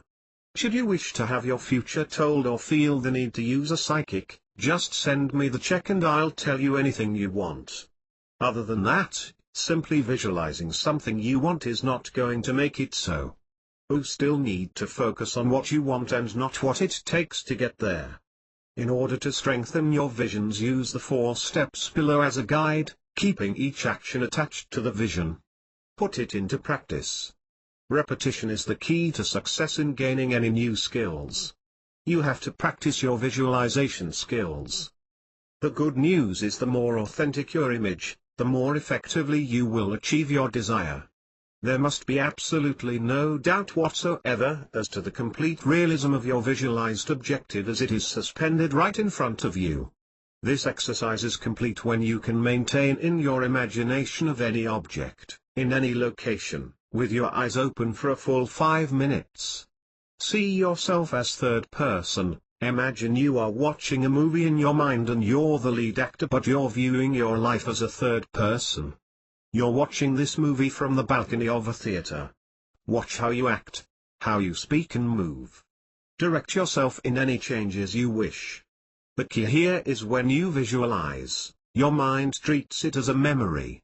By having a clear image and vivid picture, the memory strengthens. This memory becomes programmed into the subconscious mind and a belief is born. Put emotions into your dream. Whatever your dream, always feel what you are visualizing. Of course, the emotions you attach to your picture must be a positive vibration. Remember, thoughts alone cannot manifest your dream into reality. If you want to achieve anything through visualization, you need to energize your thoughts. You can do so by producing positive and happy feelings of success and happiness, and associating them with your goals. Remove an unwanted scene. If a bad scene pops up, change the setting to black and white, move it farther away, skew the resolution. This will help to decrease the negative emotions you feel towards the picture. What you think can affect how you feel. Thought stopping helps you change how you think so that you feel better. Changing your thinking will take some time. You need to practice thought stopping every day. After a while, you'll be able to stop unwanted thoughts right away. Affirmations. To master the law of attraction, you have to change your beliefs. You need to shift from focusing on lack to concentrating on plenty, and affirmations are a powerful tool. Affirmations are always phrased in the first person and usually in a present tense, I am, rather than a future tense, I will, to increase the realization of the statement. For example, I can get any job I want is a positive affirmation over, I need to get a job. I can is decisive and the subconscious views it as true. The latter statement is confusing to the subconscious. It questions the statement as to, why do you need to get a job, what kind of job, just any job. Affirmations need to be specific and affirmative to instill confidence in the subconscious. Since the subconscious accepts information delivered regularly as true, you can leave no room for inquiry or reservation in your statement. I recommend accompanying affirmations with visualization of your wanted result. By doing so, you make use of the visual sensory, and this can be extremely effective. Others take it a step further and develop auditory and kinesthetic anchors to aid in building emotion to solidify their statement. Affirmations are a powerful means of reprogramming the unconscious mind. They're most effective when repeated in a relaxed state, and when the desired result is vividly experienced in your mind and resulting emotions are felt.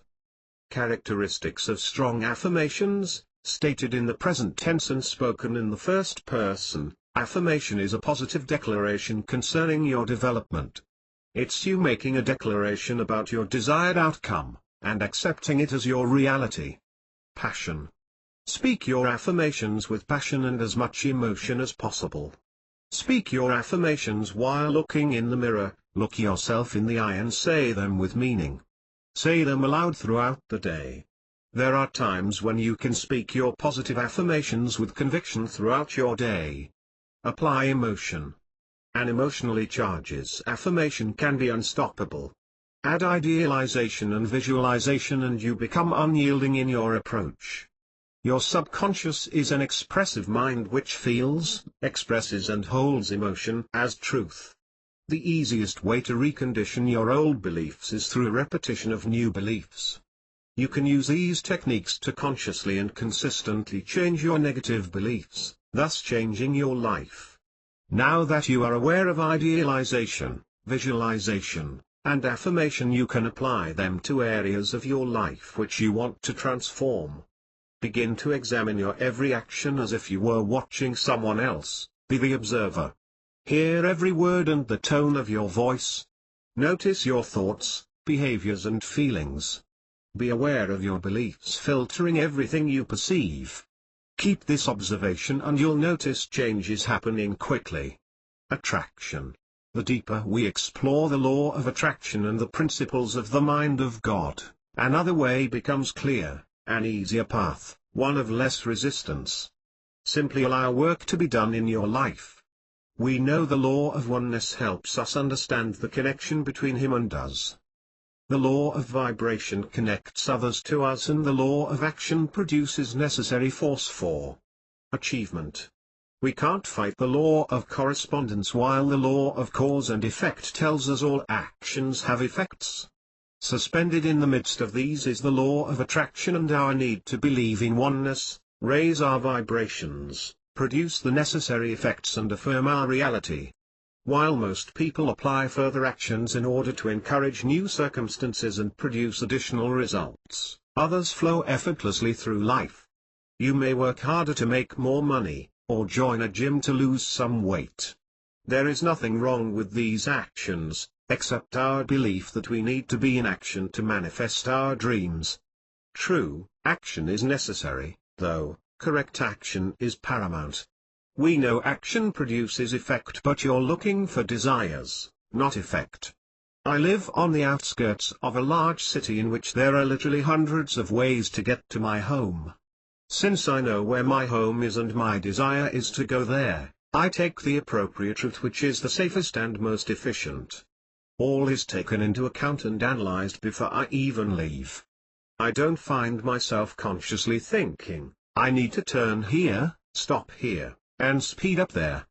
I give the subconscious the information and allow it to fulfill my wishes. This is where allowing comes in. I have visualized, affirmed, and expressed my desires, now I simply let it go. Once I've taken appropriate action, I can simply allow the universe to deliver my desires fully formed and neatly wrapped. So how do we allow? There are three key parts. 1. Let go of the how. Do you ever get so caught up in the how it binds your creative energy to the point where you start to doubt the whole idea in the first place? This contradicts the process of nature, because you want to control the outcome. Ultimately you are responsible for conception through conclusion of your actions. In other words, you need to do your part, but a method which lacks the elements of faith, acceptance and allowance will implode. The reality is, the more you try to control an outcome, the less control you have. There comes a point in any process when the natural rhythm, law of rhythm, needs to be released. By consciously letting go of how, the universe will reveal our desires in a perfect, harmonious effect. We simply need to let go and trust the Spirit will deliver it to us in the most beautiful and beneficial way possible. 2. Let go of the when.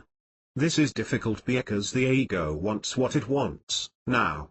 Everything we want is dictated by other actions and unexpected experiences because life has its own rhythm. So, rather than live a life of frustrations, work at refining patience.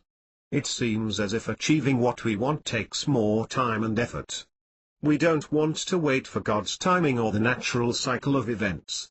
We excuse knowledge and push past experience to declare, "I'm ready." Unfortunately, our very impatience can delay the process. By wanting it right now, we place emphasis on the lack, rather than achievement. Remember, we create what we focus on, and if we focus on wanting, we create more needs.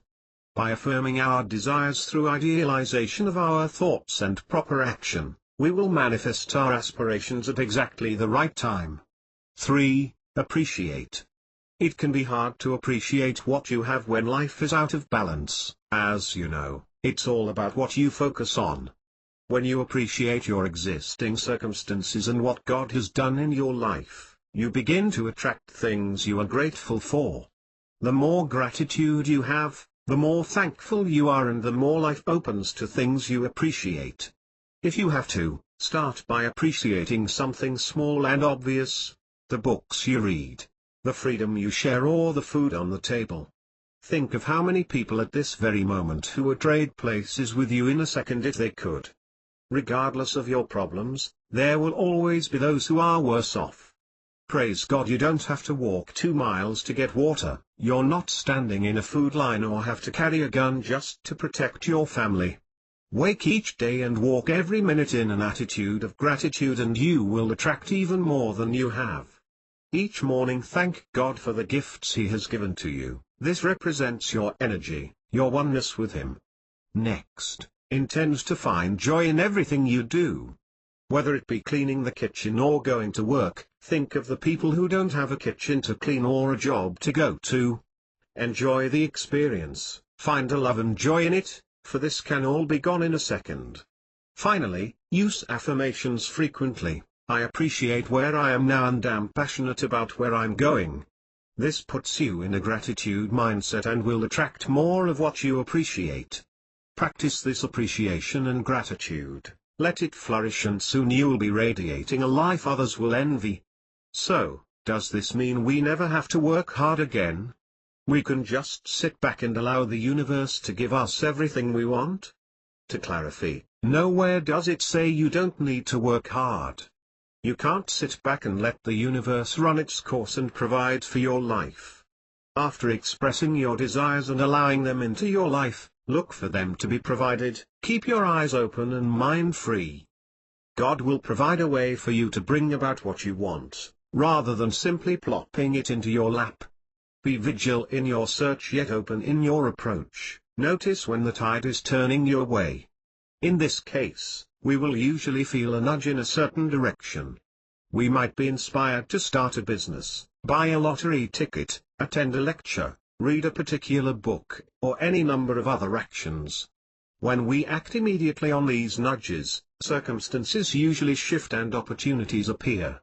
These opportunities usually create an opening that can help us to manifest our desires simply and easily, and often quickly. However, remember that inspired action shouldn't be painful or difficult. It should feel wonderful and inspiring. You will feel excited about it, and eager to do it. That's how you can tell whether you are being inspired to take a particular action, rather than feeling like you have to do it in order to get what you want. These steps may seem simple, yet they hold great power. They send a strong message to the subconscious that you are ready, willing and open to receive greater abundance into your life without grasping desperately at it. Goal setting. The theory of goal setting was developed over a 25-year period, based on some 400 laboratory and field studies. Studies show specific goals lead to a higher levels of performance than do easy, vague, or abstract goals. So long as a person is committed to the goal, has the necessary ability to attain it, and doesn't have conflicting values, the little which man cannot achieve. Because goals produce our future outcomes, the setting of goals is the difference in the process. It implies dissatisfaction with present condition and a desire to attain a preferred outcome. Setting goals provides the subconscious with direction and focus. They provide the map for your future. Goals set a standard for self-satisfaction and performance. High standards or goals are motivating because they require you to apply more effort in order to be satisfied than do low, or easy goals. Feelings of success occur to the extent that people see that they are able to grow and meet challenges by pursuing and attaining goals that are important and meaningful. There's a relationship between goals and performance because goals direct attention and effort toward relevant actions. Since performance is a function of both ability and motivation, goals depend upon having the proper knowledge and skills to accomplish the action. Goals may simply motivate you to use your existing ability, may use relevant knowledge, or may motivate you to search for new knowledge. The latter is most common when people are confronted by new, complex tasks. Goals, in conjunction with effort, often change other motivating variables, such as personality traits, feedback, decision-making, and monetary incentives. The key to efficient goal setting is feedback, which is necessary to track your progress and commitment. Feedback enhances efficacy. These practical tips make it easier to set and reach goals. Be specific. Realistic goals work best. Your goals must be specific. The more precise and detailed you can be in writing a description of your vision, the more likely you will be to achieve it. When it comes to making a change, the people who succeed are those who set realistic, specific objectives. One might say, I want to be successful. Immediately the subconscious asks, successful at what? How successful? Well, who doesn't? Can you define what success means? Success has a variety of meanings where failure has one, your inabilities to meet your goals. It takes time for a change to become an established habit. Only a habit can replace a habit, and it will take some time to form a new and lasting habit which brings you closer to your goal. Getting up an hour early to go running will be stimulating the first few times, but to form a habit, consistent action for a month or longer may be necessary. Your brain needs time to get used to the idea that this new thing you're doing is part of your regular routine. Goals must be measurable for them to succeed. When setting goals include time frames and a list of smaller objectives, these maintain your path. The subconscious mind will continue to strive for achievement as long as it sees progress. Minimal, effortless actions that lead to a larger purpose can be measured as achievement. Set effort goals and have a detailed plan of action. This plan should contain what action you would take, and the effort necessary to achieve it. Your approach and how you would do it, what resources would you need, what means do you have, and what are the possible obstacles and how to mitigate those obstacles. Pleasing other people doesn't work. Make sure your goal is something you want and you want it for you. Avoidance or altruistic goals leave a great deal of room for interpretation by the subconscious. For instance, your goal shouldn't be, I need this promotion, because my wife wants a new car. Instead, your goal might be, I want to improve my skills and please my wife. The key to making any change is to find the desire within you, not others. You have to do it because you want it, not because a girlfriend, boyfriend, parent, or someone else wants you to. It will be harder to stay on track and motivated if you're doing something out of obligation to another person. Keep your goals realistic. Make sure you have the ability and skills necessary to reach your goal.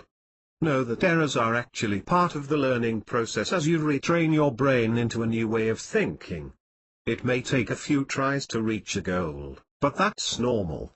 If you're intent on a goal, make sure your short-term goals include acquiring some of the skills you need and they can be achieved quickly. We spoke of climbing Mount Everest. Try a few laps around the block first. Review your goals constantly. Remember to continuously check your map and track your progress. When you follow your progress, you become motivated. The act of habitually reviewing your goals also helps ensure that you're moving in the right direction and did not go off track. Let's start. Begin by finding a quiet place with no distractions. Somewhere you can sit comfortably and take notes. Before you know where you're going, I believe it's important to know where you've been. You have accomplished many things in life. The problem is most of these events have passed by with little fanfare to your internal dialogue.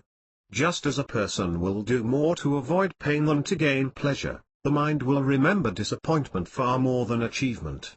List 5 things which you have accomplished that you're proud of. Think of things you've already accomplished. These don't have to be things you have won, or others have praised you for. These are personal achievements, events or happenings which you believe were a great accomplishment personally. List them. It's not important in what order or priority, whatever flows from your mind. What do you want in the next 10 years? While a mission is an objective, a vision is what you would like that objective to be, the end result. A picture of the future you're working to create, what and how you want to be, what you want your business to become. Without a vision of where you're going, how can you develop a plan to get there, and how will you know when you've arrived? Without a vision of where we would like to be, we can continue moving through life, only to discover each time that we've arrived somewhere we really don't want to be. Nothing was ever created without a dream. It guides us, gives us direction and purpose, and can serve as a powerful motivator. In order to truly guide and motivate, a vision must be aligned with your core values. Start a list of these. Again, just start writing. Big or small, keep writing with as little conscious thought as possible, the same process you used while discovering your life's purpose, your vision statement. Maybe you want to visit China or Egypt, learn to fly a plane or own a vacation home in Hawaii. Whatever comes to mind, write it down. What knowledge do you want to gain? What do you want for your children or to do for others? Keep pressing forward for 15 minutes or until you have a minimum of 50 items, let your mind flow with no barriers. Maybe there are some habits you want to drop, some people you want to meet. If you need more time, take as much as you want. Anything you desire. Health, wealth, friendship, career or business. Maybe you want to ring in the new year in Times Square. Now that you have your list, it's time to start working. By the way, this is a never-ending list. You may find while you're driving to the store this evening other items come to mind. If so, add them to your list and keep it going. You will notice every successful person always has a pen and paper handy. Why? They're always adding to the list of things they want to accomplish. For now, I want you to take your list and place a number in front of each item, either a 1, 3, 5 or 10. These numbers will represent the time frame in which you believe is necessary to accomplish this goal. 1 for 1 year, 3 for 3 years, 5 for 5 years and 10 for 10 years. These are subjective numbers, they only have meaning to you. Now that you have everything numbered, I want you to total up the numbers in categories. How many ones do you have?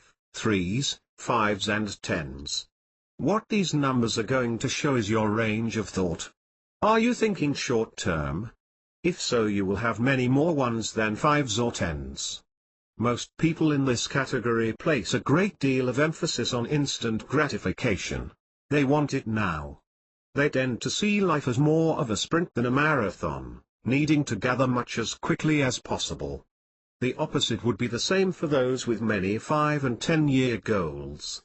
Yes, life is a marathon, but you don't want to finish last. While we know goal setting is important, you must also realize it's a process, a new way of life. Once you have met a goal, you need to set a new one in support of the original. Just the same as replacing a bad habit with a good, you build upon past efforts. If your goal was to quit smoking in 1 year and you have accomplished this in 30 days, build on it and set a new goal of exercising an additional 15 minutes a day or study new forms of meditations. Keep in mind, you're the captain of this vessel and you are taking over the ship. For too long you've allowed your existence to be controlled by the whims of others. You have been oppressed by your habits and influenced by your fears. By setting goals you are now manipulating the subconscious to abide by your thoughts, and your thoughts will now be controlled by your actions. Mastering the art of goal setting will change your life forever. Once you've begun to accomplishing goals, you must bear in mind, the subconscious loves rewards. These can come in a variety of forms as long as they're not in opposition to your goals. If your goal is to quit smoking and your sub-goal was to not light up for 30 days, reward yourself with a new pair of shoes. Even if money is tight, go get them.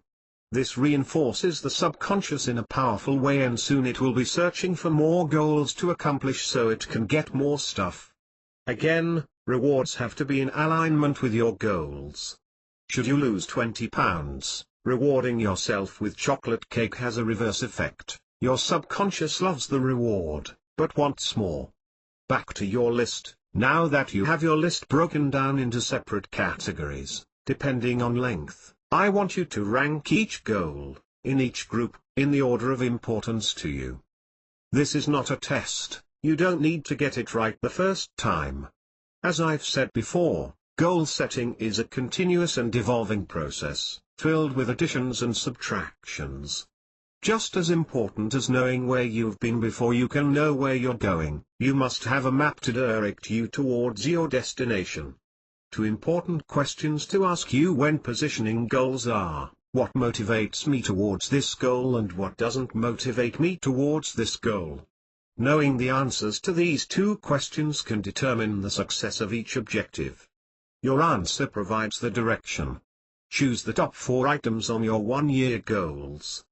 You've identified your top 4 immediate goals and identified these aspirations through motivational questions.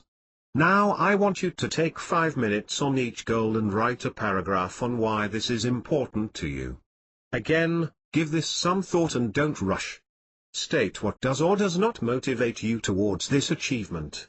Make it as short or as long as needed, but be specific and honest. This is where clarity comes to fruition and you begin to progress. When you understand precisely why you want to achieve, it's much easier to discover how to achieve. Many times the how is too difficult to comprehend, but given a strong enough why, everything is possible. What is the purpose for your goal? By having a strong enough why, you illuminate your purpose. It answers the question, what for? Generally, our answer to why is an emotional response. It's an object which we believe will make us feel better. When we clarify why to a logical state, you find purpose. The goal of having a new 5,000 square foot home overlooking the bay is a beautiful thought. But once you place purpose behind it, now it's a powerful thought. The purpose might be a need for a growing family, taking care of elderly parents, safety in the community, or investing in a place to retire. Whatever the reason is, you've now moved from a vision of an object to a vision with a purpose. Let's say one of your goals is to retire at 55 or lose 20 pounds or stop smoking. Ask yourself, what will it mean to you if you accomplish the goal, if you don't accomplish it? How will it make you feel if you succeed, if you don't succeed? Is it really a big deal to you? Do you truly want what you say you want? These questions are directed towards purpose, not objects. What is the value in reaching your goal? Having goals is one of the most important things we can do for personal development. What's more important is who we become while striving for those goals. A stronger person, a better father, a qualified expert, a determined mind, a contributor, a giver, a better partner. It's not what you get that makes you valuable, it's what you become in the process. As I stated, goals are great, but the real value is in the increase of you. Your belief and action, your gratitude and your giving, your spirit and your identity, these are things you can't buy. People admire the person you are, who you've become, more than what you have. Should you be a jerk who has attained wealth, highly unlikely, you'll still be a jerk with few friends, and the ones you have, will steal what you've got. Now you have your 4 goals and have written a statement on why you want these goals. You've also explored the purpose behind these desires. Next I want you to write another statement, paragraph or page. This one entitled, "What kind of person will it take to become all I want?" At this point your goals are coming around full circle, the engine's running and they're ready to let loose. You begin to realize, what you achieve is what you become and what you become is what you achieve. Through the law of action you achieve, by the law of cause and effect you become, and with the law of rhythm when you become, you achieve. So, do this exercise and be honest with yourself, see your flaws, faults and fears. Address your habits and beliefs, acknowledge them and give them the due, for they're not going to be around much longer. What do you need to do to become stronger, have better health, become a mentor, continue your education, and develop stronger habits? Development is a process and needs constant attention to move forward. An architect doesn't sketch a building and say, "Go build it." Creation is constant, the law of change, and if you stop developing, the law of growth will change you by its will, not yours. Put everything on your list. Listing your goals will generate ideas, and these ideas produce dreams, and dreams build cities. It's not necessary to keep everything you write down. Scratch off what's not necessary, what's not important to you. The essential part is you gave it thought, considered the action and made a decision. Who knows where it will lead? It certainly didn't hurt. And finally, beware of where you're going and what you become. Life is about having a guide, it's using the guide to get directions and using those directions to formulate a map. Beware of what you obsess over, sometimes the price is too high. Know when you're losing your sense of reason, your virtues and values. Know when the price of success is not worth the risk. If you notice your goals are based on wealth and acquiring objects, you may need to rethink your objectives.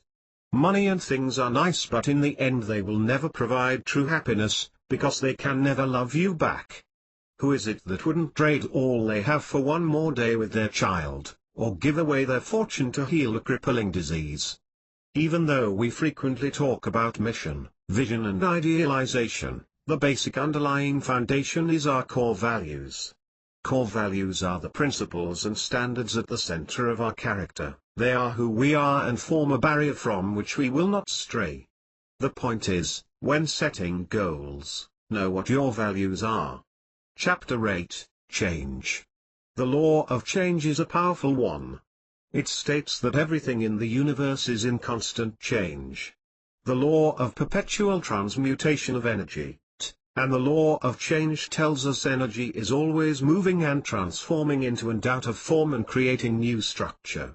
This law further asserts energy is always in a state of motion, taking one form and move to another, never idle. This is the most significant and exciting law in the entire course and, for some, the most difficult to understand. It's significant because it can be found in each universal law and the principles that govern them. The law of change is obvious in every person, all manners of form and all means of function. It's difficult to understand because it takes you beyond your present way of thinking and into a realm of questioning. Why are things changing? Change comes about by a dominance of one of two factors, emotional cues or rational thought. Either one can force rapid adjustment in a person. Should you be emotionally charged in a relationship, either positively or negatively, you will change the experience to fit your demonstrative needs. An example is someone staying in an unhealthy relationship because of an emotional connection. If, on the other hand, you're heavily invested in tech stocks that lose money, you rationally change your portfolio. Both of these are tied indirectly to our way of reasoning, either inductive or deductive. Whichever reasoning we use also determines our fear of change. In every case it's not the change itself that causes fear but rather the fear that we will be worse off than we already are. In the case of relationships we may fear emotional loss will lead to never finding another expressive connection. In financial matter we may feel that if we change investments, we may lose more than we currently are or the stock will turn around. Either way, loss, not gain is the determining factor. In order to change these fears we must change our thoughts. But here's the secret most people don't understand. You don't actually have to conquer fears, you have to master them. Fear is a necessary evil which dwells in our subconscious, the mind which protects us and guides us to enjoyment. It neither knows why fear is present nor does it care, its only concern is security. Mark Twain once said, "Courage is resistance to fear, mastery of fear, not absence of fear."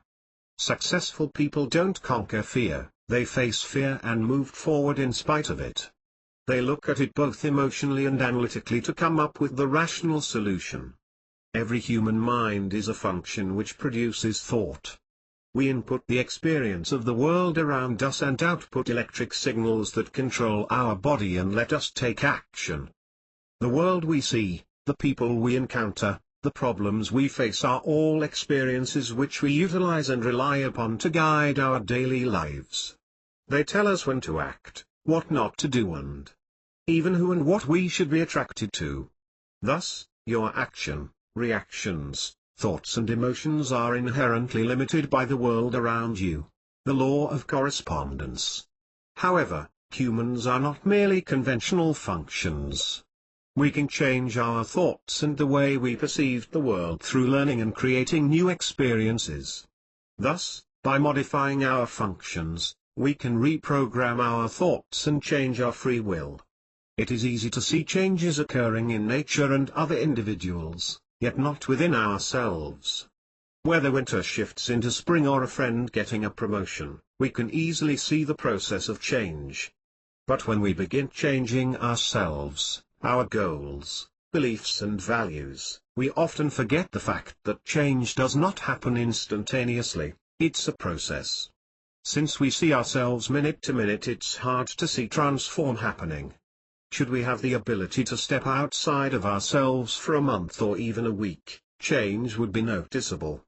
For this reason, commitments need to be made, action taken and ideas developed on a consistent basis with little regard of how you see yourself now. It's easy in theory, difficult in fact. Change in thought. In your daily life, whatever you spend the most time thinking about becomes your reality. If you spend time thinking negative thoughts about what you don't have or how life has passed you by, then that is what you will get. On the other hand, if you can change that process and replace those feelings with positive ones, you can achieve your dreams. Each time you get a negative thought, you will need to develop a technique for recognizing it and replacing it with a positive one. If you follow this process, you cannot fail as long as you keep focusing on the goal that you are passionate about. For thousands of years man illuminated the night with a kerosene lantern. Even after the birth of electricity in 1745, most believed we were meant to go through life with little change.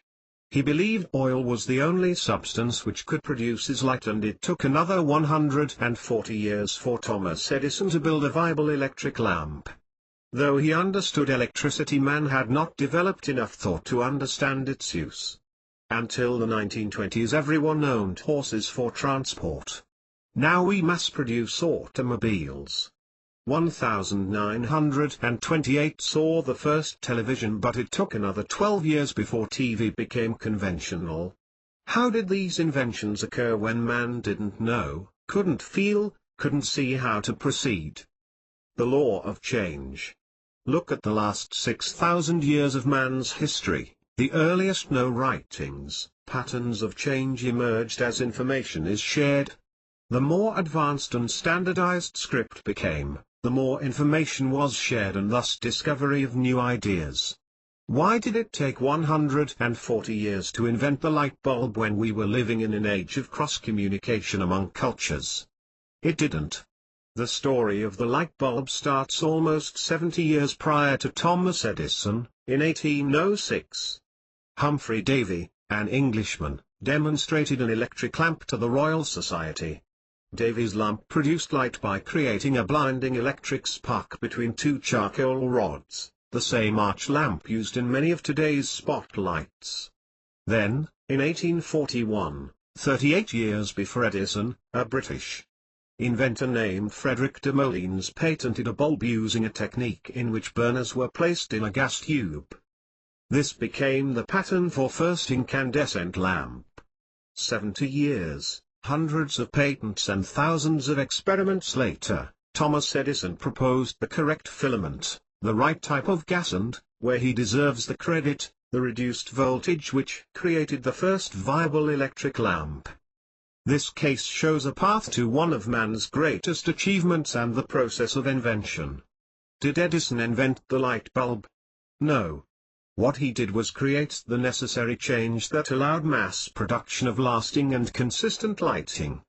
Edison knew change and creation were one and the same, that form is created out of change to an existing substance.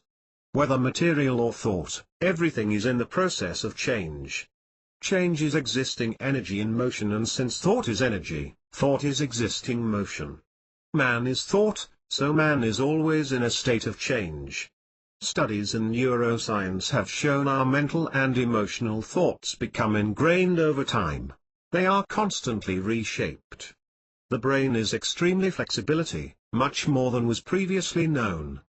Even half our beliefs may feel etched in our bones, they aren't. We now know the brain's pathways can be rewired and is under constant construction. When we decide to change our thoughts, our brain may at first feel that it's not a safe thing to do. After all, it's been this way for years, why change? We know which way it works and which way it doesn't. Years of experience and never questioning the methods have given similar results which were acceptable, we know. Also, we don't question our thoughts, it's a belief and for us, it's the truth. The trick is to look at the results and see if our thoughts and expectations correspond. If not, ask, why are things this way, what can I do to improve, are my beliefs correct? Now it gets fun, because you know the answer to this question, or do you? Change is energy in motion and energy never expires, it only alters form. Since thought is energy, thought must be in motion and thus, you are always in a state of changing thought. The question is, have you ever had an original thought, or are all your thoughts simply existing and changing patterns of previous thought?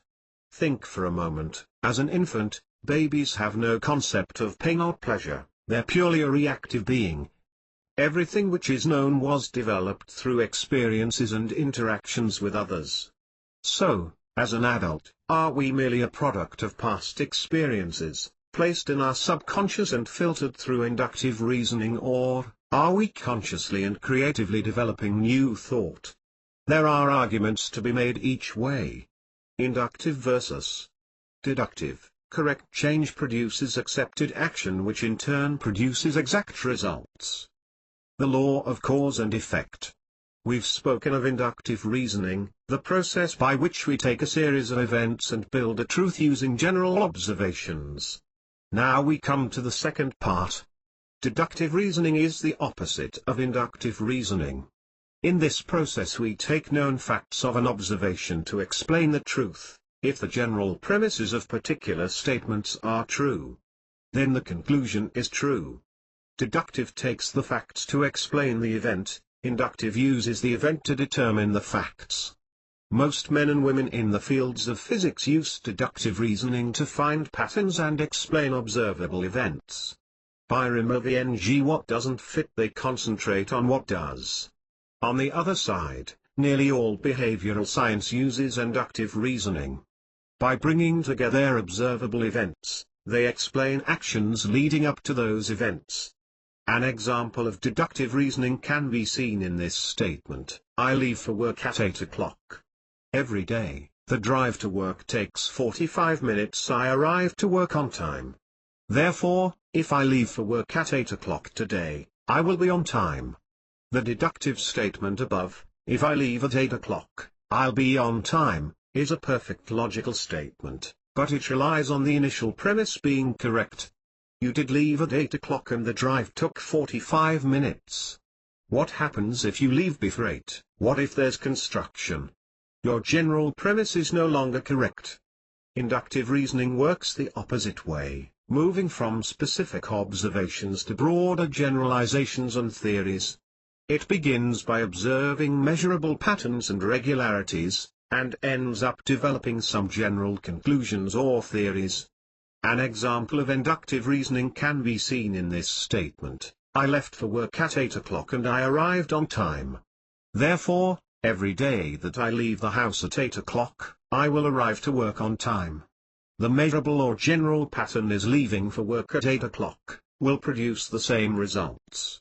While inductive reasoning is commonly used, it is not always valid because it assumes that a general principle is correct. Instead of the initial premise of leaving and drive time, the focus is now on arrival on time and leads to assumption on why you did. People in general use inductive reasoning far more than deductive reasoning. They use conclusions to provide assumptions of what's happening. This inference allows our minds to make sense of where we are, what we do, and what is occurring around us. These assumptions encompass our lives and guide every action and thought. We constantly decide on what's safe, how we should speak and whom to socialize by the use of general observations.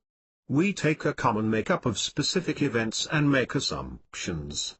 I'm sure you have many friends or acquaintances who, on the first time you met them, you didn't have a good experience. Over time and through common traits, you became friends. This is possible because you take the relationship as a whole rather than a singular event. When you give meaning and order while applying general knowledge of experiences, you gain a quick understanding of events. This is automatic with little thought. We see dark clouds and assume rain. We hear the door slam and assume someone has arrived. We read a book, and interpret the meaning of the various sentences, paragraphs and words. We listen to conversations and infer their meaning. Inductive reasoning controls these patterns and is the main obstacle to change. I make assumptions by inductive reasoning as to what readers will make of my writing. I assume the clarity of what I am saying, what needs further explanation, what has to be stressed. While most of our assumptions are reasonable, some are not, and it's that small portion which causes anxiety in our lives. On the other end, people who use deductive reasoning as their main focus tend to see individual actions over events and not the big picture. Without being stereotypical, these people are apt to be more detached, less social and more critical of others in everyday life. They look for reason behind events and continually question meaning and response. Fewer general assumptions are used in deductive reasoning. Think about a few friends you have which use deductive reasoning. They usually start statements with I see. I read. They say. These people rely on corroborated information rather than their own beliefs. A person who uses deductive reason may be well suited for running a company that requires analytical thinking, just not your sales team. When looking for change, it's necessary to gather and relay information. Knowing how you and others process and communicate information is vital to success. By focusing on how a person reasons, you can decipher whether it's someone else's beliefs they convey or their own. Resistance to change. When you resist change, you don't often see it as resistance, you often see it as logical and practical. Through typical deductive reasoning you may ask, why are we changing, instead of using inductive reasoning and asking, how can we change? Either way, change produces resistance and often causes fear for those who don't know exactly why it's taking place. Fear of change stops us from taking action by producing anxiety, self-doubt and guilt. This fundamental link leads to other more specific fears which support this resistance. Anxiety stops us taking action in our lives and makes us resist change by stirring up fears of what is unknown. Since certainty is more comfortable than uncertainty, we feel distress and concern when confronted with change. There are various approaches on how to overcome fear, with the most common being, to face your fears head-on. There are definitely times that our demons must be confronted, but there are also times that paying continual attention to something you don't want in your life only increases its power. If your fears are chronic, and taking up a prominent position in your mind and heart, maybe it is time to cut them off permanently. Conquer your fears. There are obviously some things which we should be afraid and in which we should exercise appropriate caution, but if these fears control us, or prevent us from taking certain risks, if they limit us only to action that we deem safe, we may never achieve our potential. Overcoming fear is an important issue, for this is the most powerful emotion we experience. Fear has such a far-reaching effect in every aspect of our lives that it controls relationships, business, and virtually every choice we make. Fear can stop us from following our dreams, taking chances, and certainly blocks any chance of happiness we may have in the future. Realizing just how powerful and limiting our fears can be is a vital step to taking back control of our lives. Don't be afraid to look fear in the eyes and let it know that you're here to conquer it. Overcome it by not tolerating it, by defeating it. Triumph over fear gives you power that doesn't stop and will lead you to succeed in all aspects of your life. This is why we admire fearless people. We see our true self in them and the person we want to be. Become aware of fear, take action, and demolish it for good. Fear of the unknown. By optimistically approaching change, you will be more inclined to explore new avenues. In choosing a different direction, you experience a new and rewarding result. However, by cautiously approaching change because of fear, your choices reflect those fears. This is where we find confusion when embarking on something unknown. If allowed to persist, the fear eventually leads to a restricted lifestyle, a void of living. Though fear is not fatal, it should be remedied. For this, we need to turn the unfamiliar into familiar. By replacing fear of the unknown with curiosity, we open ourselves up to an infinite stream of possibility. We can let fear rule our lives, or we can become childlike with curiosity, pushing our boundaries, leaping out of our comfort zones, and accepting what life puts before us. Life is bursting with potential. If we accept this, we accept change. By replacing fear of the unknown with curiosity and faith, we can create the life of our dreams. In order to do this, we must change our thinking, change our actions, and remove fear. The first step in change is removing the resistance to change. Overcome. Regardless of your circumstance, the question remains, are you willing to do what it takes to overcome what challenges you? When confronted with a difficult challenge, do you let your fears about coming up short stop you from taking any action at all? Failure isn't personal, it's about behavior, outcome, and results, not a personality characteristic. Although what you do may not give you the result you wanted, it doesn't mean you are a failure. Because you made a mistake, it doesn't mean you won't succeed. There are 5 basic ways to overcome fear. 1. Increase your familiarity. Break your ears into small chunks, one step at a time. Should you have a fear of making cold call at work, call your best customer first. 2. Rehearse courage mentally. When it comes to emotions, including fear, your brain can't differentiate between what it imagines and what's actually happened. Rehearse in your mind, while visualizing yourself as calm, confident and collected. Your behavior in the real world will imitate your imagination. 3. Reframe the fear. Create a comparison that makes your fear seem trivial. For example, there are millions of people who don't know where their next meal is coming from. What have you got to be afraid of? 4. Reassociate the fear. Focus on the rewards of success with no thought given to failure. Many people use visual stimulus such as photo of an idyllic home which they want, placed on their desk. When you focus on the big picture, the end results, fear loses its grip. 5. Make the fear useful. Far from being a debilitating emotion, fear, when viewed from the right perspective, is actually just a signal that you need to do something. If you're afraid to ask for the business, for example, it's just your subconscious mind telling you that it's getting close to the point where you need to ask for the business. It may sound right, but it's true. Feel the fear, and do it anyway. Put the above techniques to use and your fears, no matter what they are, will stop holding you back. Do things differently. If what you are doing isn't working, do something else. If you're not getting the results you want, then you must do something different. Most people stop doing everything, and this guarantees they won't be successful. Check your goals, rethink your process. Don't be so hard on yourself. If nothing else, you know what doesn't work. Failure is a judgment or evaluation of behavior.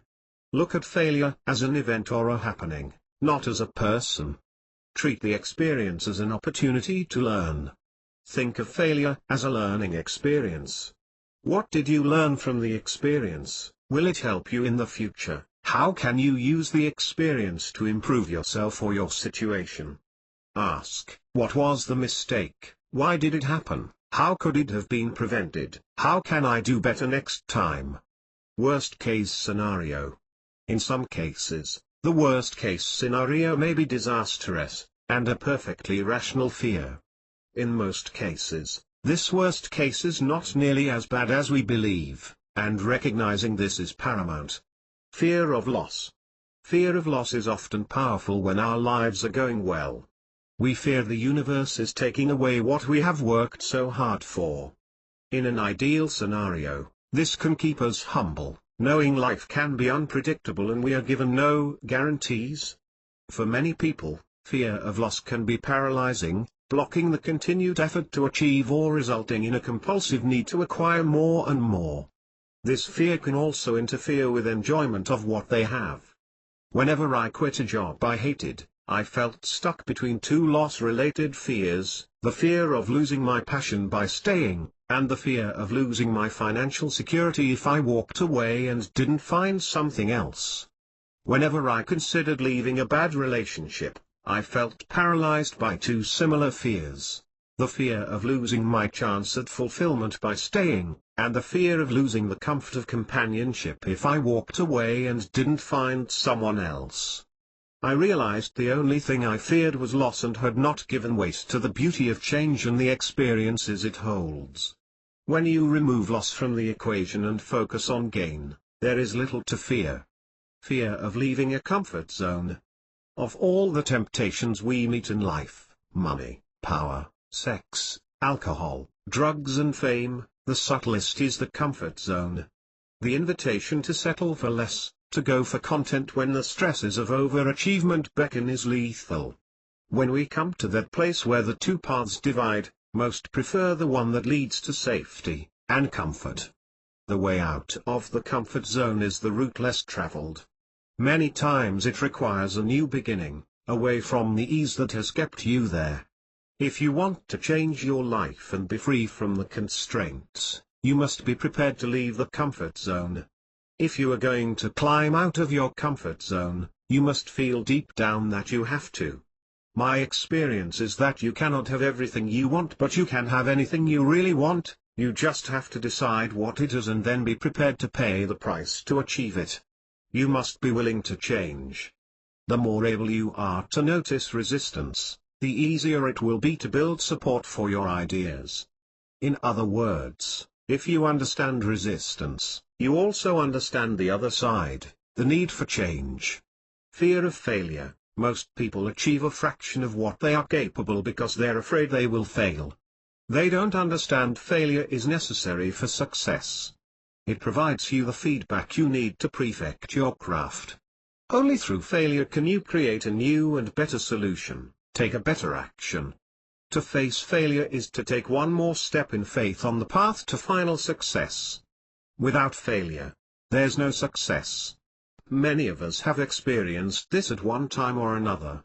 The fear of failing can be immobilizing.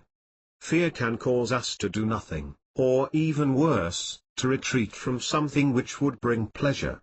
When you allow fear to stop your forward progress, you're likely to miss some opportunities along the way. A prime example for most is public speaking.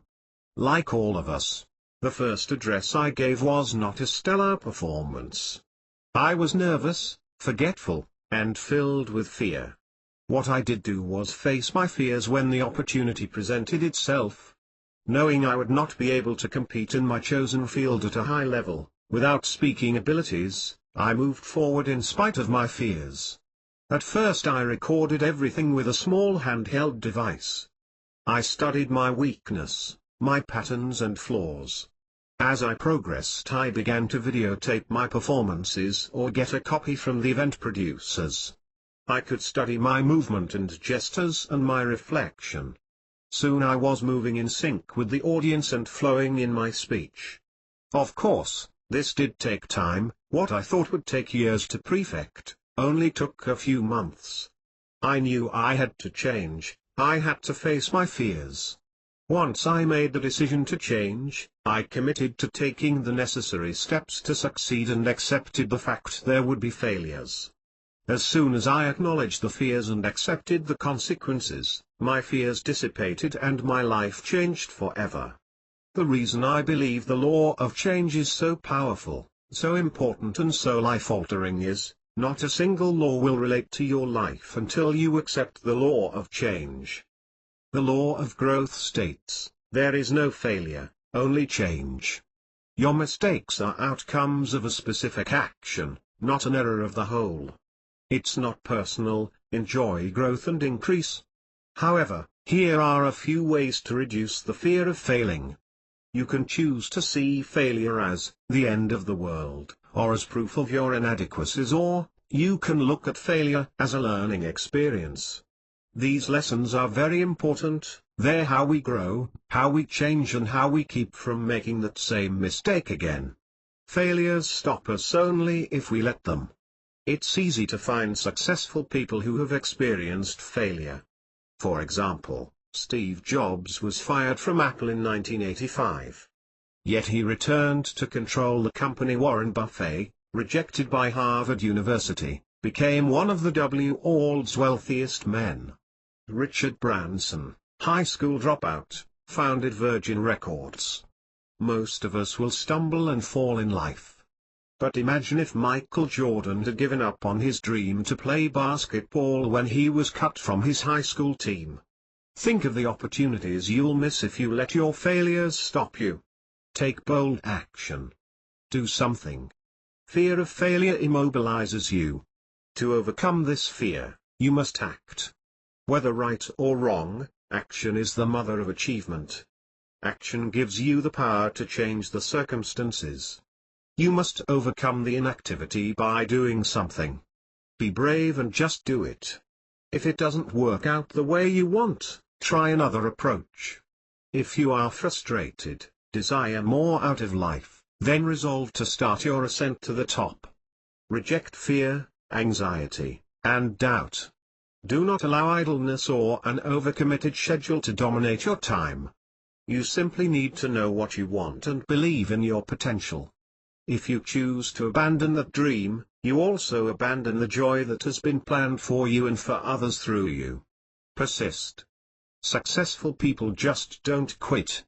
They keep trying different approaches to achieving their outcomes until they finally get the results they want. Unsuccessful people try. If it doesn't work, they give up, while others give up when they're on the threshold of succeeding. Don't give up. Probably the most difficult challenge we face comes from within ourselves, simply because we are blinded to the existence of our own faults. Identify the objects that are interfering with your life, deal with them and resolve to defeat them.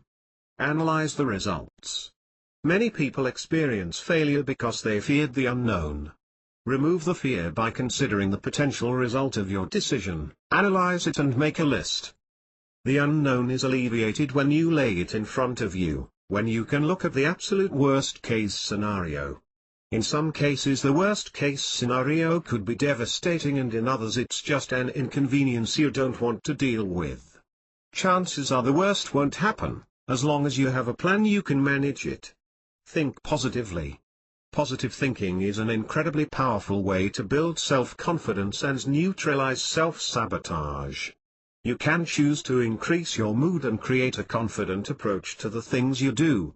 Through choosing to take a positive outlook on life, you can begin to shift out of a negative frame of mind and see life as filled with possibilities and solutions in place of worries and pessimism. Set goals. The final thing you need to do to overcome your fear of failing is to set solid goals. You will want to start with something small. These goals should challenge you, but not overwhelm you. They're designed to give you early wins, to boost your confidence. Overcoming fear of change can be the most important step you take. Change your thoughts. The law of change responds to the most dominant thoughts in our minds, those thoughts the mind believes to be important, and are recurring. When we worry, we constantly bombard our minds with negative energy, which produces a central thought. This in turn produces the prevailing negative energy we attract into our lives.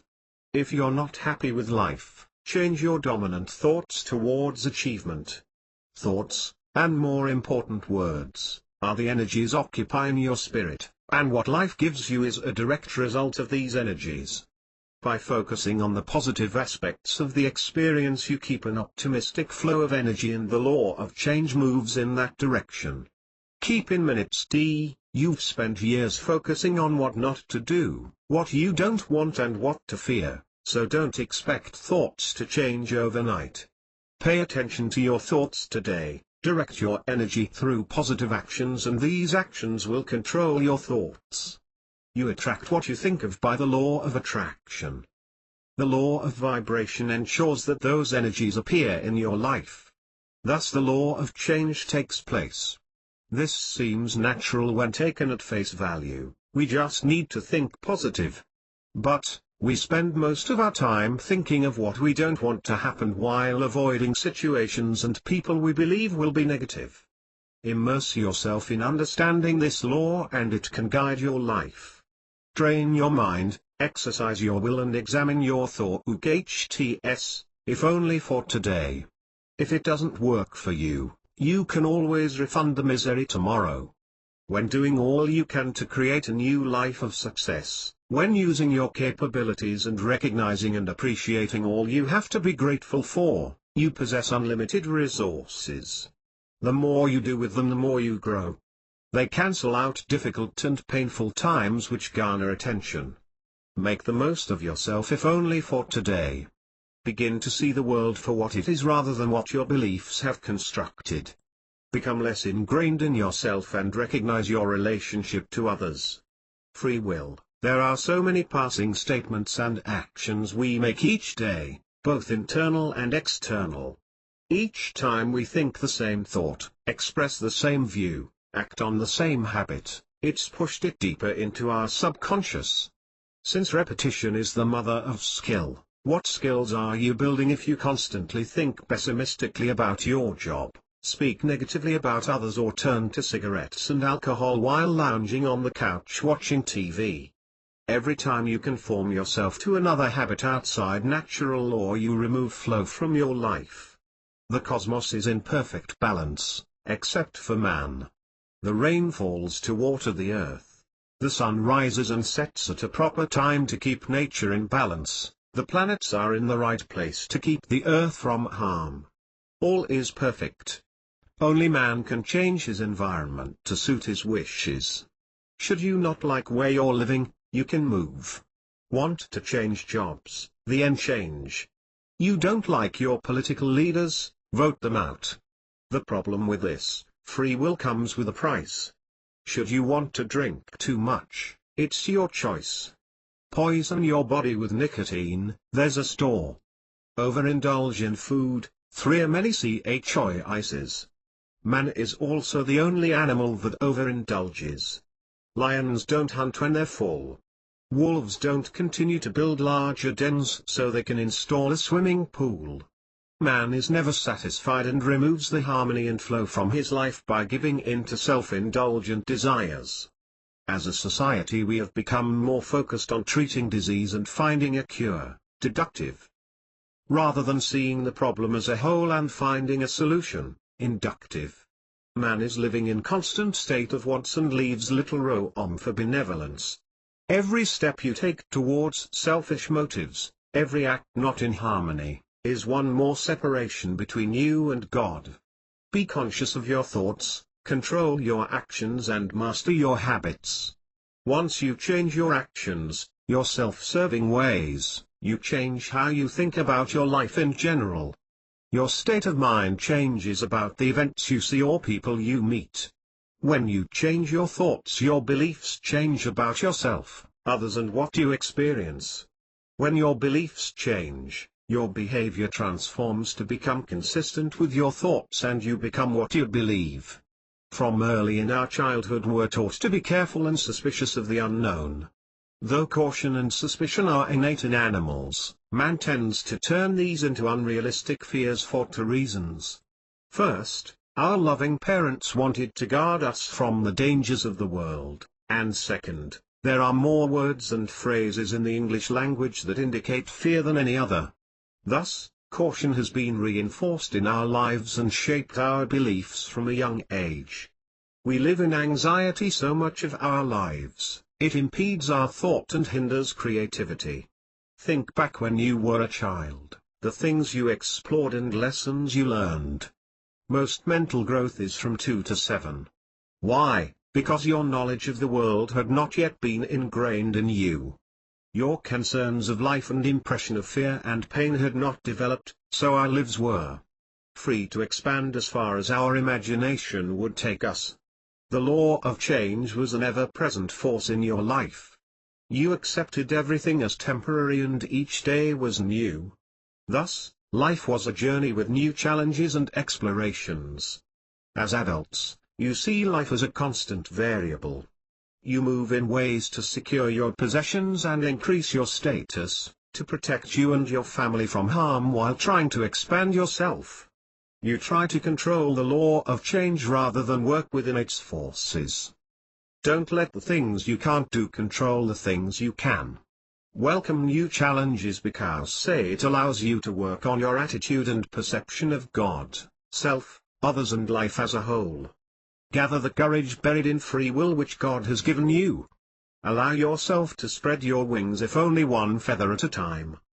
Don't wait for situations to be perfect before you act on opportunity, for growth comes from the challenges you conquer and the change you accept. No longer make desperate stabs at perfection but keep your focus on today and let tomorrow care of itself. Change is a process, not an event. It has been said the only thing certain in life is change. So the question is, will you change? Are you willing to change and will you be prepared when change occurs? By far, the wealthiest men and women in the world are those who predicted change and are willing to change.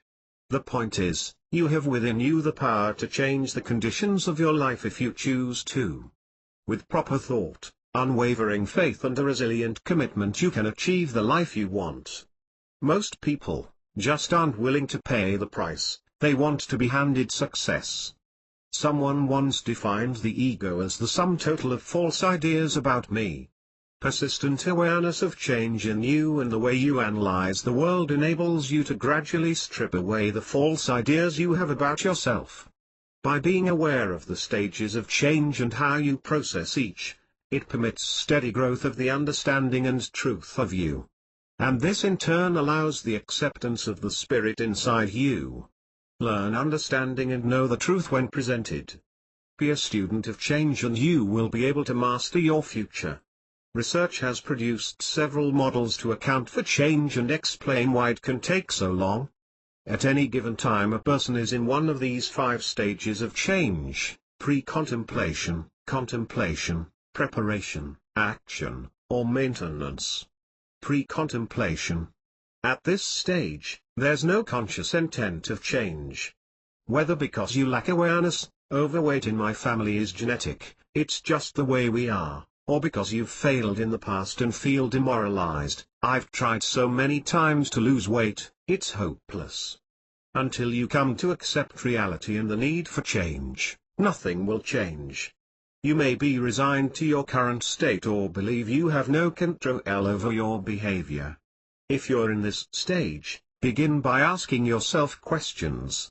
Have you ever tried to change this behavior in the past? How do you recognize that you have a problem? What would have to happen for you to consider your behavior a problem? Contemplation. It's common for contemplators to say someday, I will change. They typically are looking to change in 6 months from now. In reality, change is something they want to do, but they don't actually have a plan. They're aware of the problem, but they still haven't made a commitment. This is the beginning of thought. We know failure has set us on a path that threatens our future, and we begin to make shallow plans to change. Many people never progress past the contemplation phase. You may view change as giving something up rather than a means of gaining emotional, mental, or physical benefits. If you are considering a behavior change, here are some important questions to ask yourself. Why do you want to change? Is something preventing you from changing? What could help you make this change? Preparation. Here we've begun to actively think about the need to change, fully wrap our minds around the idea. At this stage, you believe you must change, you can change, and are making plans to change. If your change includes losing weight, you might start by buying healthy food or taking walks in the morning. The danger of this stage is thought. You may begin to view change as giving something up rather than gaining benefits. You need to be prepared mentally, physically and emotionally. Gather as much information as you can about ways to change your behavior. Prepare a list of motivating statements and write your goals, sub-goals, beliefs and values of change. Find outside resources such as support groups, counselors or friends who can offer advice and encouragement. Be an information station of change in a particular area. Action. At this stage you've changed your thought, you're mentally prepared for the challenge and accept the sacrifice. You've begun to face the challenges of life without the old behavior. You began taking action to carry out goals. For example, you start a new exercise program and begin eating a healthier. You've taken definitive steps and measurable actions. This is where change is challenged in the mind. By calculating your efforts and seeing visible proof, change becomes real to your conscious mind. Once real, the subconscious interprets the change as fact and begins to move on your behalf. Be cautious, your efforts may be abandoned because the previous steps were ignored. If you are taking action towards achieving a goal, congratulate and reward yourself for every step. Reinforcement is vital in preserving forward progress. Take time and review your purpose, if necessary, correct your path, and renew your commitment. Maintenance. Once you're proficient in your new behavior, you're in the maintenance stage. Now your focus shifts to integrating change in your life. This is where will is central in your development. You need to avoid former activities and behaviors while reinforcing the new conditions with constant action. Shun temptation and replace old habits. Reward yourself when you successfully circumvent the relapse. If you do lapse, don't be too hard on yourself, it's just a setback and you need to refocus. Relapse is not failure, it's common in any meaningful change.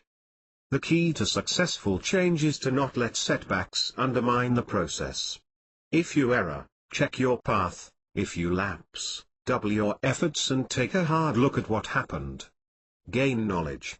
At the time of this publication there's an interesting event happening with what was once the world's largest manufacturer of cameras and film, Eastman Kodak. The company founded in 1898 by George Eastman is in serious financial trouble. Kodak was best known for photographic film products. During most of the 20th century it held a dominant position in the film market, and in 1976 had a 90% market share of film sales in the United States. Kodak began to struggle financially in the late 1990s because of the decline of 35mm sales and slowness in transitioning to digital photography. Despite having invented the core technology used in current digital cameras, Kodak refused to move away from the 35mm camera and film, believing it was and is far superior to digital in quality, which is true. This is the chief reason for their decline. Once they yielded to the consumer, it was too late. Change had come about, and those who had predicted change, who were willing to change and who were able to change, now dominated the market Kodak developed. This was done using Kodak technology. The once multi-billion-dollar company is in bankruptcy and is selling assets to focus on other opportunities in a market they once dominated. Was this the result of the lack of knowledge in the law of change? I believe so. Can they rebound by using these laws to their advantage? Only time will tell. Change is all there is. If you refer to the law of vibration, you know everything is energy and energy just is. Now, the law of change tells us energy is always changing into and out of different forms. The car you drive, the food you eat, the stars that light the sky, all is in continual change. The law of change is important because the law of nature and the laws of physics tell us change is everywhere, in every thought, motion, form and material. Even as you read this book, everything around you is in a constant state of change. Whatever you're experiencing right now will change. If things are well, job is good, family fine and dogs been fixed, things will change, and only your search for truth will defend you from adversity.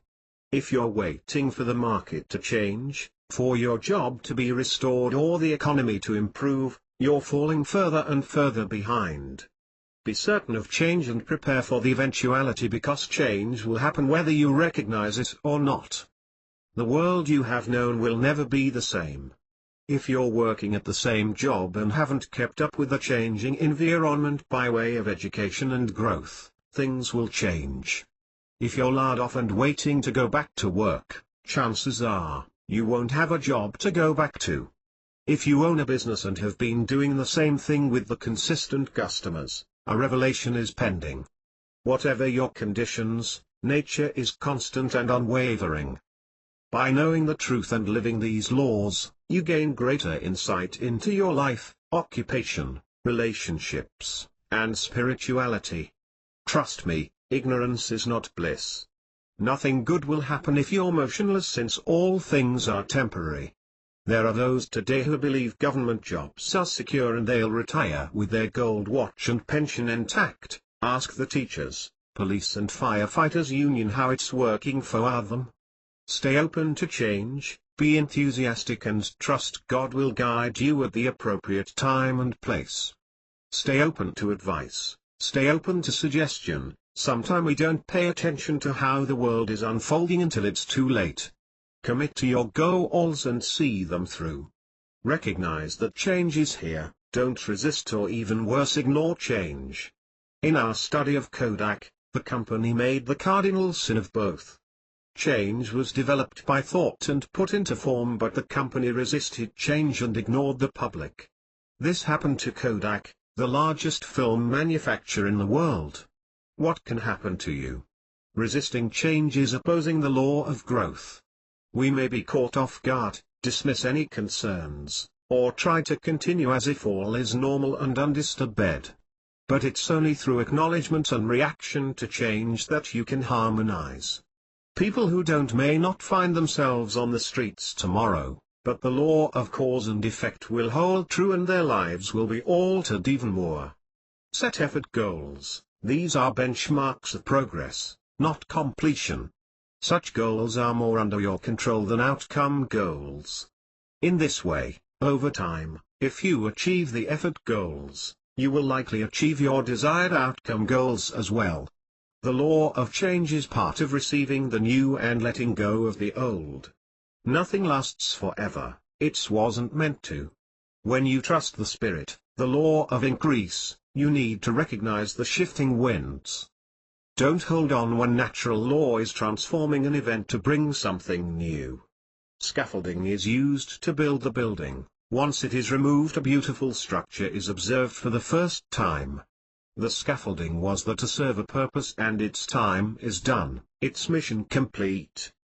By keeping it in place, you will miss out on the amazing development underneath. Things need to be removed from your life, and here's the remarkable part, you know what they are.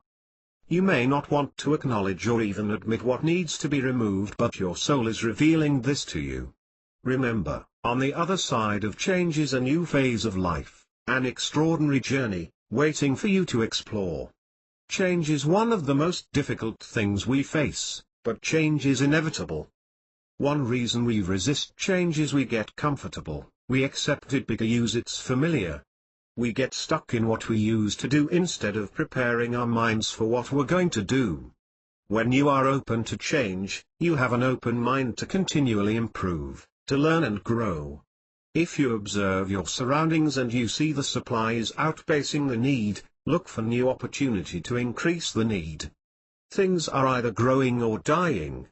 The same is true with your relationships. You may have friends, good for you in every way, but over the years things have changed and life has progressed.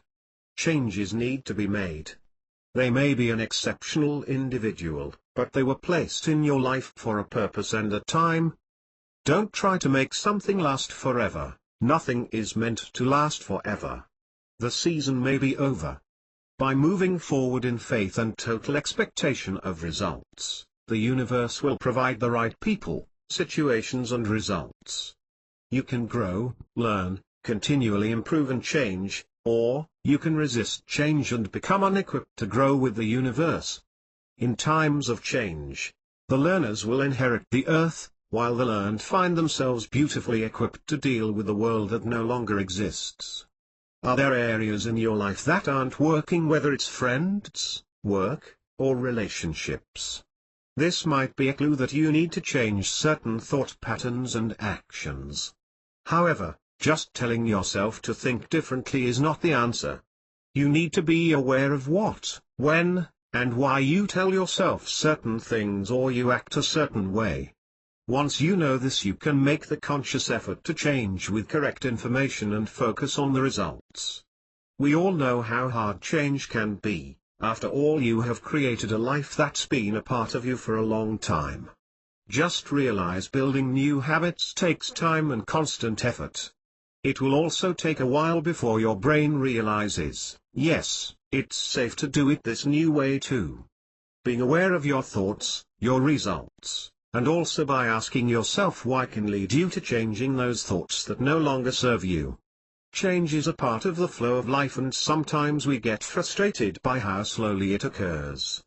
We become resistant to a change that seems to have been thrust upon us for no reason because we only want to amend the situations we see as the problem. Remember that change, in and of itself, it's neither good nor bad, it neither binds us or frees us. As we learn to flow with the oneness of God, praying for guidance to see the change as it presents itself and the wisdom to be willing to change, fear loses its grip on our lives.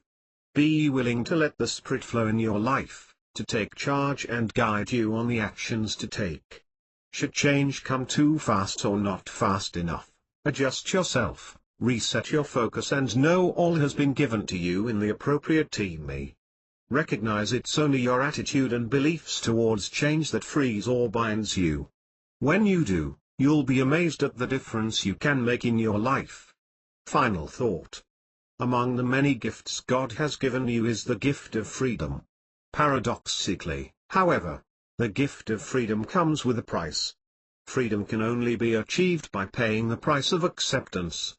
Similarly, if we surrender to God's guidance, we submit our free will, the creation so precious to those of us who always believed we should be running the show. Ask yourself, is your freedom worth the price of acceptance? Chapter 9, Relativity. The law of relativity tells us everything in our physical world is made real by comparison. Light exists because of dark, rich exists because of poor. Nothing is either good or bad until you compare it to something else. Define light or evil. These are perceptions of what you believe light and evil represent, your act of relating and comparing. A correct understanding of the law of relativity is important because many of our beliefs are flawed. You must recognize nature is nature. You may change nature, but in the end nature will prevail and return all things to order. Your view of life doesn't change the facts, it only changes your perception of the facts. Our lives, Relationships and successes are based on natural law, and since this law is absolute, knowledge can be valuable. Identify with natural law and don't force things to become what they naturally are not. Know things happen for a reason and every experience is used for growth. Romans 8:28 states, "All things work together for the good of man, for those that love God and are the called according to his purposes." So, wake up and say, "I will trust you today. And no matter what may come my way, things do happen for a reason. And we know that all things work together for good to those who love God, to those who are the called according to his purpose." Rom 8:28 This law upholds, every condition in our life is for growth and how we manage these circumstances determines our progress. Consider each problem a challenge to your heart, mind and soul while resolving them. Use this law to learn how the world harmonizes, to see your problems as they are and, to put them in a proper perspective. Know that regardless of your conditions someone else is it worse. The first stage of the law of relativity is perception. This is when you sense an event and judge it as good or bad, pleasant or unpleasant. At any given moment, you might see familiar objects in your environment, feel the touch of someone against your skin, or hear the sound of music playing. All of this is being processed in the mind and will have an impact on your perception of events and interactions with others. Once we perceive any event, what follows is reaction to the event. This is where your emotional and physical response to the perceived takes place as your mind relates to your physical senses and forms a thought. Much is based on several limitations of your subconscious beliefs and filters. What are your tendencies? Are you insistent or compliant? Are you serious or humorous? Your previous experiences and expectations will interact with the current experience and determine most of your reaction. Should you be driving down the road and see red lights flashing in your rear view mirror, your first response would be anxiety. Why is this? Your perception is you have done something wrong. Your experience tells you police only stop people for one reason, to give a ticket. Would it cross your mind that your tire was low or you hadn't fully shut your trunk? No, because you know people who get stopped, get tickets. Is this the truth, the real truth? I don't know. I personally have been stopped probably 6 times in my life and received 2 tickets. The ideal solution is to manage every stage effectively and put energy and attention on solutions, not the problem. Know that the meaning of any difficulty is relative to what you compare it to. Managing life is a constant increase of you as a whole. No one singular problem or success can define who you are as long as you progress. Improvement creates you and defines you, and trials are a part of this growth. You can only grow by going through difficulties and conquering a formerly unknown circumstance. By tracing your changes and asking yourself how you know this to be true. Your knowledge that growth and value are in your performance allows you the opportunity to change your life. Since everything happens for a reason. Instead of locking yourself in a room or taking your frustrations out on someone else, treat them as what they really are, opportunities to expand your knowledge and faith, an opportunity to improve and grow as a human spirit. When looking for meaning, try to find the gifts in negative experiences.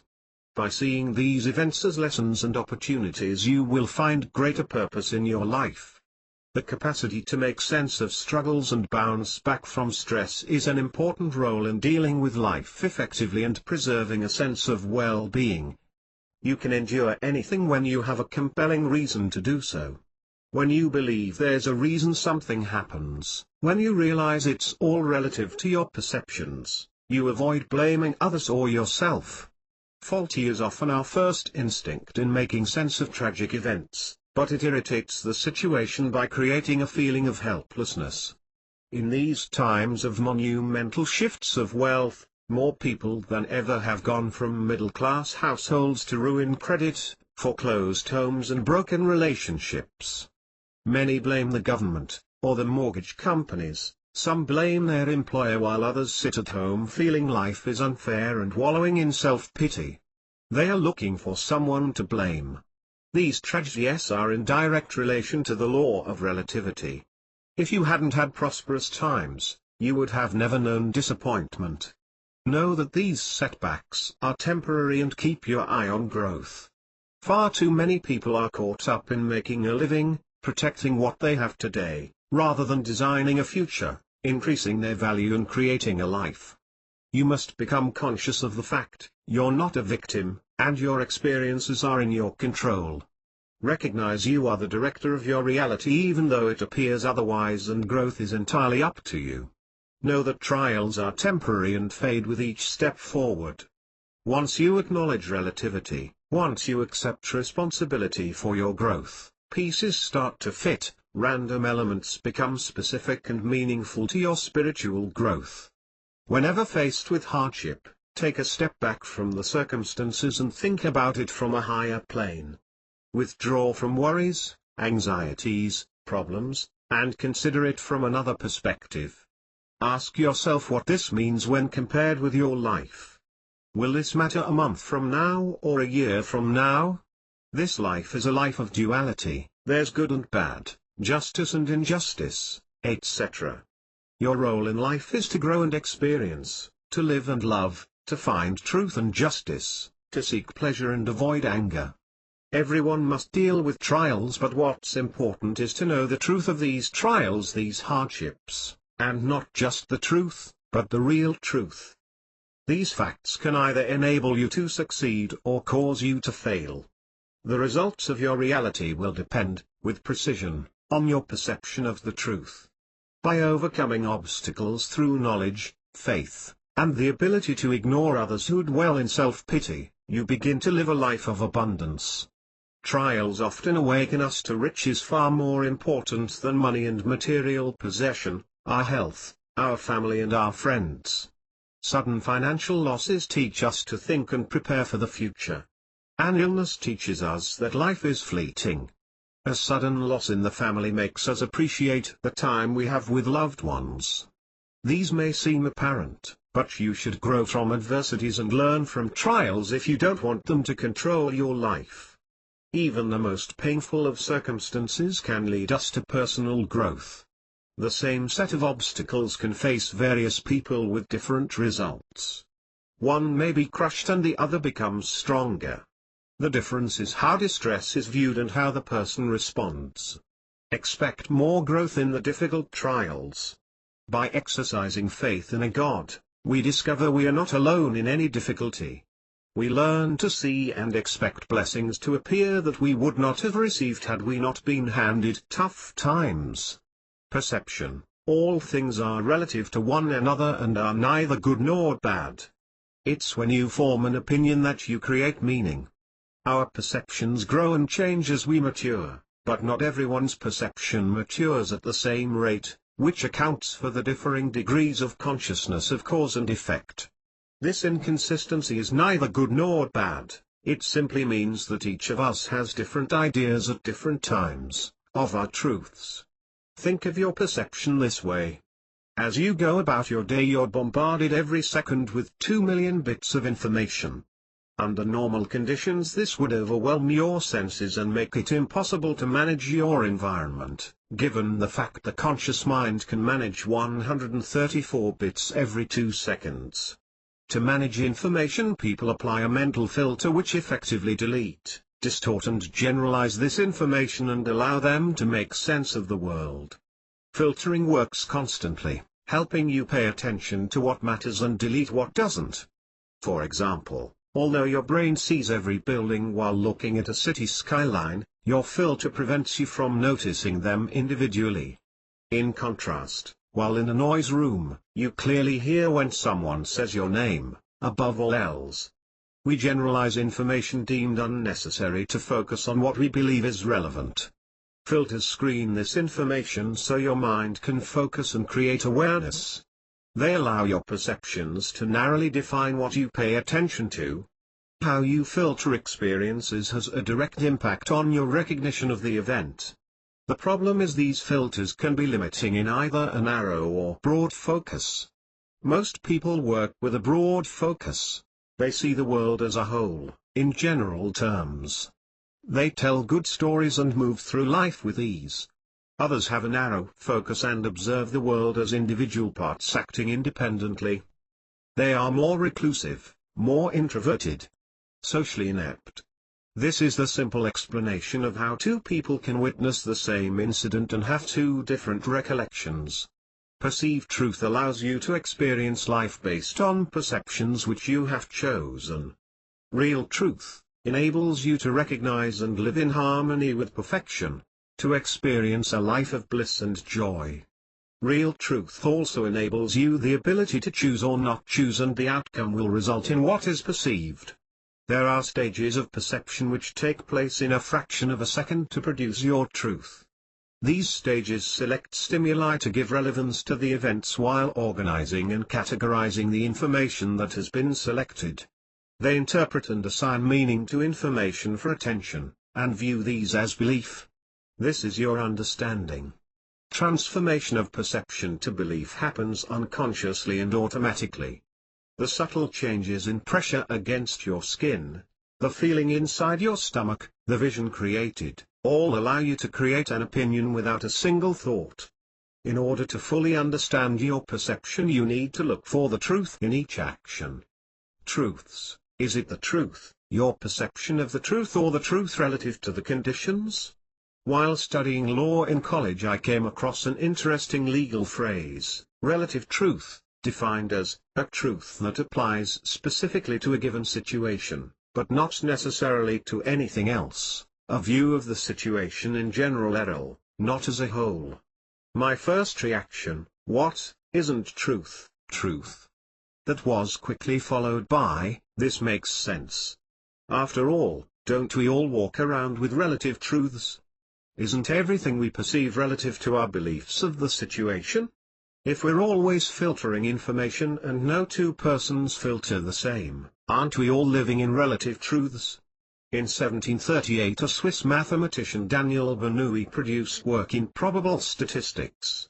His conclusion to perception was: the expected value of and y of our actions is the product of two equations. First, the odds that we will gain something for the risk, and second, the value of that gain to us. If we estimate these variables, we will know exactly which actions to take. This is a simple rule of deductive reasoning, but, as I have stated, people tend to go by inductive reasoning. An excellent example is the lottery. We've seen the commercials of past winners, thrust into millionaire status. These advertisements work. They place a view in our mind we see and win. Why is this perception so effective? Simple: you never notice the losers. In a standard one-week lottery, should they show all the losers in a 15-second commercial, back to back, these commercials would run for 10 years, 24 hours a day. Would your view of the lottery be the same after being exposed to 10 years of negative advertisements? Here lies the paradox in Bernoulli's theory: when the lottery is played, someone wins and we know it, it's broadcast on the radio and TV. When we lose the lottery, we only know that we lost. There is no connection between us and the 100,000 other losers, there is no relationship. The law of relativity states, all things are compared to others, with no comparison, there is no other. The chance you could win is a relative truth. If we had listened to Bernoulli several hundred years ago, lotteries would have never been invented. Good thing for Lotto: people don't think logically. It's easy to estimate odds when the likelihood is shown in equal terms. You can prove or reject the result. Your perception now becomes truth. Your interpretation of the worth is real. You now have the real truth. Real truths: there exists within our world very specific, perfectly organized, timeless and immutable truths. These truths are referred to as various things and are infinite in nature. Regardless of what you may label or call the existence of God, He is what determines your life experience. In spite of your awareness of His existence, and regardless of whether you believe in His existence, doesn't change the fact that He does and always has existed and is responsible for shaping your day-to-day experiences. Just how much truth do you know? How much are you 100% sure is correct? What if it were announced that aliens had landed and they bring the truth? Do you have enough knowledge to detect when more technologically advanced civilization is wrong? What if you read a book on tarot cards? Could you argue the truth? Can the nightly news be wrong? What are you certain about? Is there such a thing as real truth? Yes, there is. For example, something cannot bring itself into existence. This is an absolute truth. In order for something to bring itself into existence, it would have to already exist. But if it already existed, then it isn't possible to bring it into existence since it already exists. Likewise, if nothing exists, then no action can be preformed to bring it about. Therefore, something cannot bring itself into existence is an absolute truth. Although there may exist many perceptions in our world as to what real truth, the fact remains there is only one real truth. All else is based on individual perception. All else is a matter individual choice to flow with or go against undesired outcomes. Those that choose to flow with the mind of God, experience harmony. Those that choose to resist, experience growth in the form of hardship. The real truth is that God designed man and allows him to experience the harmony with the immutable and unwavering laws that govern our universe, which when consciously utilized, enable him to experience desired outcomes. Finally, brothers and sisters, whatever is true, whatever is noble, whatever is right, whatever is pure, whatever is lovely, whatever is admirable, if anything is excellent or praiseworthy, think about such things. Philippians 4:8 What we put in our minds establishes what comes out in words and actions. Program your mind with thoughts which are true and right. Examine what you are putting in your mind in television, books and thoughts. Replace this harmful input with wholesome material and watch your life expand. The mind, our brains are made up of two halves, the left logical thought, and the right intuitive perception. The left thinks rationally and sequentially, identifies probability and provides specific details. The right side is intuitive and emotional, sees the world in general terms, the big picture. These sides communicate and consider information and produce your truth. Just as in the law of vibration, whichever side dominates a situation, whichever produces more energy, gives you your truth. By understanding their nature and characteristics, you're much more likely to see the real truth. Known and unknown. The left brain commonly uses a known and unknown process of deductive reasoning before branching out into unfamiliar territory. From this method a belief is formed and every new truth builds on that belief. Other times a new impression is so powerful it's necessary to question or even replace earlier beliefs which no longer appear true. This is always risky because you might reject a real truth for a lie. Look clearly at your truths and identify which side is dominating. Step into the position of other and consciously view the circumstance from the opposite view. If necessary, solve an easier problem first, one that's related to the issue, one that you're sure of the truth. Then gradually adjust until you achieve results. The truth is not something that most people want to confess to the world. The truth is inconvenient and inadequate for many selfish purposes. It not only proposes change of thought but habits and many times, way of life. Think of times in your past when your truths were in question. Did you give in or did you fight for your beliefs? As you recall, the subjective mind holds habitual actions and repetitive thoughts as beliefs. It would hold true that a single action or event would not negate those beliefs. The unconscious retains what it knows and is not willing to give in so easy regardless of the facts. Logic: most people have been taught what to think, not how to think, a common fact of Eastern European and Asian countries where doctrine and cultural ideologies are above truth. In Western countries, the logic is just the opposite. People are given the guidelines of thought but are encouraged to create their own truths, leading to more inductive logic. So what are the differences and how can you see the real truth? Deductive logic. This logic contains a general premise, a particular statement, and a conclusion. For example, all dogs are mammals is a general statement or premise. Riley, my dog, is a dog to cite a particular statement. Then logic dictates the conclusion follows, therefore, Riley is a mammal. The truth of the first two statements affirms the third. The truth is deducted from greater truths. Once you accept the general premise, dogs are mammals, and the second statement, Riley is a dog, then logic demands you accept the conclusion, Riley is a mammal. Evaluate your general premise by asking, is the basis true? Are all dogs mammals? Ask, where did I get this belief? Is it biased? Is it objective? Inductive logic. This logic is contrary to deductive.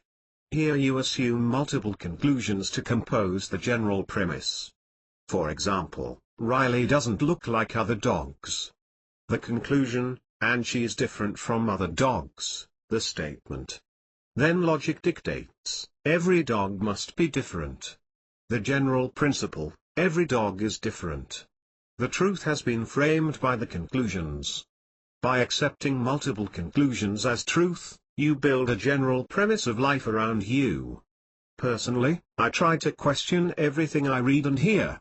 Not to disprove or be argumentative, but to know the truth. To question is not to reject, just the opposite. To question is to learn. For example, although I believe in what I write, you should question it because the process helps you understand what you read. Scientific method. When creating a theory, scientists use a basic rule of thumb. Essentially, 1. Make an observation of an event. 2. Propose an explanation of the event. 3. Use the explanation to predict results of a future event. If the prediction is correct, you have a theory. If the prediction fails, the theory is flawed and you need to 1. Reject the theory, 2. Adjust the theory and try a new prediction, or 3. Use the prediction to create a new theory. In this method, the beliefs may be true, but until you confirm them, how do you know? Context. Another great term from my studies of law was contextual truth, defined as a statement held as true, but only in the context it relates to. Context comes from meaning and meaning comes from composition.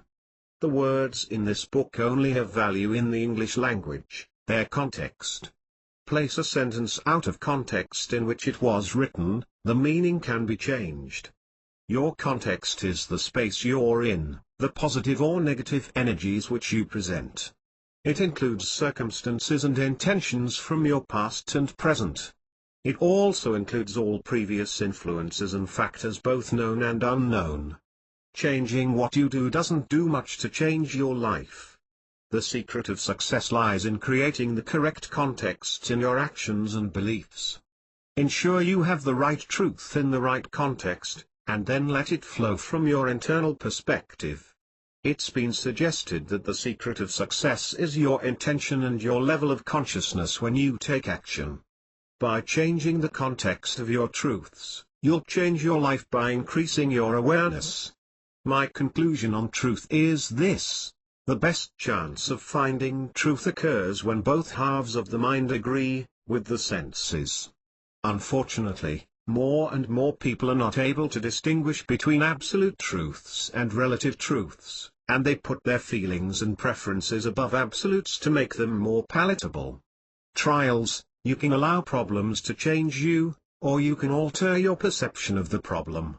Difficulties will never go away until you respond to them appropriately, until you defeat them. We know from cause and effect, problems cannot be solved through the same energy which created them. Thus, the solution must contain more effort than the original cause. Just as David and Goliath in 1 Samuel 17:1, you must slay the problem completely or it will continue to return. Deal with these issues and you find yourself free, the weight will be lifted and you move without restraint in thought and consciousness. The story of David and Goliath is one of those biblical accounts which we've heard since childhood. For those not familiar with it, it's how a shepherd boy defeated a giant warrior. It's an inspiring account of a young man who rose from a shepherd boy to become a great king and ruler of Israel.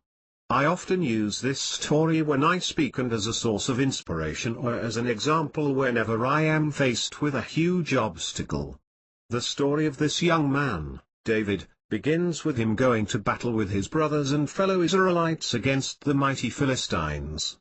A young boy, not a battle-hardened warrior like his brothers, he had a different perspective, and he believed the size of Goliath was relative.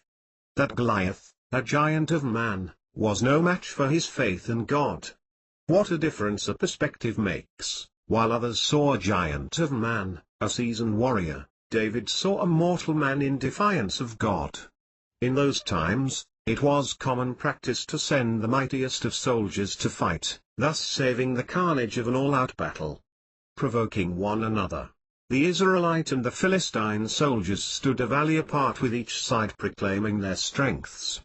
As dawn approached on one particular morning, the Israelites noticed something different. A large soldier, larger than anyone had ever seen, had moved toward the center of the valley. Standing before the Israelites, he proclaimed, "I am the mightiest of men, and if someone is bold enough to challenge and defeat me, the Philistines would be their slaves, but if they fail, the Israelites would be subject to them." Common practice in those days, a kind of mono-e-mono, winner takes all. Fearing the size and strength of the giant Philistine, whose name by the way was Goliath, meaning very large and powerful, no one dared confront the mighty Leviathan. Ask yourself, do you have giants in your life? Finding no taker, Goliath returned to his camp, further determined to humiliate, disgrace and dishonor the Israelites into taking his challenge. Giants get bolder with each victory. The following morning Goliath returned to the center of the valley with more threats, challenges and indignations, only to be met with silence. For 40 days, daybreak and dusk, this event played itself out. Giants keep coming back. As you know, on the 40th day, David confronts his fears. He goes out to meet Goliath head-on, armed with a sling, a stone and great faith in his cause. He defeats the mighty giant with a single blow and chops off his head for all to see. You must slay your giants completely. Do you have any giants in your life which you need to slay? Do you have problems that continue to return because you haven't addressed them completely? Are these troubles getting bigger and bigger? Maybe it's time to slay the giant. This was not the last of David's trials, and far from it. Though, it did was teach him a valuable lesson at a young age. The size of the problem was relative to the objective. Troubles look insurmountable when detached from the objective. When your purpose is larger than the problem, you take action. It's only when you lose sight of your intent and turn your focus on the problems rather than the solutions does a problem seem insurmountable. This is the fundamental reason people pay bills at the last second, wait until the car breaks before they get it fixed, or see a doctor when the pain becomes unbearable. People will do far more to avoid immediate pain than to gain future pleasure. The subconscious only sees now, whereas the conscious perceives future possibilities. Since the subconscious is responsible for our overall welfare, it disregards conscious thoughts of pleasure. We know once an action is taken, it's a load off our shoulders. We're free from the distraction, the questions, and the discomfort caused by lack of action. Just as a prosecutor in a courtroom, we must build our case against the subconscious in an overwhelming manner to claim victory. The greater the evidence is for necessary action, the fewer excuses we find for inaction and fears dissipate. As for David, he was growing with each test, and his knowledge gave way to correct thought and in turn, correct action. By changing his perception, his difficulties became less significant in comparison to the rewards. By building a large amount of reasons to defeat his enemy, the giant became smaller. By accepting life's tests and meeting them boldly, he gained a better perspective of his problems. Are your giants getting bolder with each victory? Or they keep coming back? Are there giants in your life that need to be removed? If so, You are facing the law of relativity and must face these challenges in the spirit and knowledge that each trial conquered is an expansion of character and strength. Although most people don't like to hear it, as sure as you are born you are going to die, and as sure as you live today, you will experience difficulty. The question is how you will relate to that struggle. It's in the difficult times that you develop character. Most people don't understand that God allows difficulties, He allows suffering. It's not that God is angry with us or we've done something wrong. It's simply because adversity makes us stronger and better equipped for growth. In these times we must stretch our comfort zones and prepare for the next level. We need to view tough times as opportunities to grow and advance to the next level. Adversity does many things for us. It causes us to search for truth, to believe in oneness, and more importantly it initiates thought and prayer. David believed he was enlarged when Goliath was cussing him, not when he cut off his head. David's TREL's strengthened his faith, reinforced his will and bolstered his spirit, which saw him through even greater troubles. He, like most, wasn't lifted in his good times. He was elevated in times of despair and fear, and from those fears, he cultivated mental strength. David believed he was magnified when criticized and ridiculed, not when he was anointed king and living in the palace. In tough times you learn to trust the God within you. It's those hard times, when a change happens within you, a change which nobody can take away. Adversity makes you better. The law of relativity is working in your life, even if you can't see anything pleasant or you go through difficult times. By a belief in fairness, karma and morals, you are learning and growing. You will come out of your trials enlarged. You can let misfortunes drag you down or let the Spirit flow through you and use trials to refine and purify your character. So, do you have problems, or do problem have you? Of faith everything will be answered in its proper time. Just as a period is necessary to grow the mighty oak, the king of trees, patience is necessary to control and rule over your problems. Listen to the Spirit, it always shows you the high road and provides correct guidance. Listen with intention of finding an answer and you will find the answer and know the right path. Matthew 7:7. Ask, and it will be given to you, seek, and you will find, knock, and it will be opened to you. Persist in learning the truth. People often give up after a few tries and conclude, truth cannot be found. But finding the truth takes faith, focus and follow through, and God assures us we will be answered. Don't give up in your search for truth, continue to seek more knowledge, patience, wisdom, love and understanding. He will give them to you. By making the mistake of ignoring the still voice inside, you can go weeks, months or even years finding your way, looking for the proverbial right path. Problems may indeed be a giant, but if you will believe and have faith through adversity they will only be a stepping stone to the greater things to come. Become a master of resolve by addressing difficulties today. Make a list of every problem you can imagine and begin to deal with them immediately. Start with the smallest first and gain some momentum. Once you've begun, commit to yourself that no problem will ever again go unresolved. Each difficulty will be managed directly without delay or procrastination and life will flow. You may be going through something today, but if you stand strong and believe through adversity, if you study the laws of nature and apply them to your life, you will realize that each trial is relative to what you are comparing it to. Your adversity can be the greatest asset you have ever encountered and its struggles can give you strength. No one will ever develop muscles without resistances, so don't expect to develop growth without adversity. No matter what you are facing today, or believe the future holds, you need to look it in the eyes, put it into the proper perspective and defeat it. Not in a pathetic manner but with bold intent. When you face Goliath, of faith, listen to that inner voice and no greater things will appear. I'm not saying life sends trials at every turn, and I'm surely not suggesting you should go out of your way to find trouble for the purpose of growth. What I am saying is God will always use adversity to take us to the next level, so look upon those troubles in relation to the big picture. Action and relativity. Two men were walking through the woods to go fly fishing when they spotted a grizzly bear. The first man immediately took off his waders, opened his bag and pulled out a pair of running shoes. "You're crazy."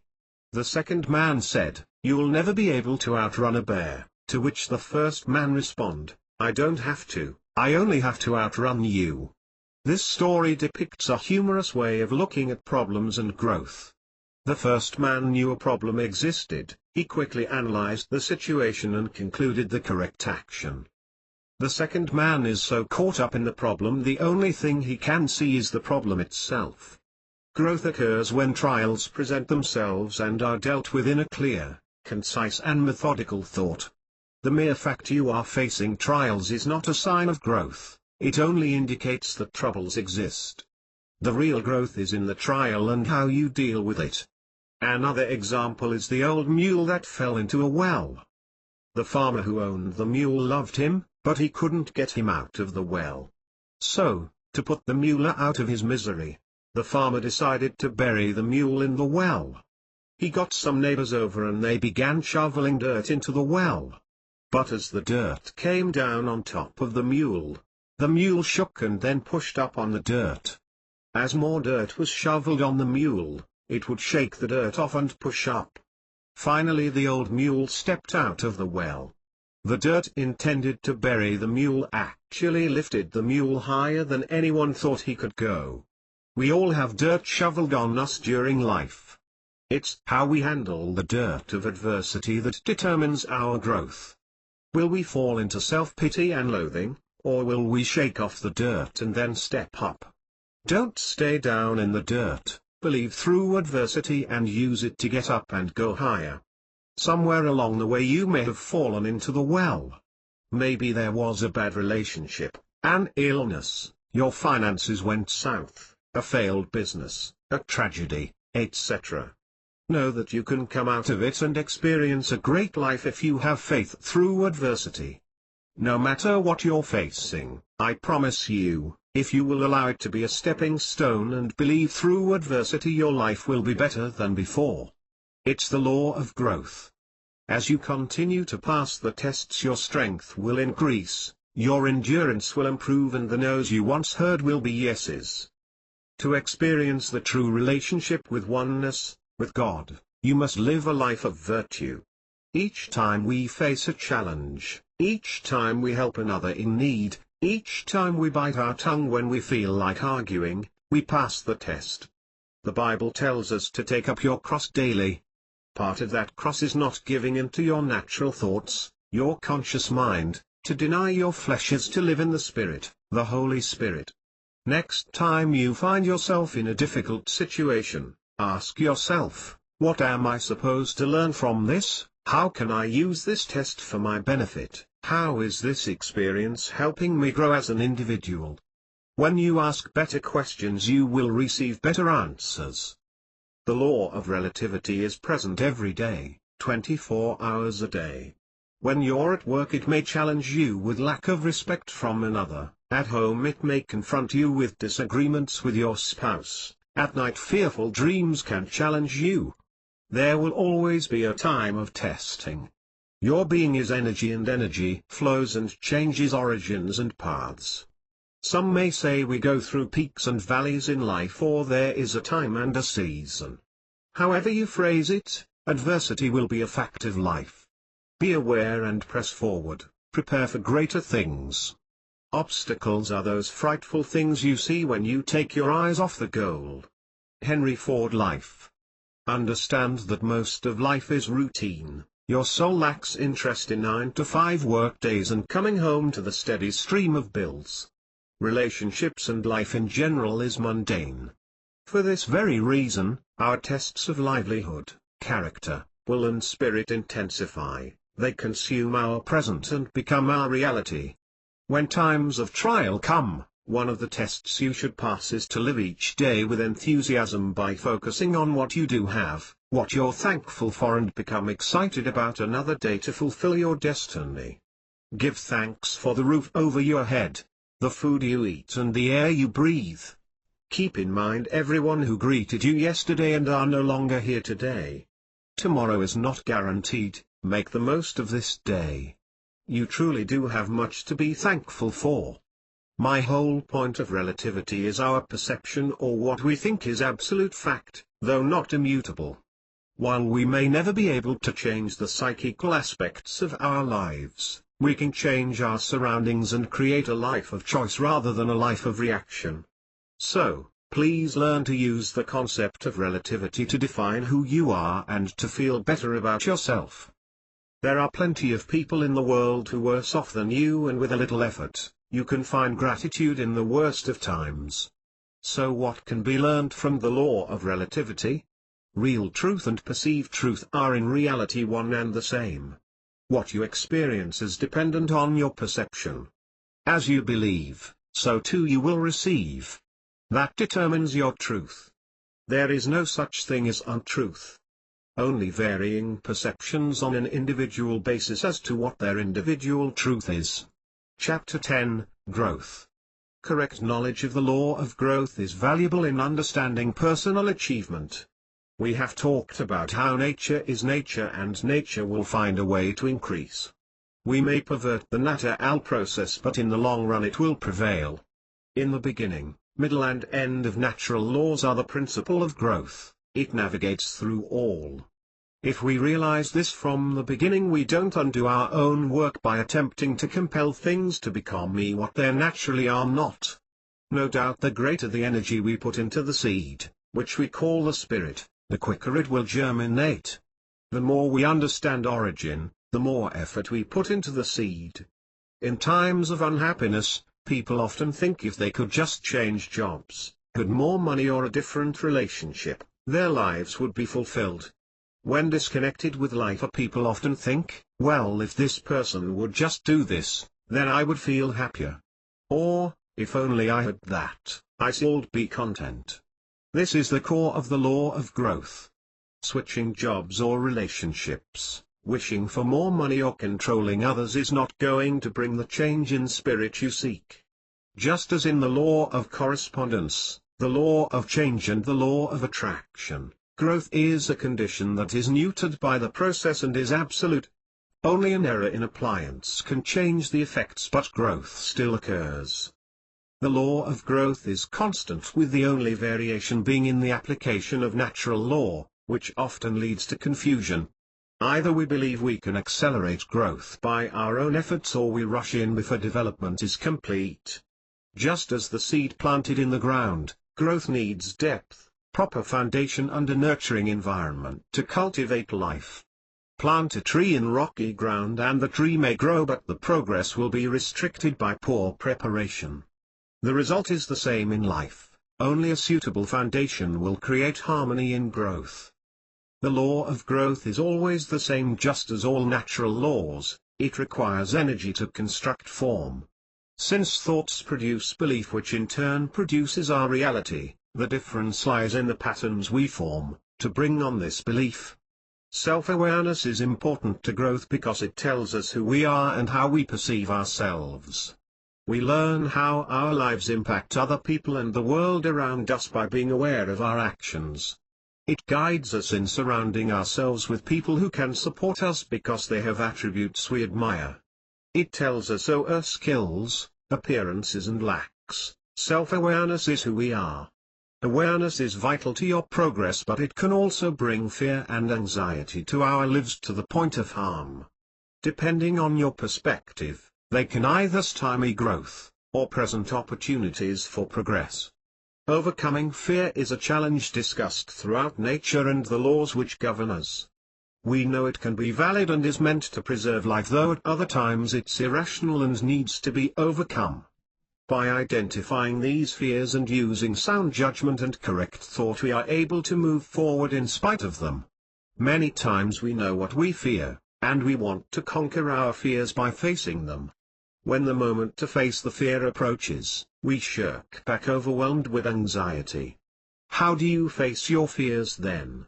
Simply ask yourself if what you fear can really hurt you. Begin to conquer your fear by determining if it is rational or irrational belief.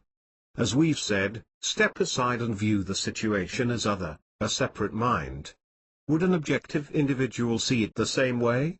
Most of us have beliefs which appear repeatedly over the course of our lives and we don't even know where they came from. These core beliefs are usually rooted in unexpressed fears. By identifying these fears in singular expressions rather than general experiences, you can begin to defeat them one at a time. You are more likely to transform your life into opportunities by changing fear into challenges, by expressing them as opportunities than dwelling on the possibilities. By identifying the source, which conscious thoughts are producing them, you can reframe these views into positive actions. When you identify fears, you begin to transform and create a new spirit in life, one which is looking to grow and expand. Your growth may be in the capacity to love or to be compassionate, or the soul itself. Through this increase you evolve. 2 Corinthians 4:13 states, "It is written, I believed, therefore I have spoken." With that same spirit of faith we also believe and therefore speak and act in faith. As part of this evolutionary process, the Spirit works with the subconscious to offer insights and encouragement. As the Spirit merges deeply with the unconscious, it is able to fully present a true reality of the world. It holds true that if we reverse the action of a cause we change the effect and thus halt or at the very least alter growth. By the same method which we take a simple arithmetic example of 10 to equals 5, then 10 5 equals 2, we recognize the ability to change our actions and thus change our life. We see by the law of cause and effect that negative thought produces negative results and at the same time, positive thought produces positive results. Therefore Aldous trust in the law of growth, whether shown by anxious attempt to gain quick results or by allowing despair to take the place of optimism, is reversing the cause and thus reversing natural law. It is for this reason that the Bible stresses faith more than any other subject. In like manner spiritual science vigorously warns us against the profession of doubt or fear. They are contrary to the principle of growth, and therefore pull us down. There is nothing more dreadful than the habit of doubt. It separates people, poisons relationships and disintegrates friendships. It's the thorn that irritates and the sword that kills. But we are accustomed to seeing natural law in our everyday life, so it shouldn't be difficult to comprehend that the same law which guides the visible side of nature also directs the invisible side. Thus, the only variable in the law of growth is not the reality of the law but the violation of natural law. The principle of growth is the seed itself, along with the actions of the gardener have a direct effect on the growth of the works. We do not put the seed into ourselves, but we must introduce it to proper nourishment and care. In order for the law of growth to be effective it must coincide with the law of attraction. We must carefully remove the self-centered attempts on our part to make growth happen and believe events are taking place without our actions which are necessary for increase. By removing assertive efforts we remove our negative thoughts and the fears which come with these beliefs. When we make our request known to God, and we place an absolute belief in its attainment, the law of growth works perfectly. Increase awareness. Developing self-awareness doesn't happen overnight from seminars or books. It comes through specific actions we take, on a daily basis, which move us towards our goals. With a sound knowledge of how the world operates and how we relate to ourselves, we can adjust our behavior to deal positively with our problems. Understanding our habits, what upsets us, our weaknesses, and our actions, we learn how to manage life and reach our goals despite the obstacles in front of us. Habits create action and thus determine events in our lives. Understanding these habits and the role they play is important because they're responsible for the choices we make throughout the day. A person may not be losing weight because they are unaware they're in the habit of going to the kitchen when they get bored. Many people walk in the front door and the first thing they look for is the remote control. These are habits. In many cases we are not aware of them, we do them unconsciously. Becoming aware of your habits gives you the power to make choices and create the change you want in your life. It's difficult to form options if you are not aware of choices you are making. Since we know we all have alternatives in the direction of our lives, it comes down to the quality of habits we engage. Good habits are the key to success while bad habits are the unlocked door to failure. Many people prefer to remain ignorant of what else lies beyond their everyday routine. Secure in the knowledge they can change and will change, but for the time, it's easier to do it this way. They may stay at a job they hate or in an unhealthy relationship. Others may embark upon a lifelong quest for knowledge, along with personal and spiritual growth which leads to a constant change in habit and routine. They may change careers, often move from place to place in search of the perfect home. Always looking for a better way, their life is in constant transformation. Neither way is preferable, as being ignorant of possibilities or in a routine leads to apathy, while constant transformation is a result of poor judgment. The point is, we're all slaves to our habits, and since we are, why not be a slave to good habits, habits which balance our lives and bring contentment?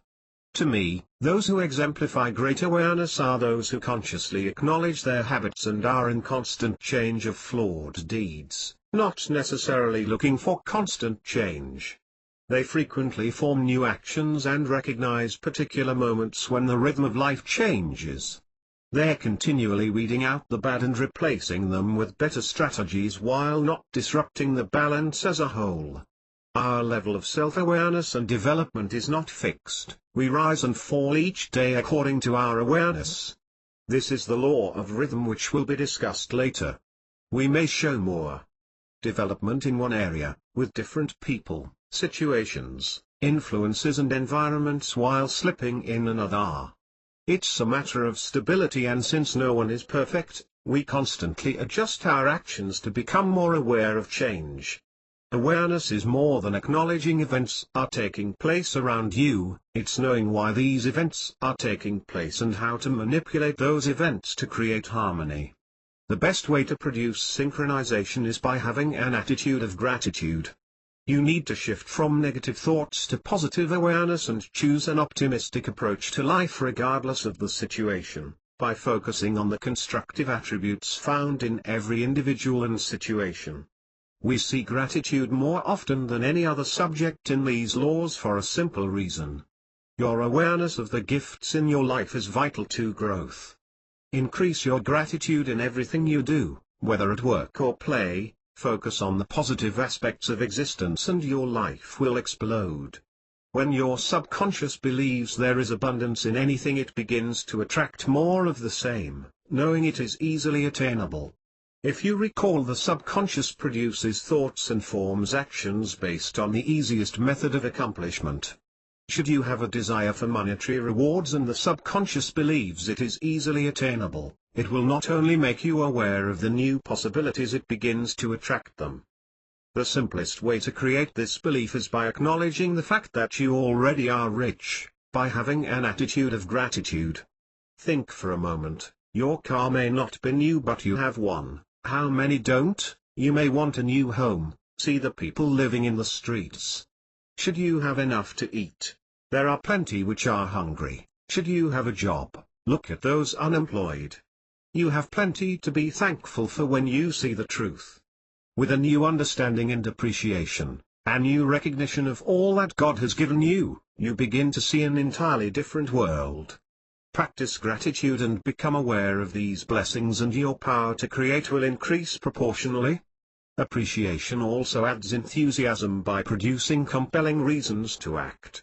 In one study, people who kept gratitude journals measured significantly better on psychological and physical scales than those who did not.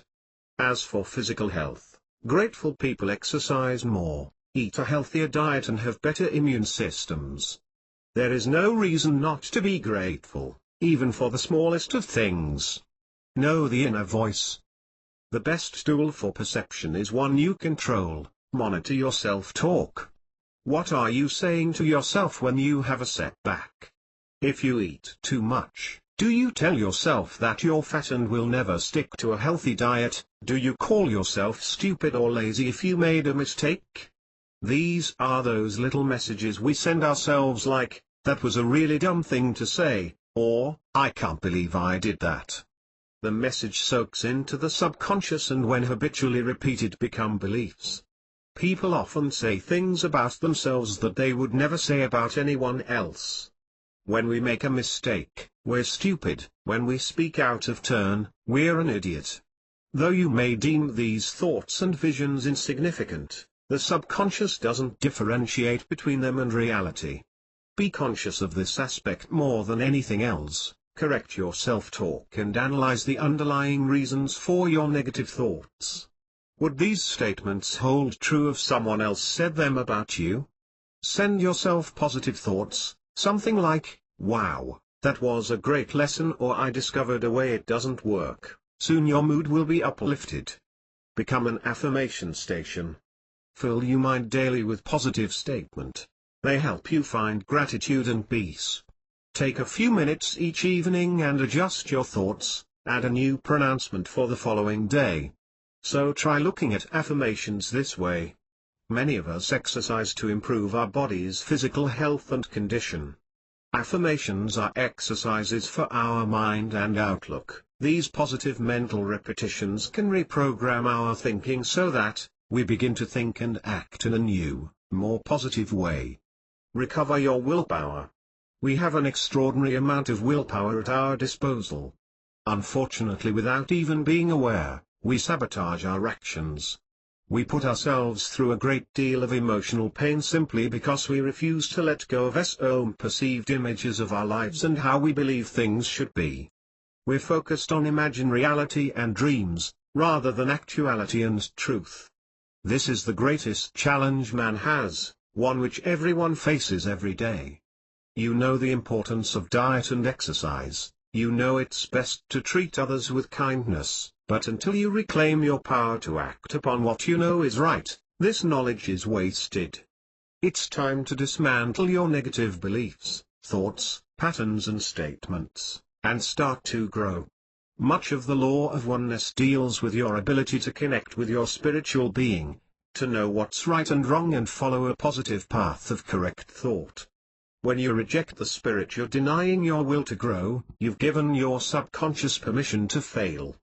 Before you picked up this book and read the first sentence, you had the will to make changes, you had the internal desire to transform, you were just looking for some confirmation and direction.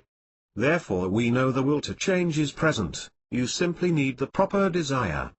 As we discussed, nothing will change until you make the decision to change, and you've taken the first step.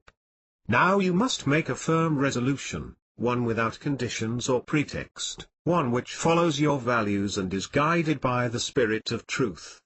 Start today, start small, do anything but commit to doing something to improve the quality of your life. You can't do it all in a day, but each step will build on the previous, and before long deep and meaningful growth will appear. Attention. Mastering where and how we focus our attention is the key to freedom. When we focus, we give ourselves the power of presence. We can focus on what is important to us, and we can bring our attention to the present moment. This type of concentration will deepen the quality of life.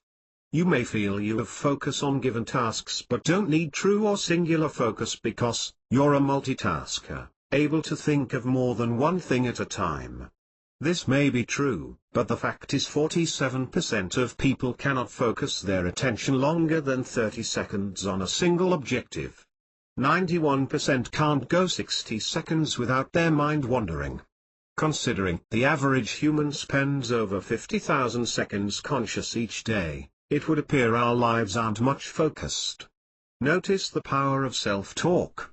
We have observed our inner voice. Now let's notice the impact and control it has over us. Are your thoughts positive or negative?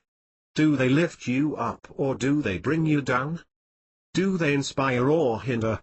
You may not realize your internal dialogue and how often negative thoughts pop into your head. Become aware of this internal talk and fill your subconscious with positive thoughts.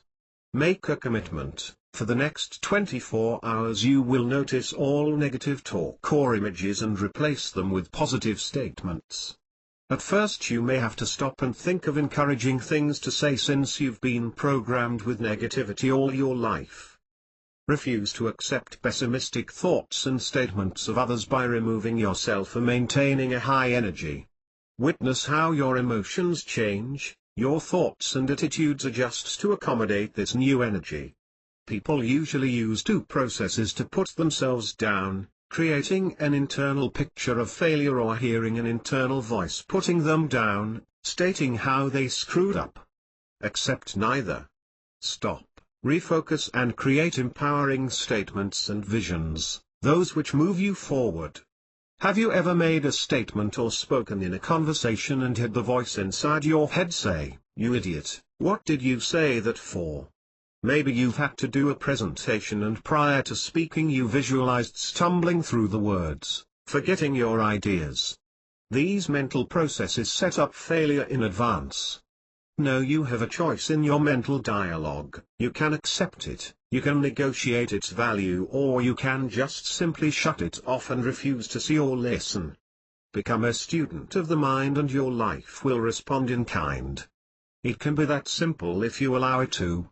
Acceptance. For varying reasons, people hold on to old patterns that prevent self-acceptance. Only after they get to know themselves better or become more self-aware can they choose to change those patterns.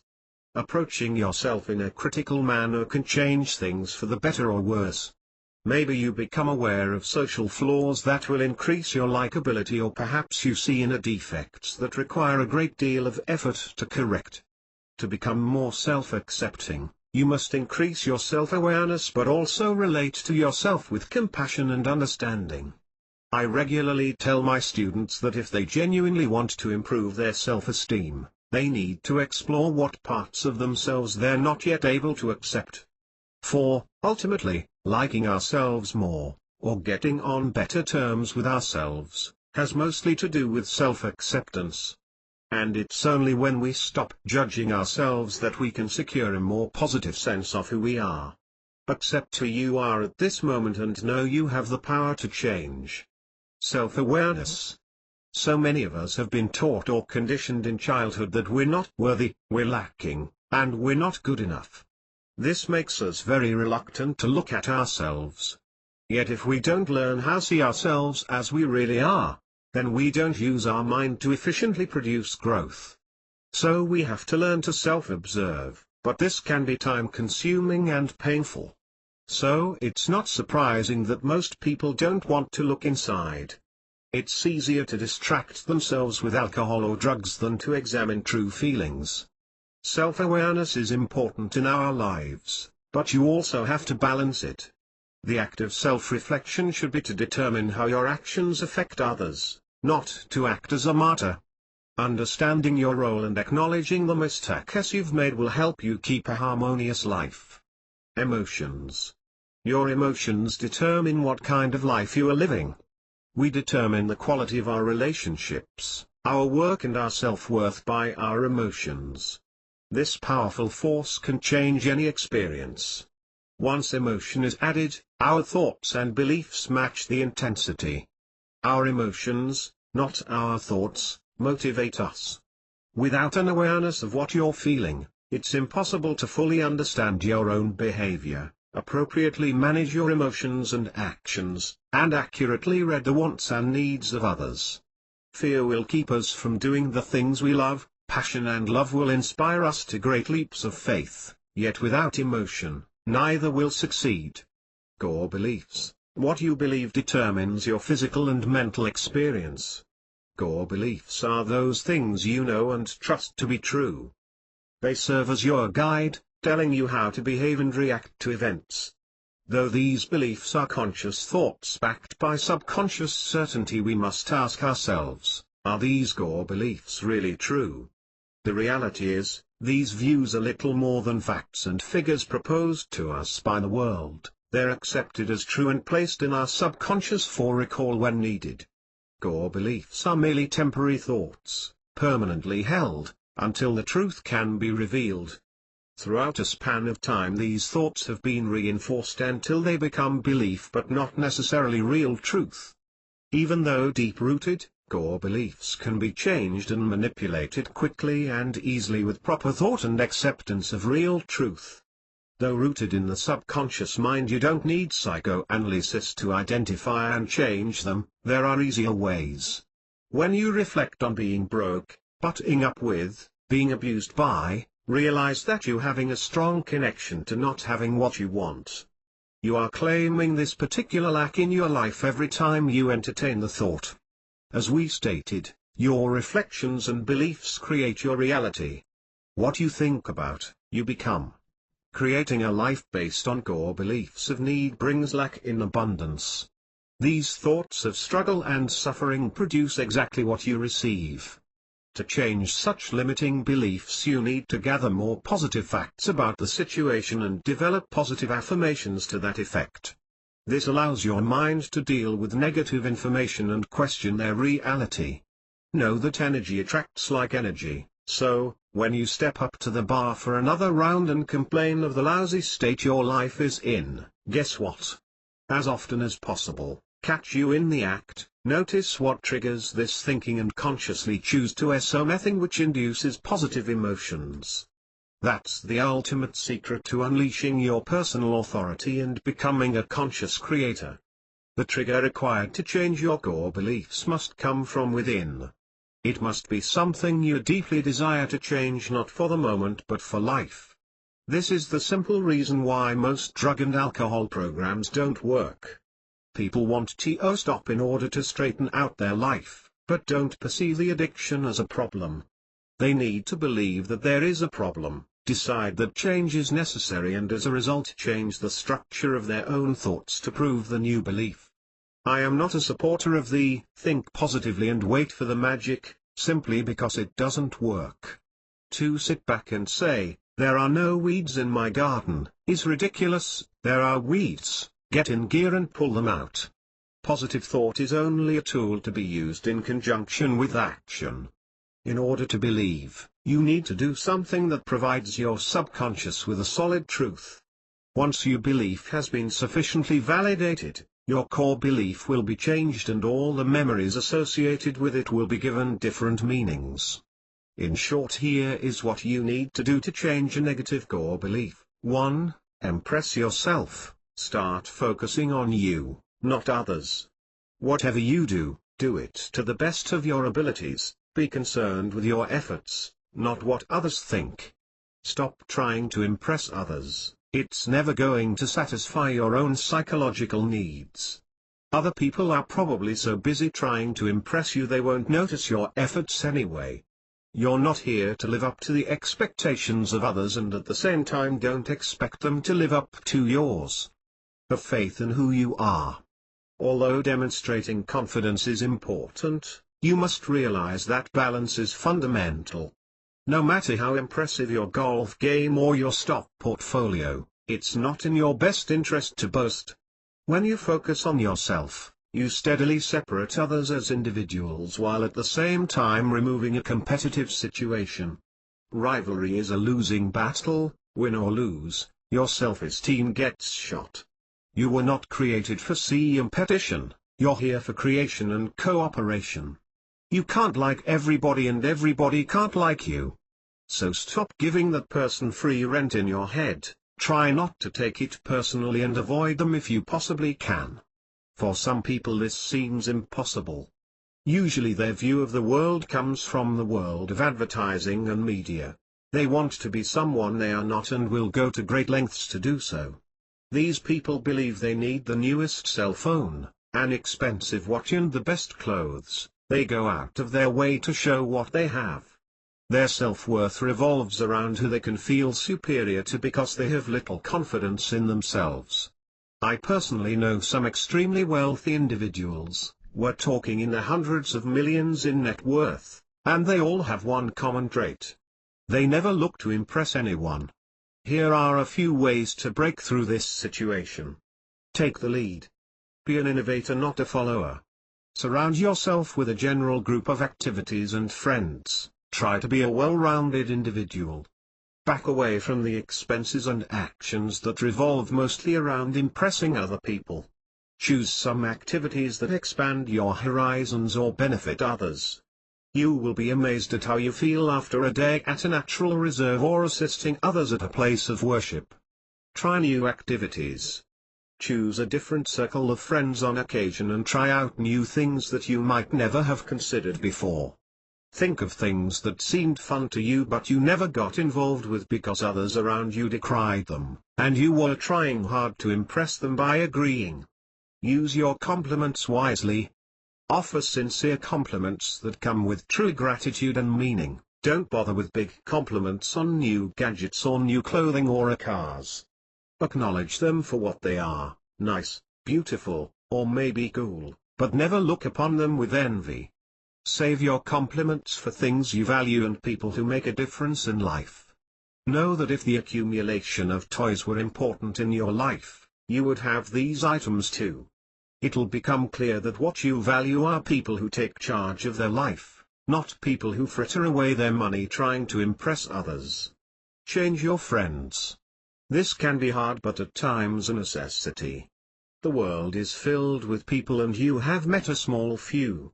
Notice if a relationship is working in your life. Do they have the same views, values and morals as you?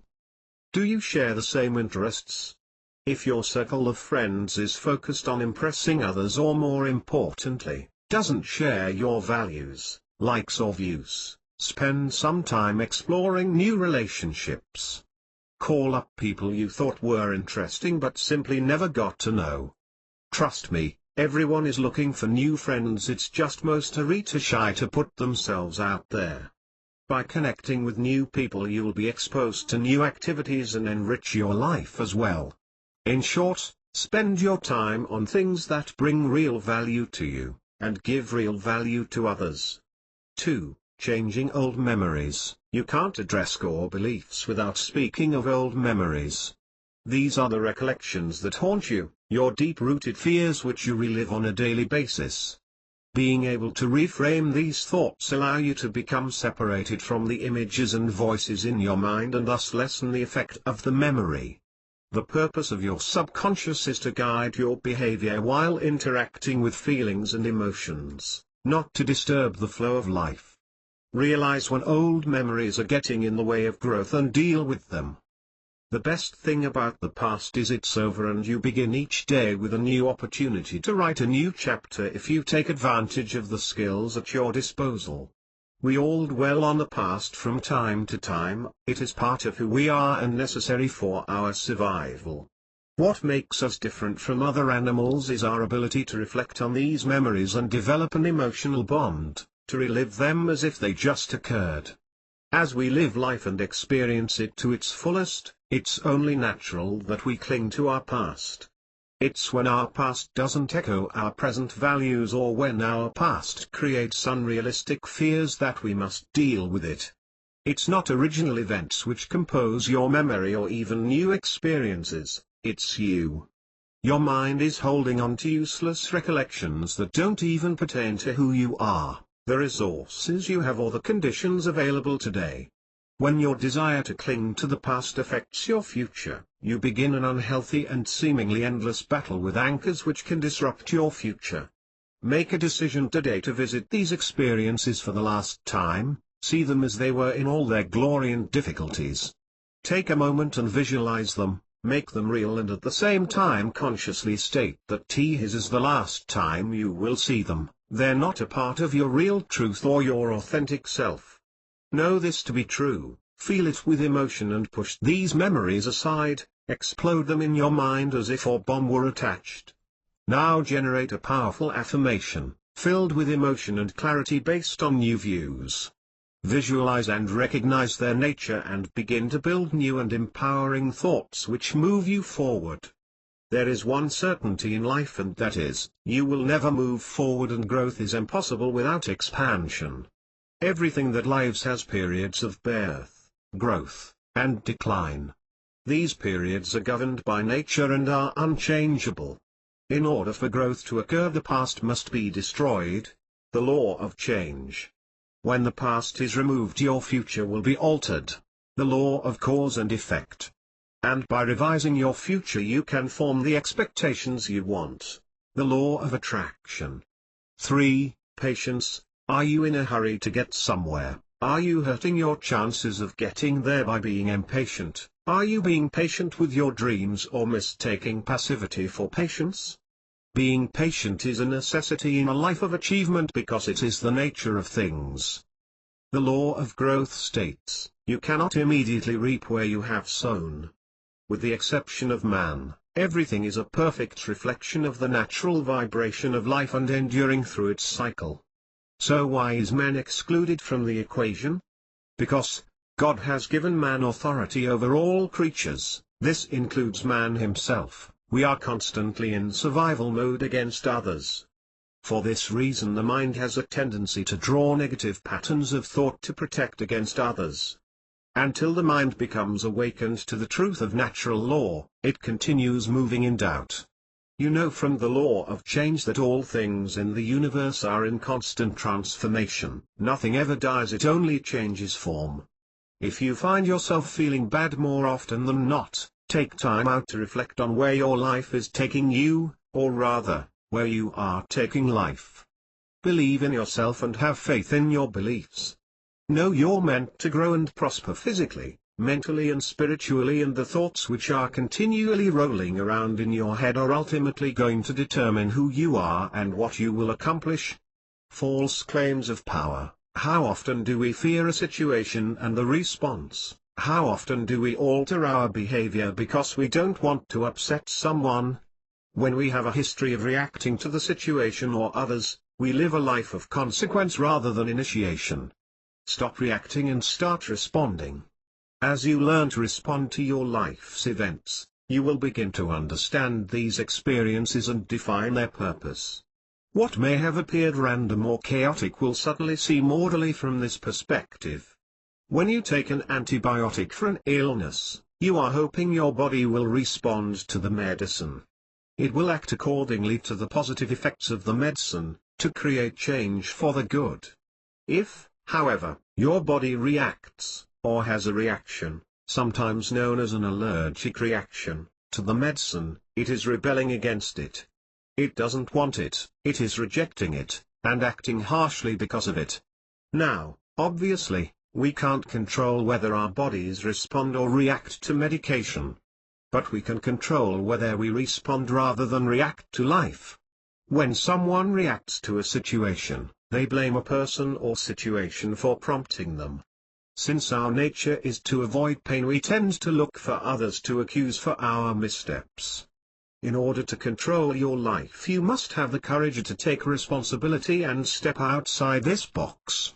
By being accountable for your life, you not only respond to the experiences in life, but you take responsibility for your actions. When the happenings you attract are favorable, reward yourself for the wonderful creation. When they are negative, step forward and resolve them. You have the ability to learn from your experience and change your past and thus change what you're attracting. You know that your health, relationship or financial issues are only symptoms of an underlying belief. Once these beliefs are removed, you begin to immediately live in a world of abundance, gratitude and freedom. Ultimately, the best way to control our response is through knowledge, and the only thing that will direct it is action. The more you control your reactions, the fewer negative responses will surface. Remember, the only power anyone has over your life is that which you give them. True, some are more forceful than others, but ultimately you give them meaning and authority. Forgiveness. To forgive another is the most generous thing you can do for yourself. To forgive is to release, let go, to freely and wholeheartedly grant freedom and blessing. Our forgiving others doesn't redeem them, but it does free us from regret, judgments, resentments, and anger. Cutting through all the excuses and beliefs about not forgiving is the key to making this easy. Forgiveness is simply a decision to let go of our regrets and our own view of justice. What is more important, yet most difficult, is to forgive ourselves.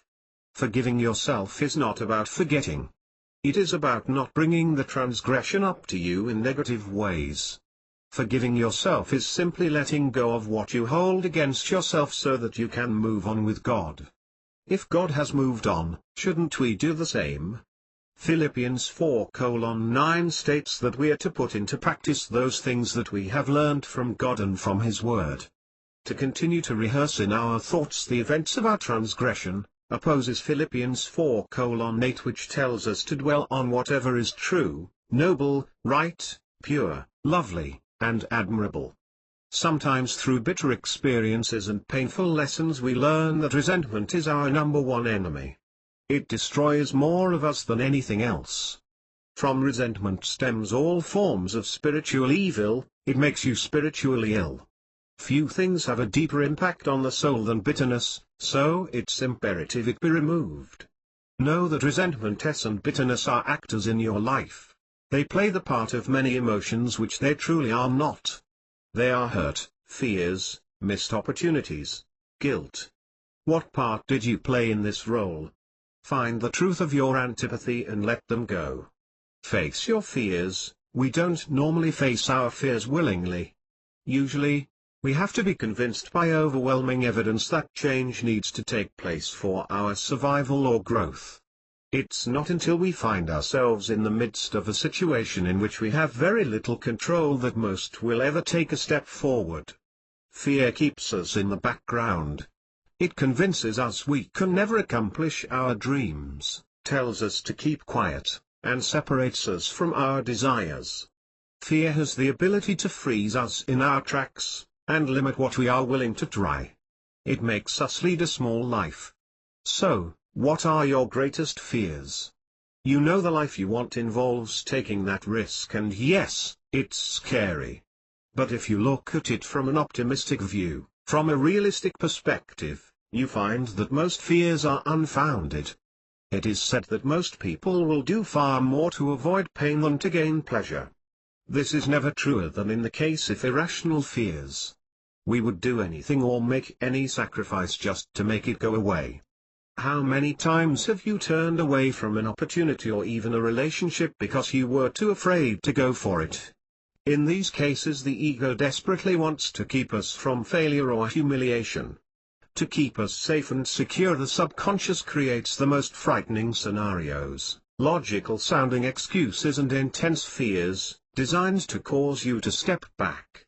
We know fear exists for our protection, a sign of caution, but there is a big difference between the healthy fear and a constant fear. The fear that keeps us from driving too fast on a rainy day or standing on the edge of a building is necessary for survival. Fears which keep you from making a sales call or interacting with others causes a disruptive force in life. The root of this is irrational, and instead of taking action to gain pleasure, you become literally paralyzed. For many people their fear is largely unconscious. They just don't realize they've been holding themselves back from doing something great. The good news is that the more you face your fears, bring them to the surface, and analyze them rationally, the more you're likely to weaken those fears and dramatically reduce your reluctance to achieve your goals. Take a realistic look at what will happen if you succeed with your goal. Don't look at what you hope will happen, or what you fear will happen. Instead, look at what will ideally happen. The next time anxiety attempts to control your actions, try some of these steps. Note your fears.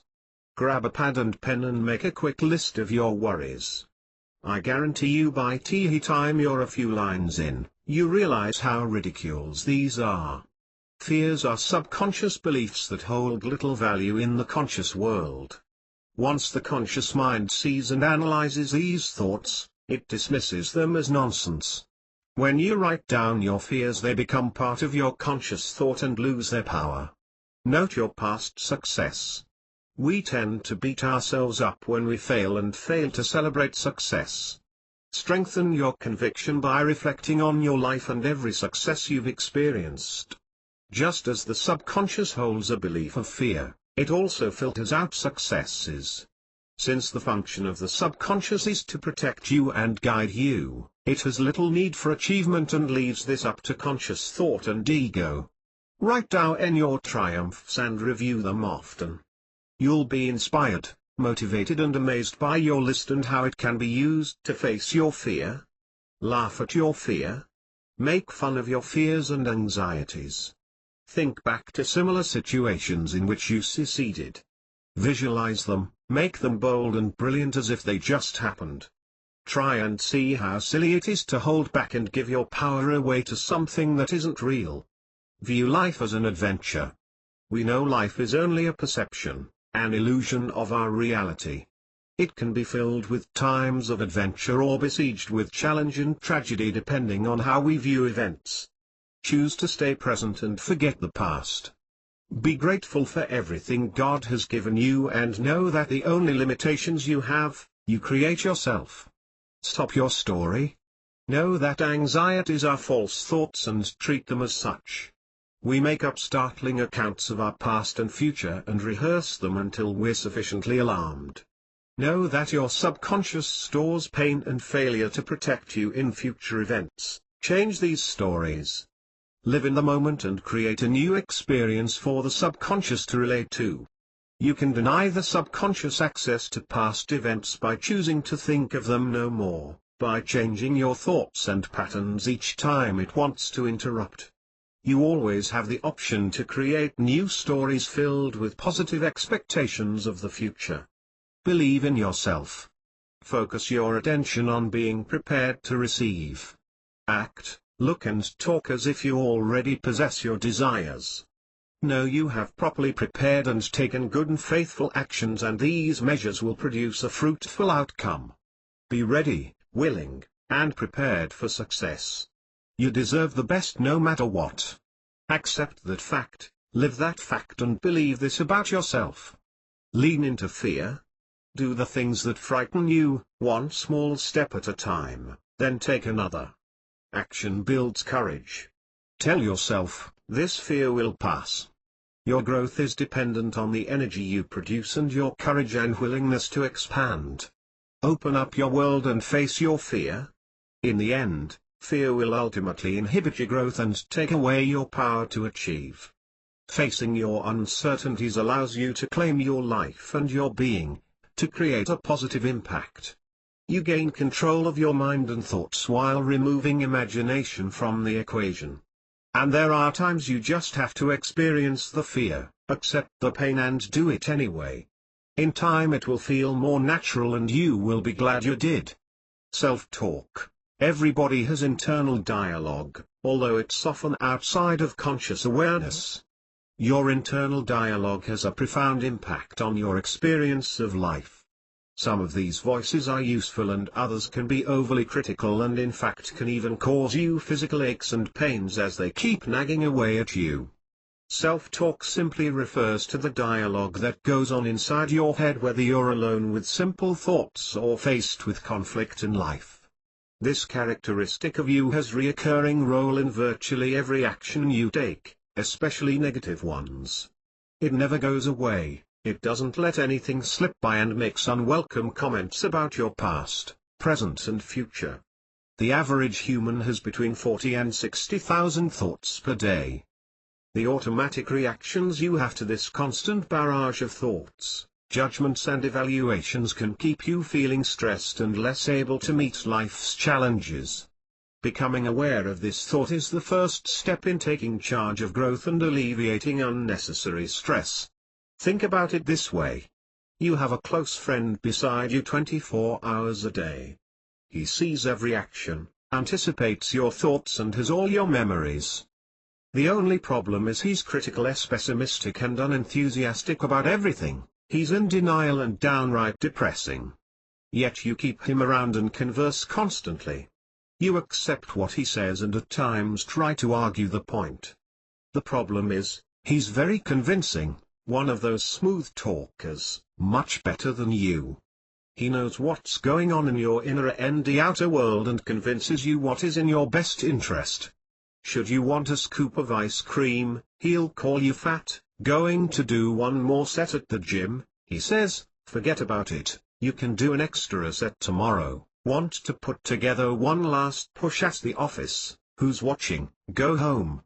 And this is the voice you listen to. The voice of reason and belief. the one you constantly talk to. This may sound humorous, but in fact it's true.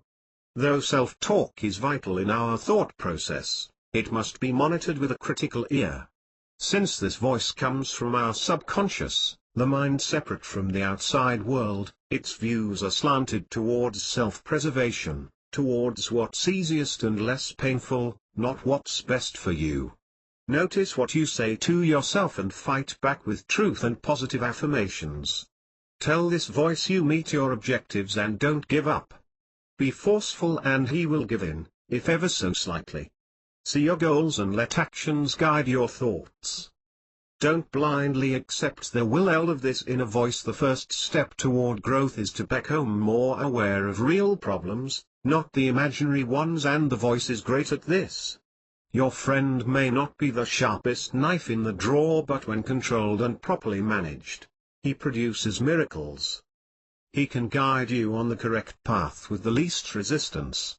So, the question is how to silence this jerk while keeping his good qualities. The following strategies can help you become more conscious of this internal dialogue and manage its content. Identify your self-talk. Self-talk is often so habitual that people are unaware that they are doing it at all. Become aware of all self-talk and fight back when thoughts become negative. Notice the things you say to yourself during your day and question the reality of the thought. The next time you hear negative chatter, pause and analyze the thoughts going through your mind. Ask yourself, why is the problem? What's really happening?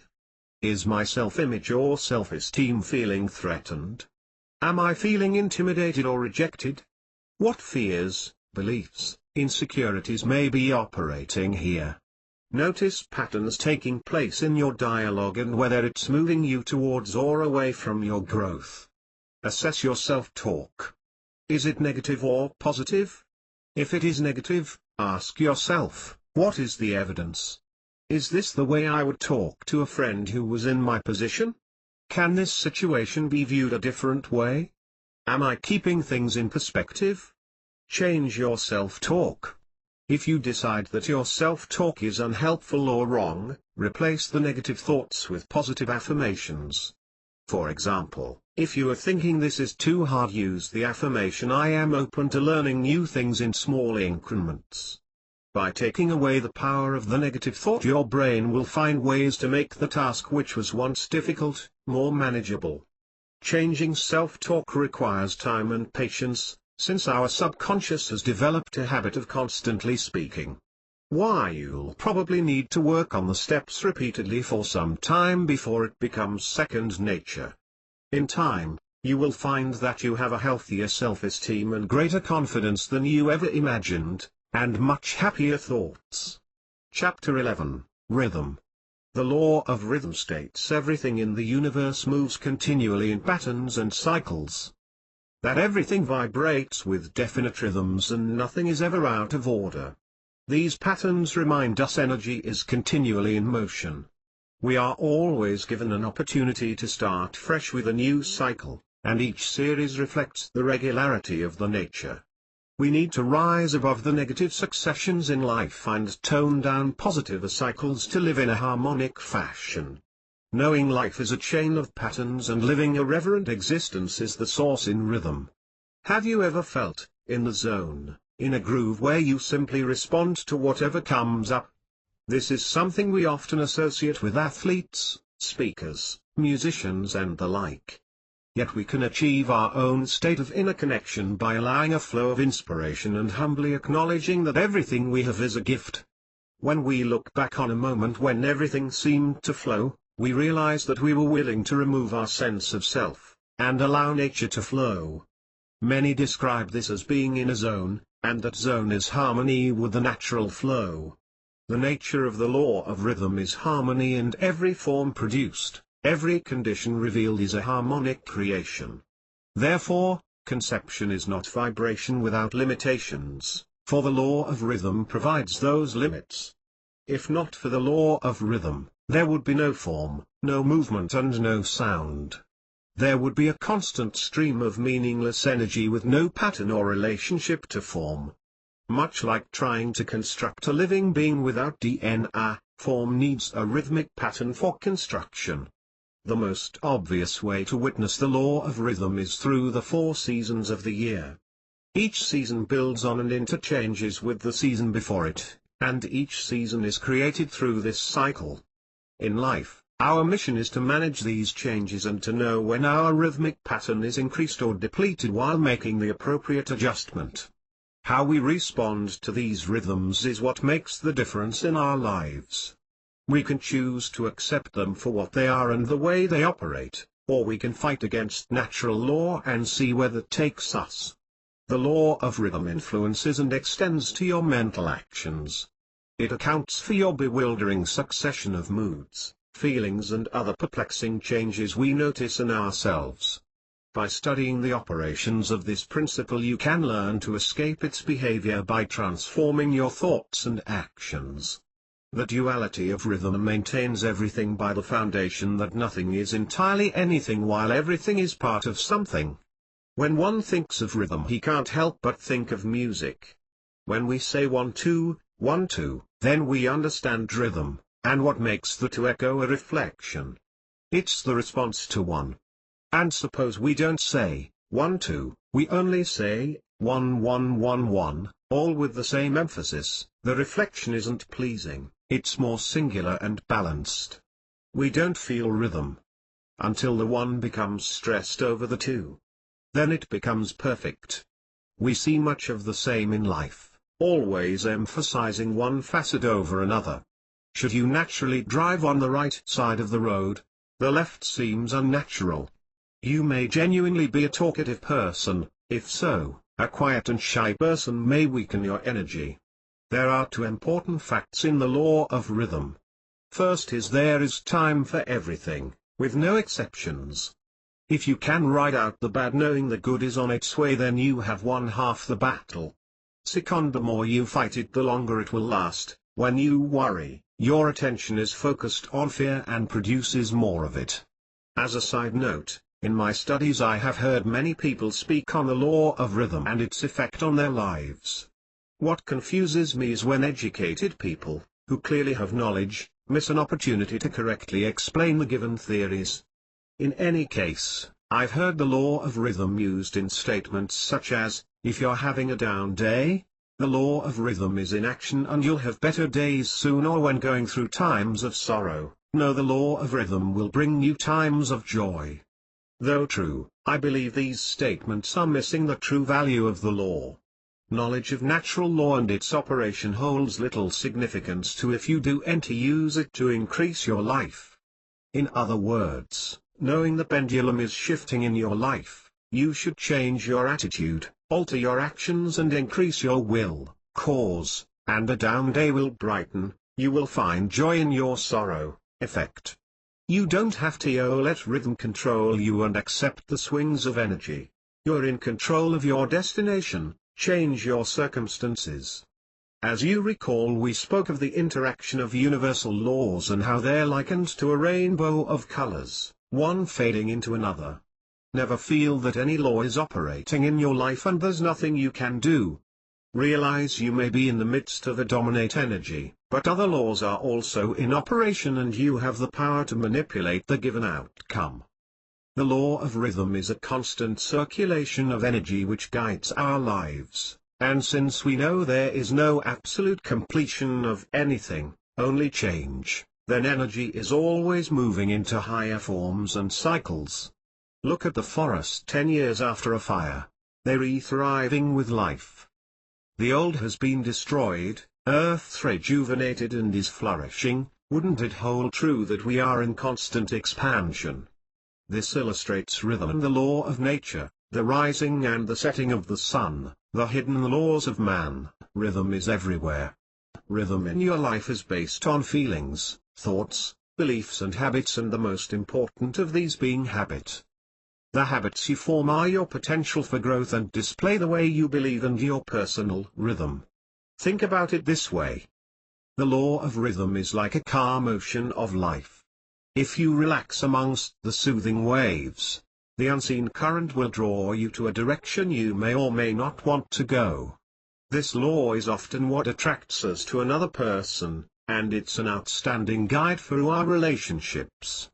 You've heard your friends say, once a cheater, always a cheater, or they'll do it again. Chances are they are right. People often live in the repetitive patterns of their emotions and habits. Fear, more often than not, shows up along the same lines as does commitment and faithfulness. Examining relationships with other people highlights your relationship with rhythm and yourself, since this is always the starting point for personal change and expansion. Are you both on the same page in respect to the rhythm of your relationship? Do you share a passion for growth, spiritually, mentally and physically? If you don't, there will eventually be a conflict. The use of rhythms is in every religion and spiritual relationship. When the followers recite prayers, use the passages from holy books, they follow certain rhythms. We can observe this when we listen to Quran reading by Muslims and the Veda mantra chanting by Hindu priests in the Sanskrit language, and in Christian groups, especially the Roman Catholic and Greek Orthodox sects. More than in spirituality, rhythm is revealed in the area growth and advancement. An example would be the masses that attend personal development seminars. They gain the knowledge, they have the tools, they set a new rhythm, and their progression fades with time. Virtually every program discusses the significance of goal setting, a rhythmic pattern, yet only 4% of people do it. They affirm forward progress and importance of action, yet go back to the never-ending life of repetition.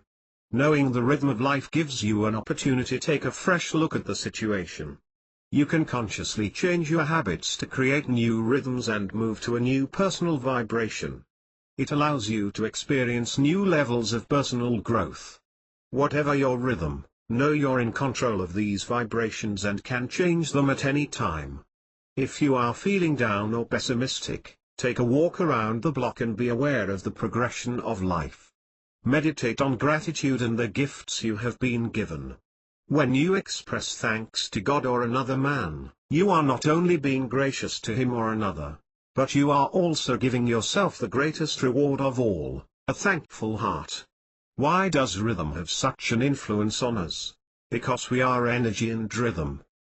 The beating of our heart, the pulsation of our blood, the impulses shooting through our mind is the rhythmic current of the entire body. Should this rhythm be hindered, disorder and illness follows. When you look at nature as a whole, you find rhythm flowing in everything. Our gains and our losses, success and failures, all are affected by the rhythm we search for. When you're cautious of rhythm, whether right or wrong, good or bad, either way, it's your rhythmic vibrations at work. Rhythm isn't affected by nature, but at the same time it affects natural law. It maintains the balance of everything while at the same time progressing life. To feel rhythm, to know rhythm, you must develop a sense of rhythm. We all have our gradual periods during the day, times when we can't seem to achieve anything no matter how long we have. Yet at other times we accomplish more in a first hour than we do all day. This is simply your personal rhythm. You may be a morning person or an evening person, or perhaps you do your best work in the early afternoon. Somewhere along the line you've probably noticed that you think clearly at times and at others can't put two words together. There is something stopping your rhythm, the rhythm of blood flow or of mental stimulation. When you're irregular, whether it is physically, mentally, socially or spiritually, you become lost and out of balance. Rhythm is a mysterious thing, but we know it flows with focus. What's interesting is man is the only animal that consciously removes rhythm from his life. When looking at the natural world, animals follow an instinctive and habitual process that leads to expected outcomes.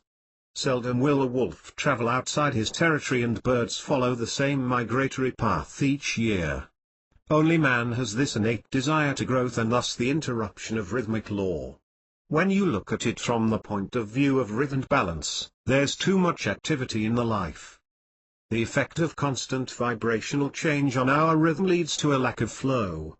Since we are so absorbed in life, we don't realize the fluctuations of our rhythm. There will come a time when you realize this problem has been neglected too long. When you face the facts of what caused it and move in a harmonic direction. Your life of competition has to be destroyed and filled with cooperation and accord. We must develop our individual and spiritual growth, while letting go of conflict with others. The law of rhythm can be considered as governor of our actions. Right or wrong rhythm directly influences our feelings, thinking and emotions. Rhythm tells us how and when to act, produces tranquility and despair, and if not managed, rhythm can throw life into turmoil.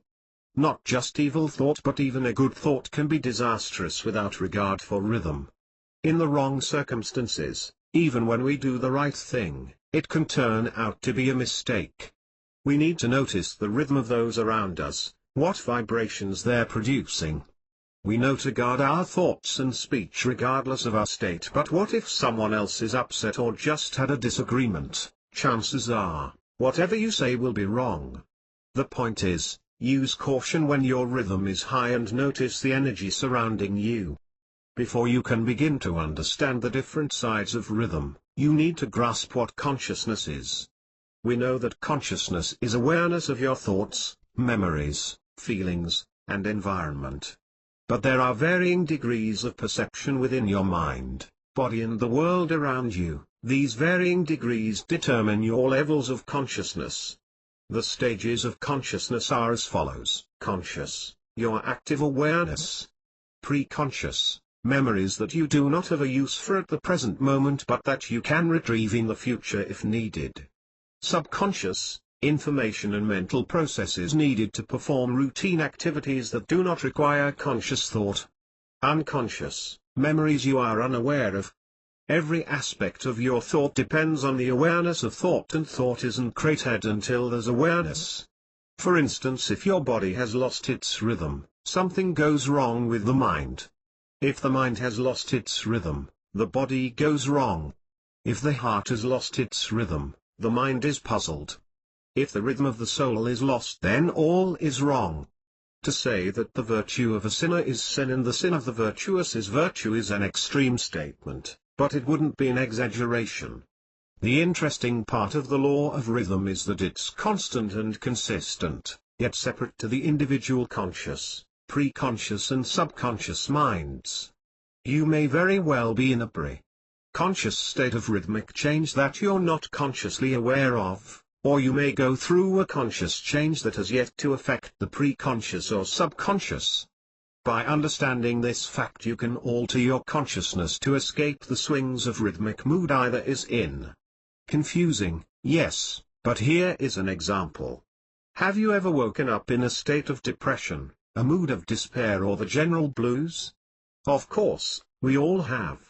Knowing that the law of rhythm is present yet separate to your individual minds, you can choose to raise your mood by attaching a high energy to the conscious mind and thus escaping the subconscious rhythmic swing which manifested in the subconscious. By refusing to participate in the backward swing of your rhythm, you can stand firm in a contrary position, by allowing your thinking and your actions control of your thought. By refusing to allow your moods and negative mental states to affect you, you mastered a degree of the law of rhythm. To obtain an even higher degree of control over rhythm, the use of your will, law of action, self-control, law of relativity and mental firmness, law of rhythm will make it almost impossible to swing backwards by the moods within you. The rhythm of the soul is produced by your mind and your actions, but it doesn't have its own rhythm. The soul, being part of God, but of a different degree, is pure and unaffected by worldly things. It's separate yet whole. There's nothing right or wrong in the soul, there's no high or low, but a right or wrong rhythm can be reflected. You may wonder then, can the rhythm of the soul be lost? In short, if we see a loved one in grief, we also feel their grief. It is not because we have grief ourselves, it's because we feel their grief and energy. So why do we feel distress within ourselves when we see cruelty? In the moment while we are looking at the cruelty, it's in our eyes and mind. Just as looking in a mirror, our image is not imprinted on the glass, it is just reflected in it. Thus the soul may experience a wrong or right rhythm, but when these are removed the soul searches for the next feeling. In order to maintain harmony in life you must master your awareness and mold your rhythm. When you come to realize your life is controlled by moods, feelings and emotions, a whole new understanding of rhythm is realized. Consider how rhythm has affected you in the past. How a period of passion has been followed by a feeling of depression. Understanding the principles of this law and how it affects everything you do will present the key to the mastery of emotions and rhythmic swings. It enables you to know yourself better and to avoid being carried away by the highs and lows of life. Know when the law of rhythm is working and the cause and effect it can have on your life. I have a 22-year-old son who recently went through an expensive rhythmic challenge without even knowing. While driving to work, he receives a citation for speeding which not only makes him late for work, but also costs him several $100s. Being late, he parks in a handicap spot for the few minutes it would take to check in with the intentions of moving right away. Arriving back to his car shortly after checking in, he was met with a parking ticket to the tune of another few $100s. To make matters worse, he received another ticket a few days later. Know when the pendulum has swung in reverse, use caution in your efforts and check your attitude. I tease not that my son is a bad driver, he was simply going through the law of rhythm, didn't adjust his habits. How could this have been changed? By knowing his rhythmic state as soon as he was late for work, acknowledging the downward pattern and being cautious with following events. This may have saved him close to $1,000 in fines in the span of a few days. As a side note, his rhythm returned to normal soon thereafter. His checking account will take a little longer. The law itself can never be destroyed, but it can be manipulated. We may escape its effects or alter its cause, but rhythm operates, nevertheless. The tides always flow, although we may escape being carried away with them. When used correctly, the law of rhythm is a wonderful tool. Every moment is a gift. Listen carefully to those whom God puts around you, who speak about gratitude. It is often He who speaks to us through others.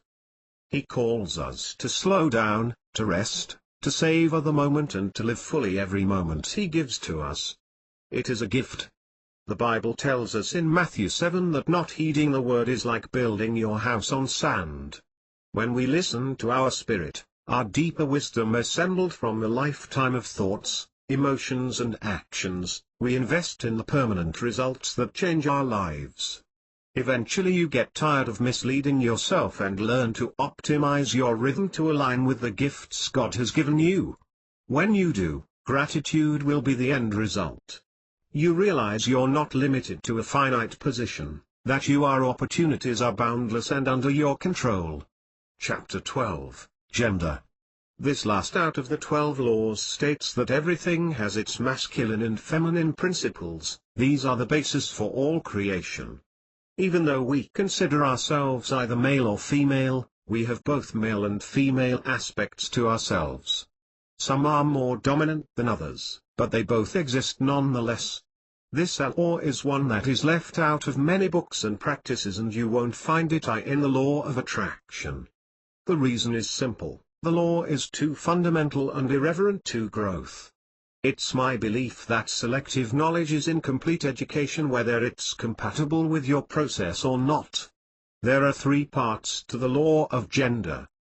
The first is that there are both male and female components to all things in nature. This describes the beginning effects of the law of gender. Science teaches us that you have to have both male and female counterparts to create life. For new life to begin, a new seed must be planted, which then needs to be properly nourished. Secondly, the law of gender can be defined as masculine and feminine. It states that in nature there are always gender roles for new life to grow. This part of the equation, says our gender, includes a complex mix of beliefs, behaviors, and characteristics, our gender identity. And finally, birth needs germination. Once the conception process starts, an appropriate time is required for maturity. We know from the law of growth that all things need to be properly nurtured for correct function. In man, our mind is the developer of seeds that are planted from innumerable sources of ideas which create our beliefs. The law of gestation states, every seed that has been planted has a set time for growth and maturity. Gender, our biological sex, is how we define male and female. It describes our internal and external bodies, including our sexual and reproductive anatomy. It is our genetic makeup. A person identifies with either male or female roles and thus takes on the social position of their gender. Though our sex only refers to our physical anatomy and chromosomes, our gender can refer to our traits and mannerisms. Sex is either male or female, while gender can refer to social and societal status as either a man or woman. Each culture has its own standards of acceptable behavior depending on sex, and while these may differ, it's generally accepted that men take on a masculine role and females a feminine character. Masculine and feminine, gender is in everything, and everything has its masculine and feminine principles whether we choose to abide by them or not. This law is evident throughout creation in the form of opposite sexes, found not only in human beings but also in plants, animals, minerals, electrons, and magnetic poles. Everything and everyone contain both the masculine and feminine elements. Among the outward expressions of feminine qualities are love, patience, intuition and gentleness. Masculine qualities are energy, self-reliance, logic and intellect. Note that these are societal views, not personal observations. Know that within every woman are the hidden qualities of a man, and within every man, those of a woman. Men and women are complete in thought and form. When you know this, you will know what it means to be complete. Then, what does it mean to be a woman or a man? Whether we are women or man is not determined just by our sex organs as much as thoughts and beliefs. Since we act in accord with the beliefs of what we are, we operate within our gender beliefs.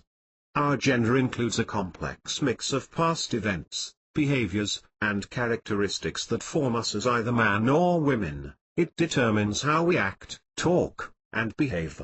Am I feminine or masculine, both, or neither?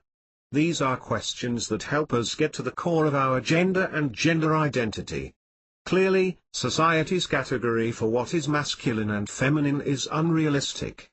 They may not capture how we truly feel, how we behave, or how we define ourselves. People need to get over identification that men are this way and women that way.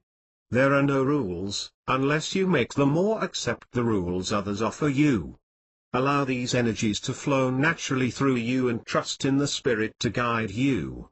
All men have some so-called feminine traits, and all women have some so-called masculine traits. And we may show different traits at different times. Our cultures teach women and men to be the opposites of each other in many ways. Some cultures minimize this division while others are to the extreme. Gender roles can also vary from one ethnic group to the next and from one social class to another. But, every culture does have gender roles, and they all have expectations for the way women and men, girls and boys, should dress, behave, and look. We've learned from our parents and family and religion, as well as the outside world, including television, magazines, and other media. We carry them through our lives. An example would be, in Western cultures men and women are on a fairly even plane, while in Middle Eastern society men clearly have a dominant standing. The truth is we are more alike than different. You may know relationships where women take the alpha role and the man takes the submissive character, and this may work well as long as each understands their role. Gender roles are the way people act, what they do and say, to express being a girl or a boy, a woman or a man, not necessarily who they are. A woman may clearly be a dominant force at home yet submissive at work, and likewise with men. Again, these characteristics are shaped by society and don't refer to the true belief of oneself. As children grow, they adopt behaviors that are rewarded by love and praise. They stop or hide behaviors that are ridiculed, shamed, or punished. This happens early in life. By age 3, children usually prefer clothes, toys and other children of their own gender. Many people would consider this law to include the duality of nature. However, this law is about gender only and duality is considered in a different law. To express gender fully you must embrace both masculine and feminine energy. The fullness of being contains both. Truly submissive or aggressive behavior in either sex is most often seen as a lack of self, a lack of worth and knowledge hiding behind such behaviors. When you become aware of you and who you really are, you begin to express a full range of masculine and feminine traits with the dominant side toward your gender. Consider this in regards to people. A man has both energies and expresses masculine energy primarily. Situations will arise that he will need to express feminine energy, for instance while caring for children. In an emergency situation where people are injured and swift action is needed to save lives and respond to environmental stresses, the man will need both masculine energy and feminine energy. The injured need the feminine energy of caring and compassion, while the swift action and problem-solving skills of masculinity will also be necessary. Without both he is not going to be as effective in his response.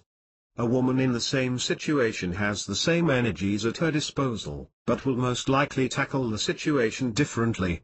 This is the pattern of the law of gender and it's consistent.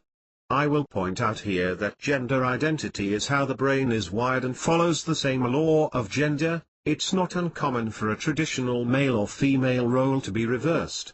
There is no right or wrong in these cases as long as the roles are defined and accepted between the parties. It merely is what it is. Each person is comfortable expressing themselves in one way or another.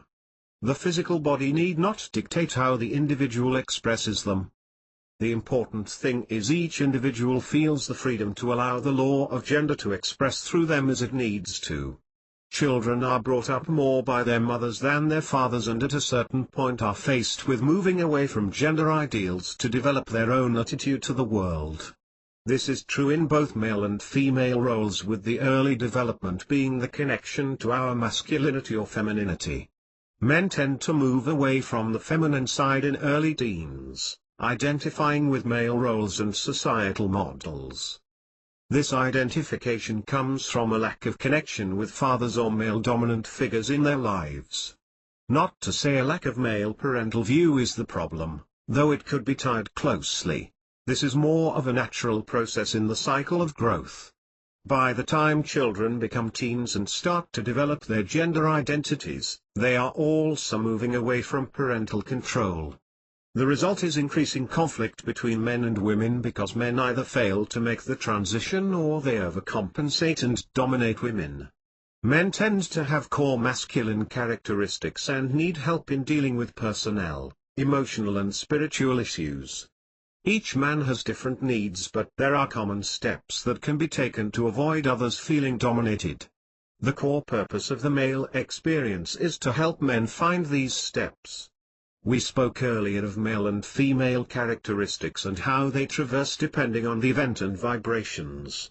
It's also true that every individual contains most of one and some of the other depending on their gender identity. These are a few of each to identify with. Masculine characteristics: present, being in the moment and oblivious to other emotions and needs. Grounded, in touch with reality, logical thinking. Contained, provides his own needs and the needs of others. Focused, absorbed in the task at hand and less distracted, single-minded. Potent, strong, powerful, fully in charge of his sexuality. Dynamic, pressing conversations, leading the charge. Feminine characteristics: free, open and unrestricted, able to be involved in multiple activities with ease. Emotional, reacts from the emotion of a situation to make quick assessments. Intuitive, has greater innate sense of what's happening, in touch with inner self. Skeptical, questions everything internally, particularly those closest to her, looking for meaning and security. Accepting, fully accepting of truth, once trust is established, able to resolve differences quickly. nurturing, caring for others as well as her, great aptitude for compassion. These characteristics are available to us all, but they don't specify how to be masculine or feminine, rather they indicate where our dominant gender lies. Similar to sexual characteristics, there are many debates about the nature and nurture of gender roles. Some believe that these attitudes and behaviors naturally flow from biological sex and personality traits, whereas others see them as complete cultural constructions. One thing is certain regarding gender identity. The characteristics one looks for in the opposite sex are those in which they themselves lack. Certainly people are attracted to physical appearances, but equally so they are attracted to gender characteristics. A woman may be attracted to height and psychical stature in a male, but if he lacks other qualities such as focus or presence, the attraction will decline quickly. Whatever the circumstances in a relationship, the one bond that either holds or breaks the connection lays in meeting the needs of each other's gender identities. When these are met, relationships flow, communication is easy, and personal values and vibrations are in sync. From a masculine and feminine standpoint, you are healthy. Germination, the gestational period associated with the law of gender. The most important thing you need to get from this law is that all things need time to grow, time to mature, and time to sprout into being. We see this all through nature. It takes 9 months for a child to be born. It takes 100 days for a tomato plant to produce fruit. All seeds must germinate before sprouting. All ideas need time before growth can occur. What's important about the law of gender is all your goals need time to develop, nothing happens instantly. Think of your ideas as seeds being planted to bear fruit. When we plant a seed, we must water it, tend to it, give it sunlight and fertilize it. Our hopes and dreams work the same way. We must tend to them, and if we do this correctly and have faith that when the time is right they will sprout and begin to grow, they will. If, however, we become impatient and start to disturb the soil before the time is right, then we will see that the seedling had begun to sprout, but now is disturbed and will need more time and more nurturing to survive, otherwise it will die. Most people give up just before they succeed. If you have the chance, read Acres of Diamonds. The story is about a farmer who lived in Africa and became excited about looking for diamonds. This farmer got so excited about the idea of great wealth he sold his farm to head out in search of his own diamond mine. He wandered the continent, constantly searching for diamonds and wealth, which he never found. Eventually he went completely broke and threw himself into a river and drowned. Meanwhile, the new owner of his farm picked up an unusual-looking rock about the size of a country egg and put it on his mantle as a sort of curiosity. A visitor stopped by and in viewing the rock practically went into terminal convulsions. He told the new owner of the farm that the rock on his mantle was the biggest diamond ever found. The new owner of the farm said, "Heck, the whole farm is covered with them," and sure enough it was. The farm turned out to be the Kimberley Diamond Mine, the richest the world has ever known. The original farmer was literally standing on acres of diamonds, until he sold his farm. The story was told more than 6,000 times by Russell Conwell, a Baptist minister in late 1800. The central idea of the story is, when looking for opportunity, achievement, or fortune, the resources to achieve are present all around you. Don't let this happen to you. Have faith in God and know all things are for your good. Know that God has given you all you need to succeed. The law of gender is a process. It's the cycle in natural that is fundamental to universal law. Consider this: the Earth orbits the Sun every 365 days. If you donate a pint, 473 ml, of blood, it takes 4 to 6 weeks to regenerate. It takes approximately 90 days to grow tomatoes from seed to harvest. Life, knowledge and the universe require specific time and action before results are produced. A healthy child cannot be produced in 3 months, nor do the seasons change out of sequence. Life is a process, no matter your time frame. We know the ego wants everything now. We want results, and in some cases we wanted them yesterday. This is the nature of man when he disregards nature. He gets impatient and forgets that nature moves in cycles and is part of a bigger process. Understand how true it is that most people overestimate what the why can accomplish in a year, and underestimate what they can achieve in a decade. Anthony Robbins: your thoughts and feelings are part of this process. If you feel bad right now, change the thought. Change the thought and you change the feeling. You won't feel good instantly, but you will eventually. It must happen because it's part of the process governed by the law of gender. The law of gender and goal setting. Goals are subject to this law and can be thought of as our physical seeds that need to be nurtured in order to grow.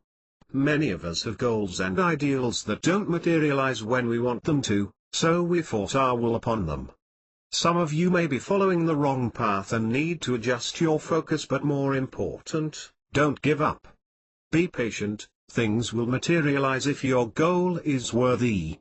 Change your deadline, change your strategies, change your focus, but don't give up. Give your goals the necessary time to germinate and grow, and once you take action, physical results will always follow.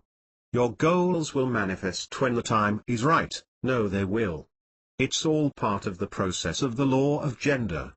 You're aware that your goals need time to develop and your ego must provide space separate from your wants. The next step is to properly nourish these objectives. Many people take the time to write down their goals and may even invest in the process, but after a period of time, they don't bother watering the soil. They don't trim the weeds and carefully nourish the plant. They don't follow the process of nurturing and cultivating the seeds. They don't give it the energy necessary for growth. Maybe you have an idea goal in mind and you've made a resolution. It's written down, stuck to the mirror, and even a copy in your pocket. A week later you have cleaned the bathroom, lost your notes, and the goal is little more than an afterthought. Don't fret, you're not alone. 90% of goals end in exactly the same manner: enthusiasm mixed with intention followed by abandonment. We don't mean to, our conscious mind convinced us we weren't realistic, it's too difficult, or better yet, it's impossible, all without even applying the slightest effort of attainment. Think about something that is critically important to you and notice how easily your gender identity changes along with your goals. If you were responsible for a small child, your own, how would you care for the baby? You wouldn't leave it unprotected. It's so small, fragile and innocent. It needs love and attention to grow and nourish. These are traits not commonly expressed in the male ego, yet readily available and compatible when the time arises. The same is true for women. Take any mother at a sporting event where her child is participating. Should her child be injured, typical male aggression will appear, even to the extent in which they overshadow the father. In both cases the goals are the same: protection of the child, and in both cases the gender identity changed to correspond with the experience. Gender and success. The law of gender relates directly to our success because there is a gestation period and a yin and yang for those successful outcomes you intend. Your vision and goals are coming to you faster than you think. You can't physically see them yet because there is always a gestation period for everything.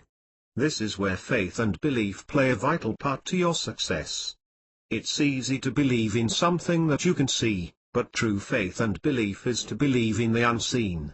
As Abraham Lincoln said, to believe in the things you can see and touch is no belief at all, to believe in the unseen is a triumph and a blessing. Realize that if we live in a physical world we must also have a spiritual world. When you create those new intentions for your life, you're drawing from the form SS substance or the spiritual world. This world is the unseen. No one knows how long it's going to take to create your intentions. However, all creation of form is a creation from the spiritual world. A lot of people fail and do not get what they want because they lose faith in their intentions. Because they can't see it yet on the physical plane, they kill the growth of the seed by saying, "This doesn't work. It's not coming." What happens then? The intention loses momentum, and right before its physicality, the person quits and it's lost forever. Most dreams are lost and never realized because of ignorance and loss of faith in the truth.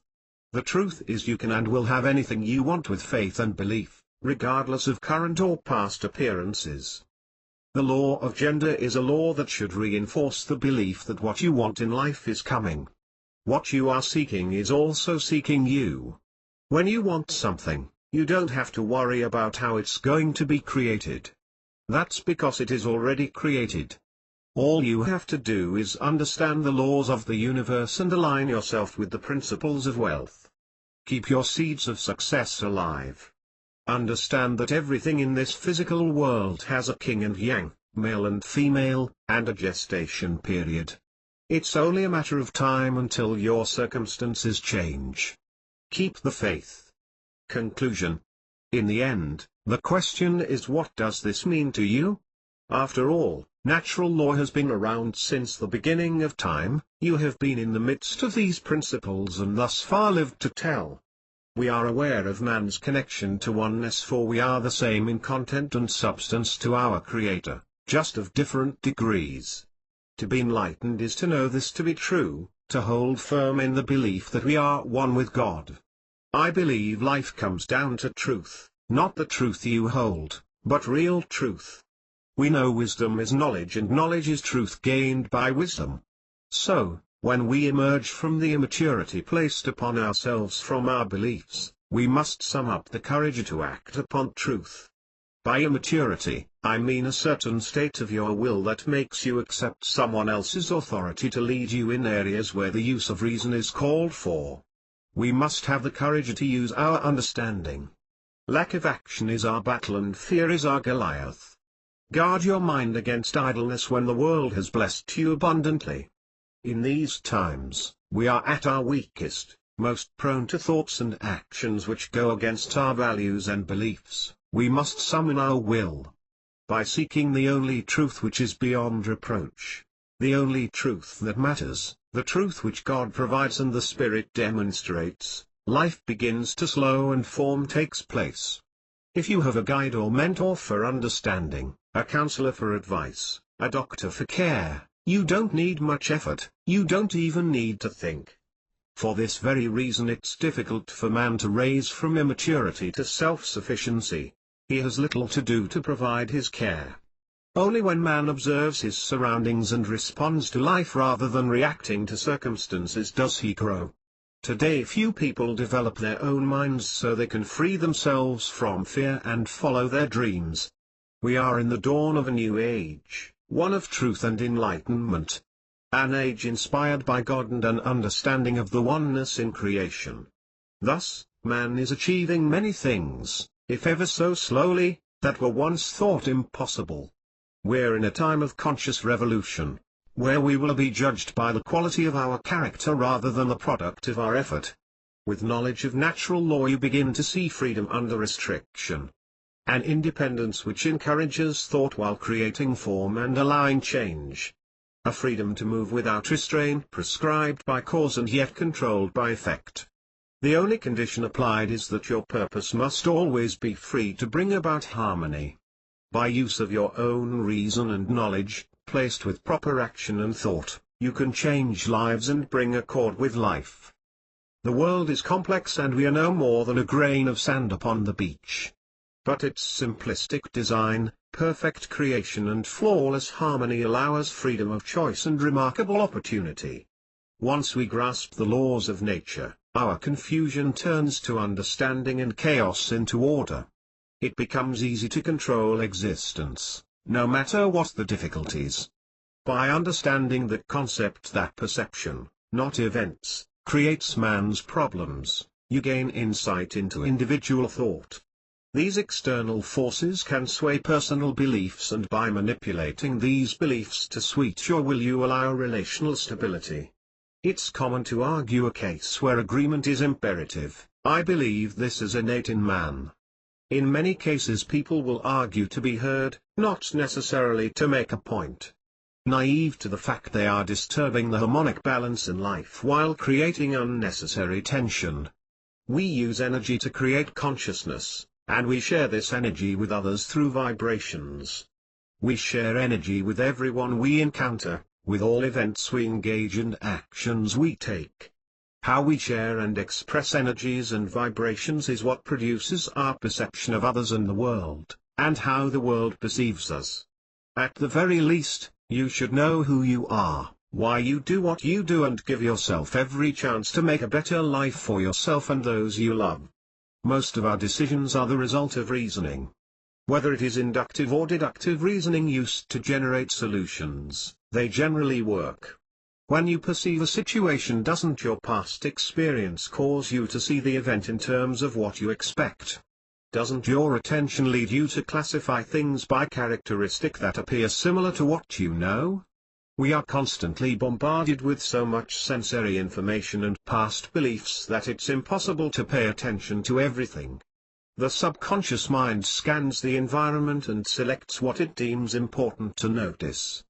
Even then, people see exactly what they expect to see. Much of your perception is based not on events taking place from the outside, but what the brain perceives, based on previous experience, and expects to happen next. Know this the next time you go to a psychic or have your future told by tarot cards. The information you are receiving, you are paying for, already exists within you. It has already been created, judged and made perfect by the rhythm of the universe. Personally, I believe many of the clients of such clairvoyants are those of weak minds and low self-worth. They are particularly susceptible to the suggestion of others and allow their mind to fill in the blanks whenever there's an unknown question. Know that any interference or manipulation you undertake will only be met with resistance by an unstoppable force in which you have no control. In the past, and as adults, we childishly insist that people take care of us. We have somehow skipped the identity that produces who we are and our role in life. We allow others to defend us, protect us and provide for our care. All of a sudden, when the people we count on, we love and are close to, stop aiding in our immaturity, we become bewildered. We couldn't see that the lack of definition of who we are, in our own lives, led us to fallible endeavors. When we rely not on others but on the oneness with our Creator, counting on Him rather than others or our own weak abilities, we find flow in life. This is the point we begin to know who we are and what our purpose is. We begin to live life free of the constraints and judgment from others and ourselves. Take a step today in faith and slowly but surely accept your mistakes along with those of others. Recognize the virtues in others along with their faults and open your eyes to the love that God has given you. When you focus on the best in others, when you choose to see love rather than hate, when you choose to give love rather than disdain, the growth is inescapable. My final thought, greet each day with love in your heart. If there is one collective description of God, it's love. The American Heritage Dictionary defines love as an intense affection for another person based on family or personal ties. If you give true, pure, real love, you will find love. You begin to love all manners of men and realize that everyone has qualities to be admired and appreciated, even though they are concealed. When you look at them you will not see someone who is attractive or vivacious, funny or popular, you will see them with love. If you give to everyone the true, pure, real love that is in your heart, mind, and soul, they will be more than your friends, they will be your brothers and sisters. Redefine love and its meaning in your life. Begin to understand love and place it in front of indiscriminate factual honesty. No longer, under the guise of brutal honesty, be ye willing to hurt others. Ask yourself, what is the best way I can express love in all that I do? Let love fulfill you by giving freely and don't let it matter what you receive in return. If you give love only to receive a response, your actions are cancelled by your motives. But when you give love freely and openly, then the love you get in return will be honest and true. It is through giving love freely without expectations that you find true self and grow personally and spiritually. Know that true love doesn't ask for love in return. http://www.freeebooks.net/tos.html